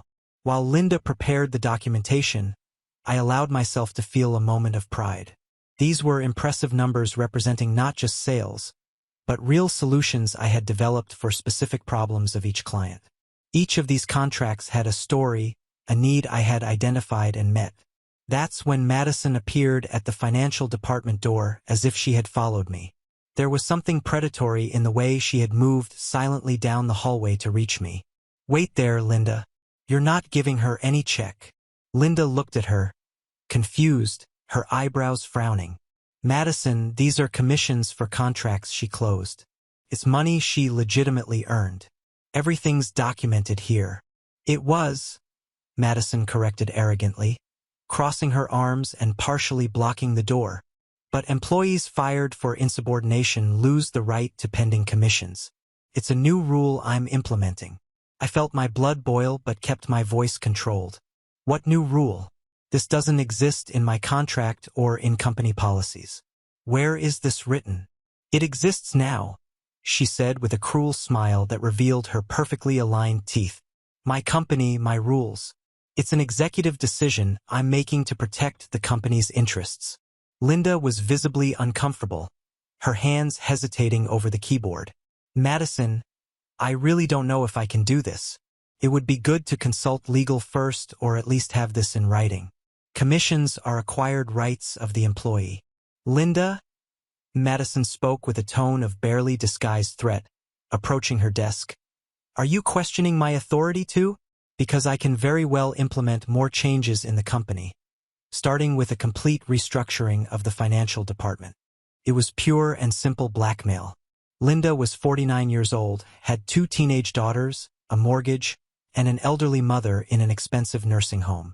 She couldn't afford to lose her job, especially not in an uncertain economy, and at her age to get a new equivalent position. She looked at me with an expression of apology and helplessness that broke my heart. Amanda, I'm really sorry. You know I respect you enormously, but I'll have to follow her orders. At that moment, something definitively broke inside me. It wasn't just anger at the financial injustice, but a crystal-clear understanding of who Madison really was and what she was capable of doing. She wasn't just abusing temporary power. She was creating a toxic environment, using fear to control people and destroying work relationships that took years to build. All right, I said calmly, taking my box and adjusting it in my arms. I understand the situation perfectly, Linda. And I understand you too, Madison. Madison seemed almost disappointed with my calm reaction. She was clearly expecting me to make a scene, cry, beg, or try to argue more. This would give her more ammunition to feel powerful and justified in her actions. Great. Good that you finally understood how things work here, she said, moving away from the door with a theatrical gesture. Linda, also prepare the termination documents. I want everything official today. I walked to the exit carrying my box of belongings, feeling the sympathetic looks of my colleagues. The office had become strangely silent, as if everyone was processing what they had just witnessed. Sarah gave me a quick hug when I passed her desk, whispering, "This won't stay like this, Amanda. Somehow the truth will come out." Mike waved discreetly, and I could see he was visibly shaken. Jennifer followed me to the elevator, checking that no one was looking before speaking. Amanda, what happened here today was absolutely unacceptable. If you need witnesses for anything legal, you can count on me. While waiting for the elevator, I felt Madison watching me from afar, leaning against the wall with crossed arms like a predator admiring its downed prey. She had gotten exactly what she wanted. Humiliate the company's most successful employee, steal her legitimately earned money, and show everyone that she was in absolute command. But what Madison didn't know was that by treating me that way, she had released something inside me that I didn't even know existed. For 5 years, I was a loyal, dedicated employee who always put the company's interests above my own. I worked on weekends, stayed late, built solid relationships, thinking exclusively about the good of Sinclair Software and the growth of the company I respected. Now, for the first time in my professional life, I was going to think exclusively about myself. The elevator arrived and I entered, holding my box of belongings. When the doors closed, I saw the reflection of my face in the polished steel. The cut on my eyebrow had stopped bleeding but would leave a mark that would remind me every day of how I was treated unfairly by someone who had no notion of the value of the work I did. Arriving at the parking lot, I put the box in the trunk of my Honda Accord and sat in the driver's seat. For a few minutes, I just breathed. The adrenaline was starting to pass, and I felt a strange mixture of anger, relief, and something I can only describe as clarity. For the first time in 5 years, I didn't have to worry about protecting Sinclair Software's interests. I took my phone and looked at my contact list, commercial relationships I had carefully cultivated over 5 years based on mutual trust, professional respect, and consistent results. Madison had turned this list into my greatest weapon without even realizing it. First call, David, CEO of Texas Tech Solutions. David was one of my favorite clients, a brilliant engineer who had built his software development company from scratch. Our relationship went far beyond professional. We had developed a true partnership over 3 years based on mutual respect and exceptional results. Amanda, good to hear your voice. How are things over there? I was just thinking of calling you to discuss that system expansion we talked about last week. David, I need to tell you something important. I just left Sinclair Software. There was a change in management and, well, we decided it was better for me to follow my own path. There was a long pause. I could imagine David frowning, trying to process the information. What? Amanda, you are Sinclair Software to us. Our renewal contract is based entirely on the work you do with us. You know our system better than we do. Does Janet know this? The situation is complicated, David. Janet is traveling and her daughter took over temporarily. Let's say we had very different visions about how to conduct business and about what constitutes professionalism. Listen, Amanda, I'm going to be completely direct with you. Our contract is worth $800,000 and expires next month. If you're no longer there, it makes no sense for us to renew. You know our system, our specific needs. You're the one who solves our problems when they arise. Remember when we had that critical bug in the reports module and you stayed online with us until 3 o'clock in the morning to solve it? Without you, we'll have to look for another company. I felt a mixture of satisfaction and sadness. Satisfaction because finally someone recognized my real value so clearly, and sadness because this meant Sinclair Software would lose an important client because of Madison's arrogance and ignorance. I understand perfectly, David. Do what's best for your company. You deserve the best possible support. Amanda, can I ask you something? Do you already have plans for where you're going to work? Because if you're interested, we'd love to talk about a direct consulting position with us. I smiled for the first time that day. I'm still evaluating my options, David, but thank you for the offer. After hanging up, I called Marcus, IT director at Megup Industries. Marcus was an industry veteran, someone who had seen many software companies come and go. He always said I was one of the few salespeople who really understood technology instead of just selling empty promises. Marcus, it's Amanda from Sinclair. I need to inform you of something important. I'm no longer working at the company. What do you mean, Amanda? You've been our contact person for 5 years. We have that $600,000 implementation project starting next quarter, and you were coordinating everything personally. I know, and I'm deeply sorry. There were sudden changes in administration, and the new management decided it would be better for me to seek new challenges. Marcus was silent for a moment. I could hear keyboard noise in the background, probably him checking our contracts in the system. Look, Amanda, I'm going to have to talk urgently with my team. This project was developed specifically based on your specifications and your deep knowledge of our legacy system. You participated in all the planning meetings. You know our specific limitations. Without you there to guarantee continuity, we'll have to seriously reevaluate whether it still makes sense to continue with Sinclair. The third call was to Patricia, CEO of Austin Digital. Patricia was one of my favorite clients, a brilliant entrepreneur who had built her digital marketing company from scratch and always valued genuine relationships more than grandiose promises. Patricia, I have news you need to know immediately. I'm no longer at Sinclair Software. Amanda, it can't be true. Her voice sounded genuinely shocked.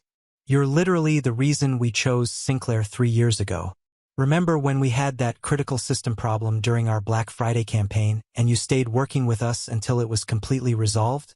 Without you, what's going to happen with our support and the improvements we were planning?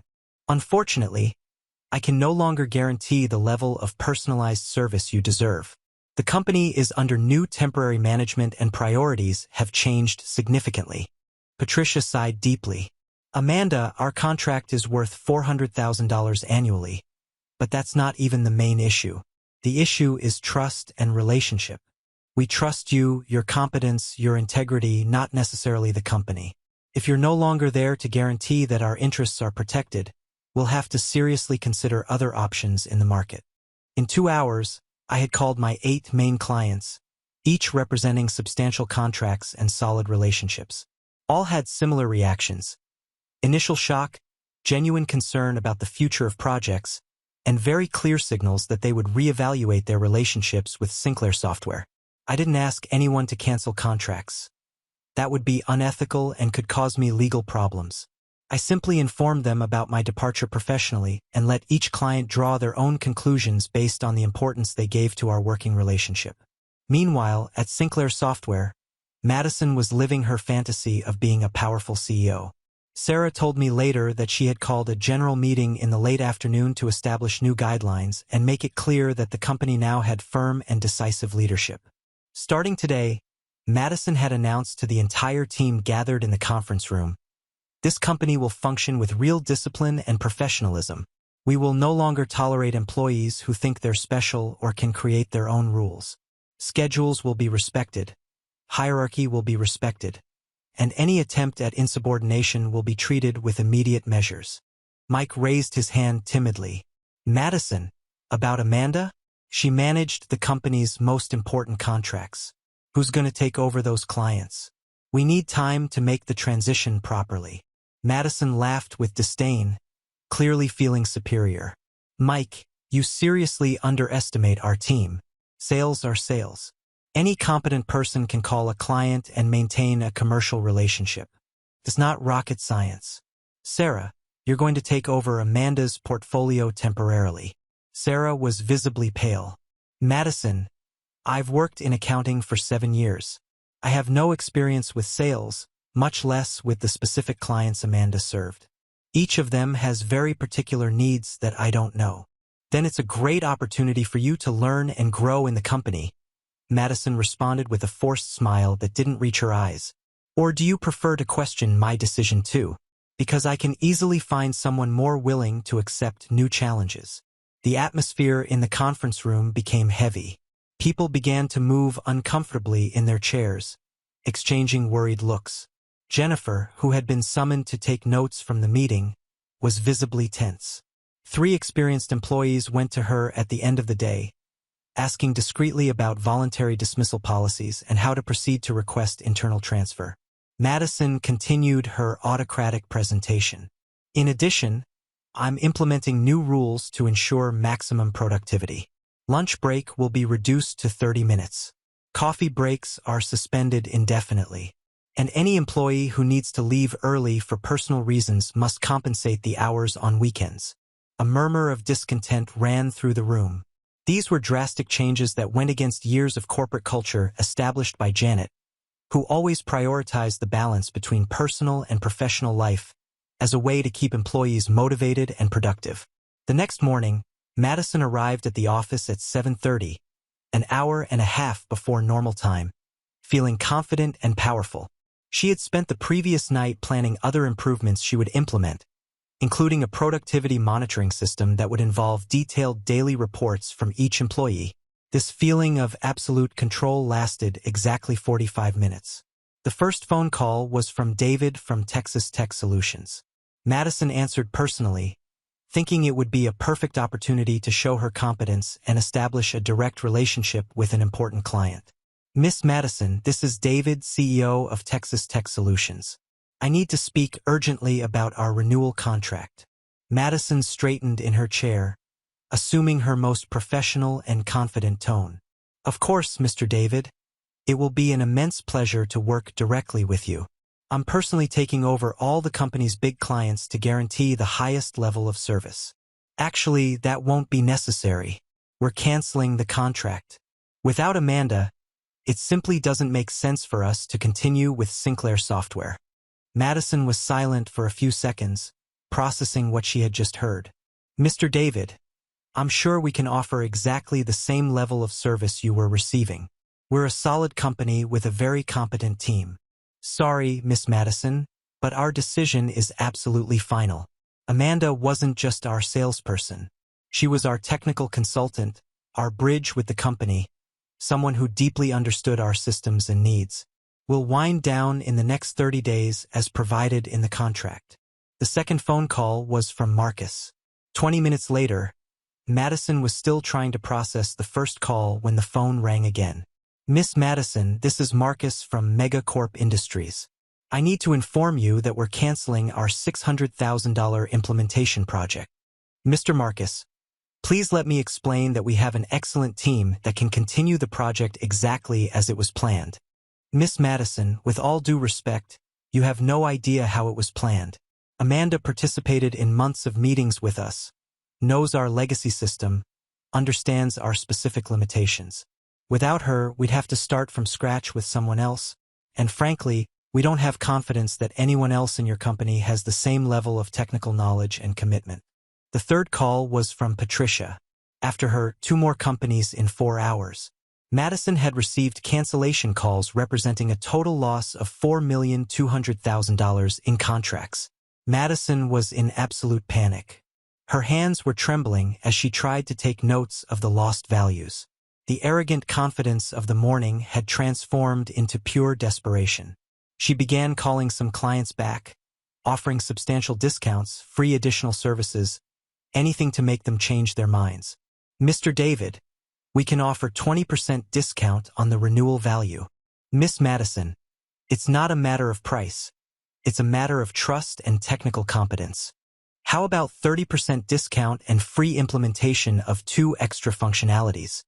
Our decision is final. Thank you. But the answer was always the same. Our relationship was with Amanda, not with the company. Without her, we don't have confidence in service continuity. Amanda understood our needs in a unique way. That's when Madison began desperately blaming the other employees. During an emergency meeting called at 2 o'clock in the afternoon, she exploded. You sabotaged on purpose. Someone here said something harmful to those clients. I want to know who it was. Sarah, who was desperately trying to understand the complex client portfolio she had inherited without any training or preparation, raised her hand nervously. Madison, I think you're not understanding how long-term commercial relationships work. Amanda wasn't just a salesperson. She was a strategic consultant for those clients. She knew their systems, participated in planning meetings, solved specific technical problems. Don't come to me with lame excuses. You're going to win back those clients or I'll replace this entire incompetent team. Madison screamed, banging her hands on the conference table. It was at that moment that Mike, the most experienced developer in the company and one of the most respected people on the technical team, slowly stood up. Madison, with all due respect, I think you're being completely unfair to us and disrespectful to the work Amanda did. She built those relationships over years based on trust, technical competence, and dedication. It's not something you replace overnight, nor with threats or screaming. Are you questioning my leadership, Mike? Madison asked with a dangerous voice. Mike looked around the room, seeing the faces of fear, desperation, and frustration of colleagues he had respected for years. Jennifer was clearly trying not to cry. Sarah looked exhausted and overwhelmed. Even Linda from finance was present at the meeting with an expression of deep concern. "No, Madison," Mike said with a calm that contrasted dramatically with her hysteria. "I'm resigning." And with that, he took his laptop, calmly turned it off, and left the conference room, leaving Madison alone with her anger and a company that was literally crumbling around her. Mike's exit was like a stone thrown into a calm lake. The wave spread quickly throughout the entire office. Within hours, Jennifer received 2 additional resignation requests. Tom from technical support and Lisa from development. Both cited incompatible changes in company culture as the main reason. Madison was desperate. In less than 48 hours, she had lost more than $4 million in contracts and 3 experienced employees. The company that Janet had carefully built over 15 years was disintegrating in her daughter's hands. On Wednesday night, Madison decided to take an action that would definitively reveal her character. She got my personal number through HR files and called me at 9:40 at night. I was at home organizing my thoughts and considering my next steps when the phone rang. "Amanda." Her voice was tense, almost hysterical. "Madison, what do you want? You need to undo the damage you caused. I know it was you who convinced those clients to cancel their contracts. This is corporate sabotage." I took a deep breath, keeping my voice calm and controlled. "Madison, I simply informed my clients, my ex-clients, that I was no longer at the company. They drew their own conclusions based on the importance they gave to our working relationship." "Lie. You said something to deliberately harm the company. I want you to call each of them and undo the situation immediately." "And why would I do that?" I asked, genuinely curious to see how far she would take this conversation. "Because if you don't, I'll sue you for tortious interference with company contracts. I'll destroy your reputation in the market. I'll ensure you never work in the technology area in Austin again." It was at that moment that something definitively changed inside me. Madison's threats were the catalyst I needed to understand that I couldn't let this pass. It wasn't just about me anymore. It was about all the people she was mistreating and would still mistreat if she continued in that position of power. "Madison," I said with a calm that surprised even myself, "you physically assaulted me, fired me without just cause, stole my legitimately earned commission, and now you're threatening me. I think you should reconsider your strategy. I didn't steal anything and I didn't assault anyone. You were insubordinate and I have dozens of witnesses to what happened. Madison, and all our company policies are documented. You invented a rule on the spot to steal almost $100,000 from me." There was a tense silence before she exploded. "You can't prove anything, and even if you can, who's going to believe you against the Sinclair family? I think we'll find out." And I hung up. The next morning, I called Caroline, a respected labor attorney in Austin who had an excellent reputation in defending employee rights. I had found her name through an online search, and her credentials were impressive. Harvard graduate, 15 years of experience in labor law, multiple victories in high-visibility cases. Caroline received me in her office on Thursday morning. She was a woman in her early 40s, perfectly arranged, gray hair, who radiated competence and confidence. Her office was full of law books and award certificates. But what impressed me most was the genuine attention she paid to my story. "Amanda, let me see if I understood correctly," she said after I finished reporting the events. "You were physically assaulted at the workplace, fired without just cause, had wages improperly withheld, and then were threatened by phone. Is that right?" "Exactly. And I have multiple witnesses for all these events." Caroline made some notes on a legal pad. "How many people witnessed the assault?" "The entire office. At least 15 people saw Madison hit me with the clipboard. And the wage withholding. Linda from finance can confirm that Madison invented a rule on the spot to steal my commission of almost $100,000. Caroline nodded, her eyebrows rising slightly. "Amanda, I'm going to be direct with you. This is one of the clearest cases of labor rights violations I've ever seen. We have documented physical assault, termination without just cause, improperly withheld wages, hostile work environment, and now post-employment intimidation. Any one of these points alone would be sufficient for a lawsuit. Together, they form an extremely solid case. I felt a wave of relief and validation. Finally, someone with authority was confirming that I wasn't exaggerating or being dramatic. What would be the next step? I asked. First, we're going to document everything formally. I want written statements from all the witnesses you mentioned. Second, we're going to send a formal letter to Sinclair Software demanding immediate payment of your withheld commission and compensation for damages caused. Third, if they don't respond adequately, we file a civil lawsuit. And about the threat Madison made to me last night? Caroline smiled for the first time in our conversation. That was a very big mistake on her part. Attempted intimidation of a witness can be considered a crime. If you recorded the conversation or have some way to document it, it strengthens our case even more. Unfortunately, I hadn't recorded the call, but I explained to Caroline that Madison would probably make more contact attempts, and she instructed me to document any future communication. Meanwhile, at Sinclair Software, the situation was deteriorating rapidly. Sarah told me later that Madison had become even more controlling and paranoid. She implemented a system where all employees had to report their activities hour by hour. She prohibited personal conversations during work hours and, more bizarrely, hired a security company to monitor suspicious activities in the office. The company was also facing enormous practical problems. Without Mike, Tom, and Lisa, the technical department was severely reduced. Sarah was trying to manage a client portfolio she didn't understand, and the few remaining clients began complaining about service quality. On Friday, 2 days after my conversation with Caroline, Sinclair Software lost 2 more important clients. Dallas Tech Solutions canceled a $300,000 contract, and Houston Industries decided not to renew an annual agreement worth $250,000. Both cited changes in service quality as the main reason. Madison was literally panicking.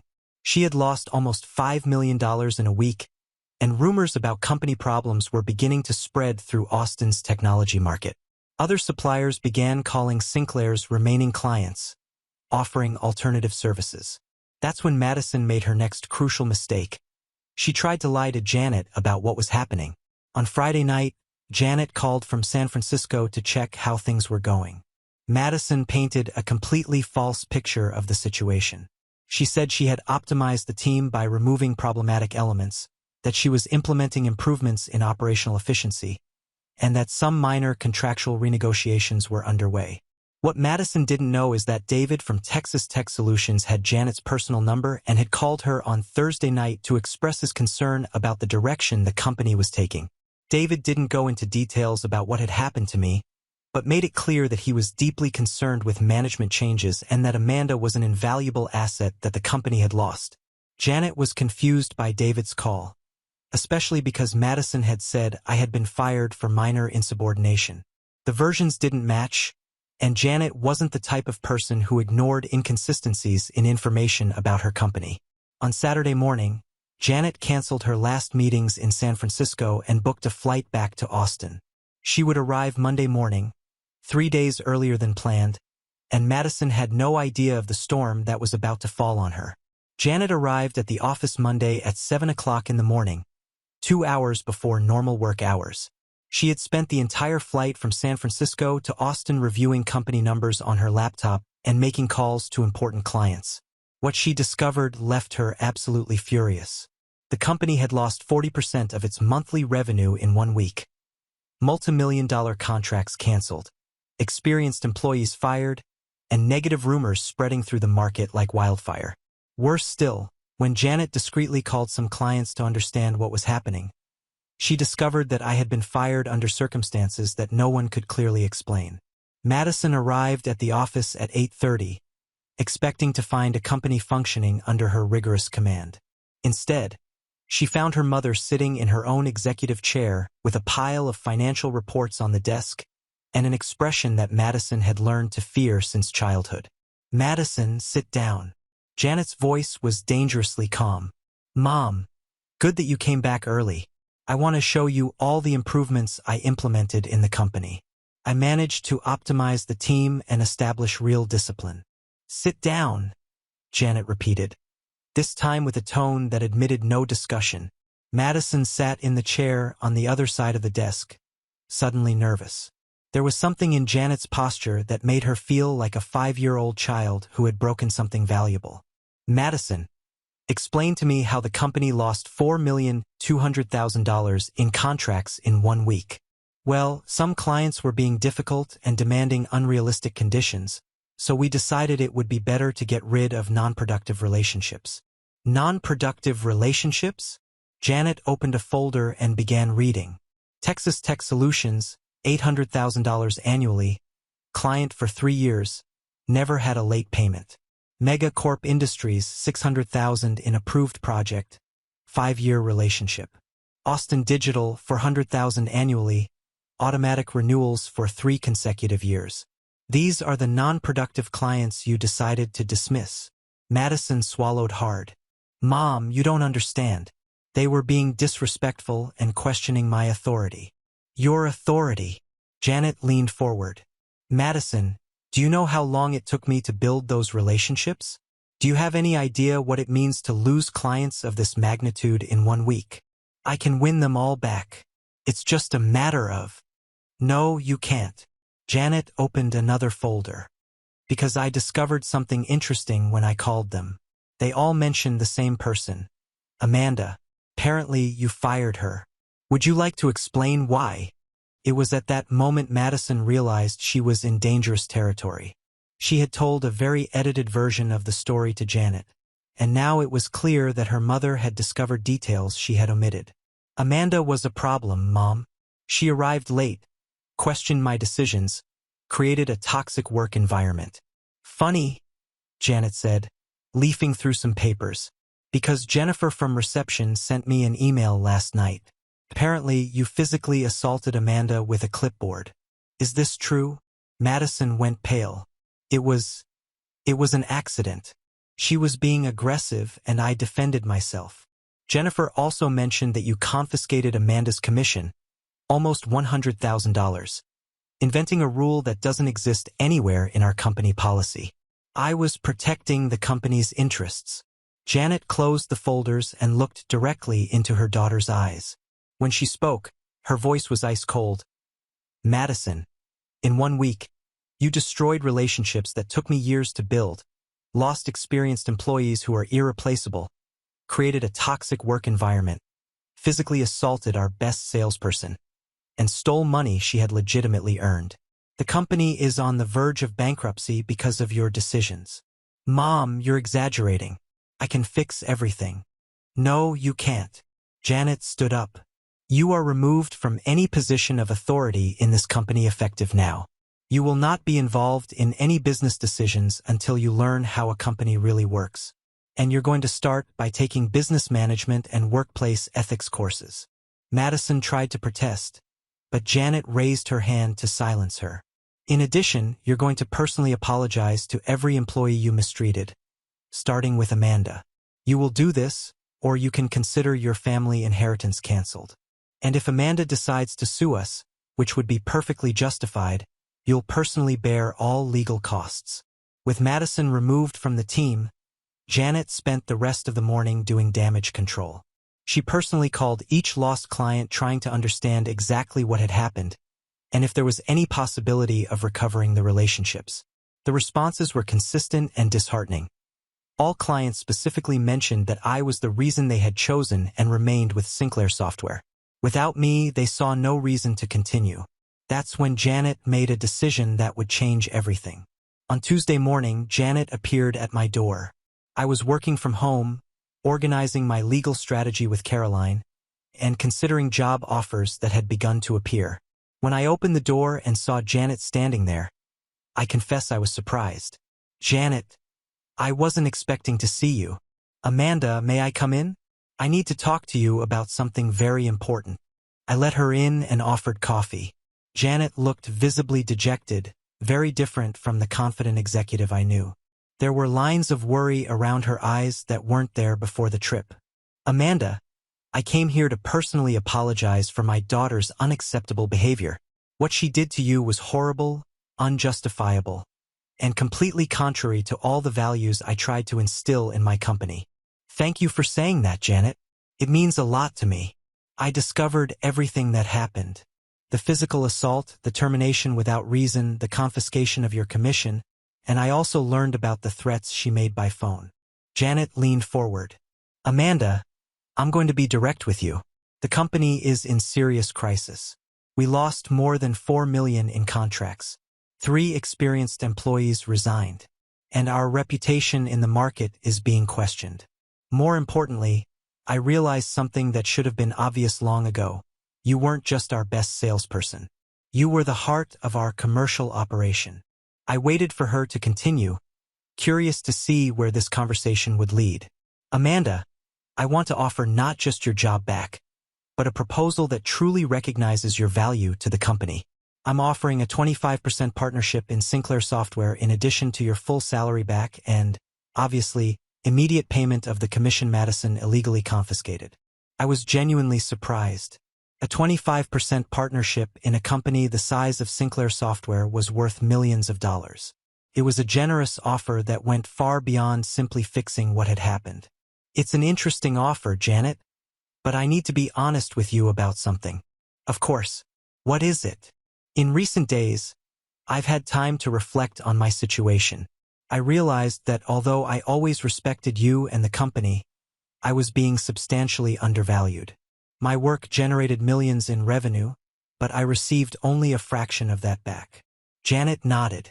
You're absolutely right. That's why I'm offering the partnership. I appreciate that, but 25% still doesn't adequately reflect my real contribution to the company. Besides, after what happened with Madison, I need guarantees that this will never happen again. What do you have in mind? I took a deep breath. Caroline had helped me prepare for this conversation, and I knew exactly what I wanted. Janet, I'm willing to return, but with specific conditions that protect both my interests and the company's future. I'm listening. First, 35% equity participation, not 25%.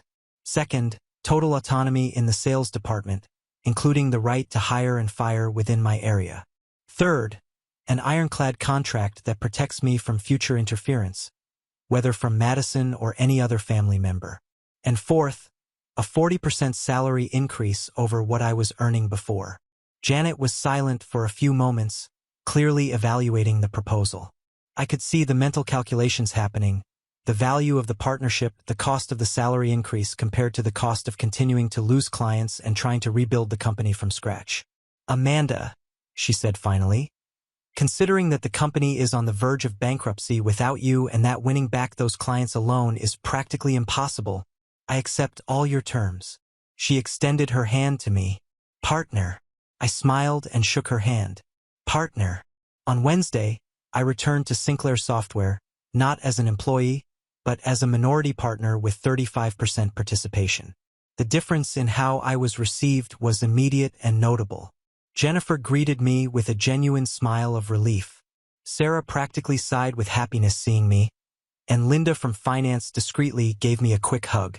Amanda, so good that you're back, Sarah said. I was trying to manage your client portfolio, and it's impossible.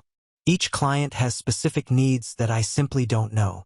My first task was to win back the lost clients. I started by calling David from Texas Tech Solutions. David, it's Amanda. I know you canceled the contract with Sinclair Software, and I don't blame you one bit. But I'd like to inform you that there was a significant change in the company. I'm now a partner in the company and have total autonomy over the commercial department. Amanda, what a dramatic change. Does this mean you have control over how our projects are managed? Exactly. Besides, I implemented new protocols to ensure that service quality not only returns to the previous level, but is even better. Interesting. Let me talk to my team. But if you're personally guaranteeing continuity and quality, we can reconsider. The calls to Marcus and Patricia had similar results. In 1 week, I managed to win back 6 of the 8 lost clients. The other 2 had signed contracts with competitors but made it clear they would consider returning when those contracts expired. While I rebuilt our client base, Janet dealt with the legal consequences of Madison's actions. Caroline had sent a formal letter demanding payment of my confiscated commission, plus moral damages for the physical assault and inadequate treatment. To avoid a public lawsuit that would further damage the company's reputation, Janet agreed to pay a substantial settlement.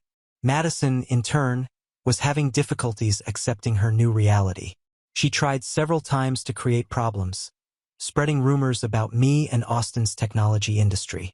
She told acquaintances at other companies that I was problematic and disloyal, trying to damage my professional reputation. Ironically, this strategy backfired completely. Austin's technology community is relatively small, and many people already knew my reputation for professionalism and competence. When conflicting stories began circulating, Madison saying I was problematic while respected clients spoke openly about my professional excellence, people quickly realized who was lying. Worse for Madison, some executives she had approached to spread rumors were people I had worked with directly over the years. When David learned that Madison was trying to damage my reputation, he personally called 2 other CEOs in Austin to tell the true story of what had happened at Sinclair Software. The shot backfired spectacularly. Instead of damaging my career, Madison's attempts to defame me only consolidated my reputation as a competent professional who had been unfairly treated and who had reinvented herself impressively. With my new partner position, I implemented significant changes in the company. First thing, I hired back Mike, Tom, and Lisa, offering all substantial raises and contractual guarantees that they would never again be subjected to the type of treatment they had received. All accepted to return, relieved to see that the company would again have competent leadership. Second, I completely restructured our client service process. We created a system where each important client had a dedicated account manager, but also a backup team that knew their specific needs. This would ensure we would never again be vulnerable if a key employee left the company. Third, I established a continuous training program for the entire sales team, ensuring everyone understood not only our products but also the specific needs of different types of clients. The results were impressive. In 3 months, we not only recovered the lost clients but also closed contracts with 5 important new companies. Our quarterly revenue was 20% higher than in the same period the previous year. More importantly, the work environment at the company was completely transformed without the toxic atmosphere Madison had created. Employees returned to being productive and creative. Jennifer told me it was like the company had started breathing again after months of tension. Janet, in turn, was impressed with the results and clearly relieved to have made the right decision. During one of our weekly partner meetings, she told me, "Amanda, I realized I should have offered a partnership years ago. You were always the heart of this company. But I was so focused on maintaining family control that I didn't adequately recognize your contribution." 6 months after my return, I received an unexpected call. It was the CEO of a large technology company in Dallas who had heard about our business transformation and wanted to know if we would be interested in a strategic partnership that could be worth tens of millions of dollars. During the meeting, he told me something I'll never forget. "Amanda, what impresses us most aren't just your numbers, but the way you transformed a crisis into opportunity. This demonstrates exactly the type of strategic leadership we look for in our partners." Madison, meanwhile, was struggling to rebuild her own reputation. Janet forced her to take intensive courses in business management and workplace ethics, but everyone knew it would be a long road until she could be considered for any leadership position again. She tried to get positions at other technology companies in Austin, but her reputation had preceded her. The story of what happened at Sinclair Software had spread through the local business community, and experienced executives avoided hiring someone with a proven track record of creating toxic work environments. Eventually, Madison was forced to accept a junior position at a small startup, earning a fraction of what she used to receive as an allowance from the family company. It was a hard lesson about the real consequences of treating people with disrespect and incompetence. 1 year after everything started, I was sitting in my new office, now decorated with business excellence awards and photos from industry events where I had been invited to speak about leadership and business transformation. Sinclair Software had become a case study on how to recover from a management crisis, and I was frequently invited to tell our story at conferences. Sarah had been promoted to financial supervisor, Mike became our technology director, and Jennifer took on a new position as human resources coordinator. The company had not only survived the storm created by Madison but had become stronger and more resilient. The most ironic thing of all is that Madison, in trying to humiliate me and destroy my career, inadvertently gave me the opportunity to achieve something I never would have imagined possible. Her arrogance and cruelty were the catalysts that transformed me from employee to successful entrepreneur. Today, when I look back, I can honestly say I'm grateful for the experience, however painful it was at the time. It taught me that my value didn't depend on other people's validation, that I had leadership capabilities I didn't even know I possessed, and that sometimes the worst situations can transform into the best opportunities. Madison learned in the hardest way possible that treating people with cruelty and disrespect has real consequences. Her attempt to use temporary power to humiliate someone she considered inferior resulted in her own professional and personal downfall. Sinclair Software prospered. Our team united more than ever, and I discovered that I had drastically underestimated my own potential for years. Sometimes the best transformations come from the most unexpected situations, and the person who tries to bring you down can end up being the one who elevates you to heights you never imagined reaching. We have reached the end. If you enjoyed this video, please be sure to like and subscribe to the channel for more videos like this, and give us your thoughts about the stories in the comments section. Thank you and see you in the next video.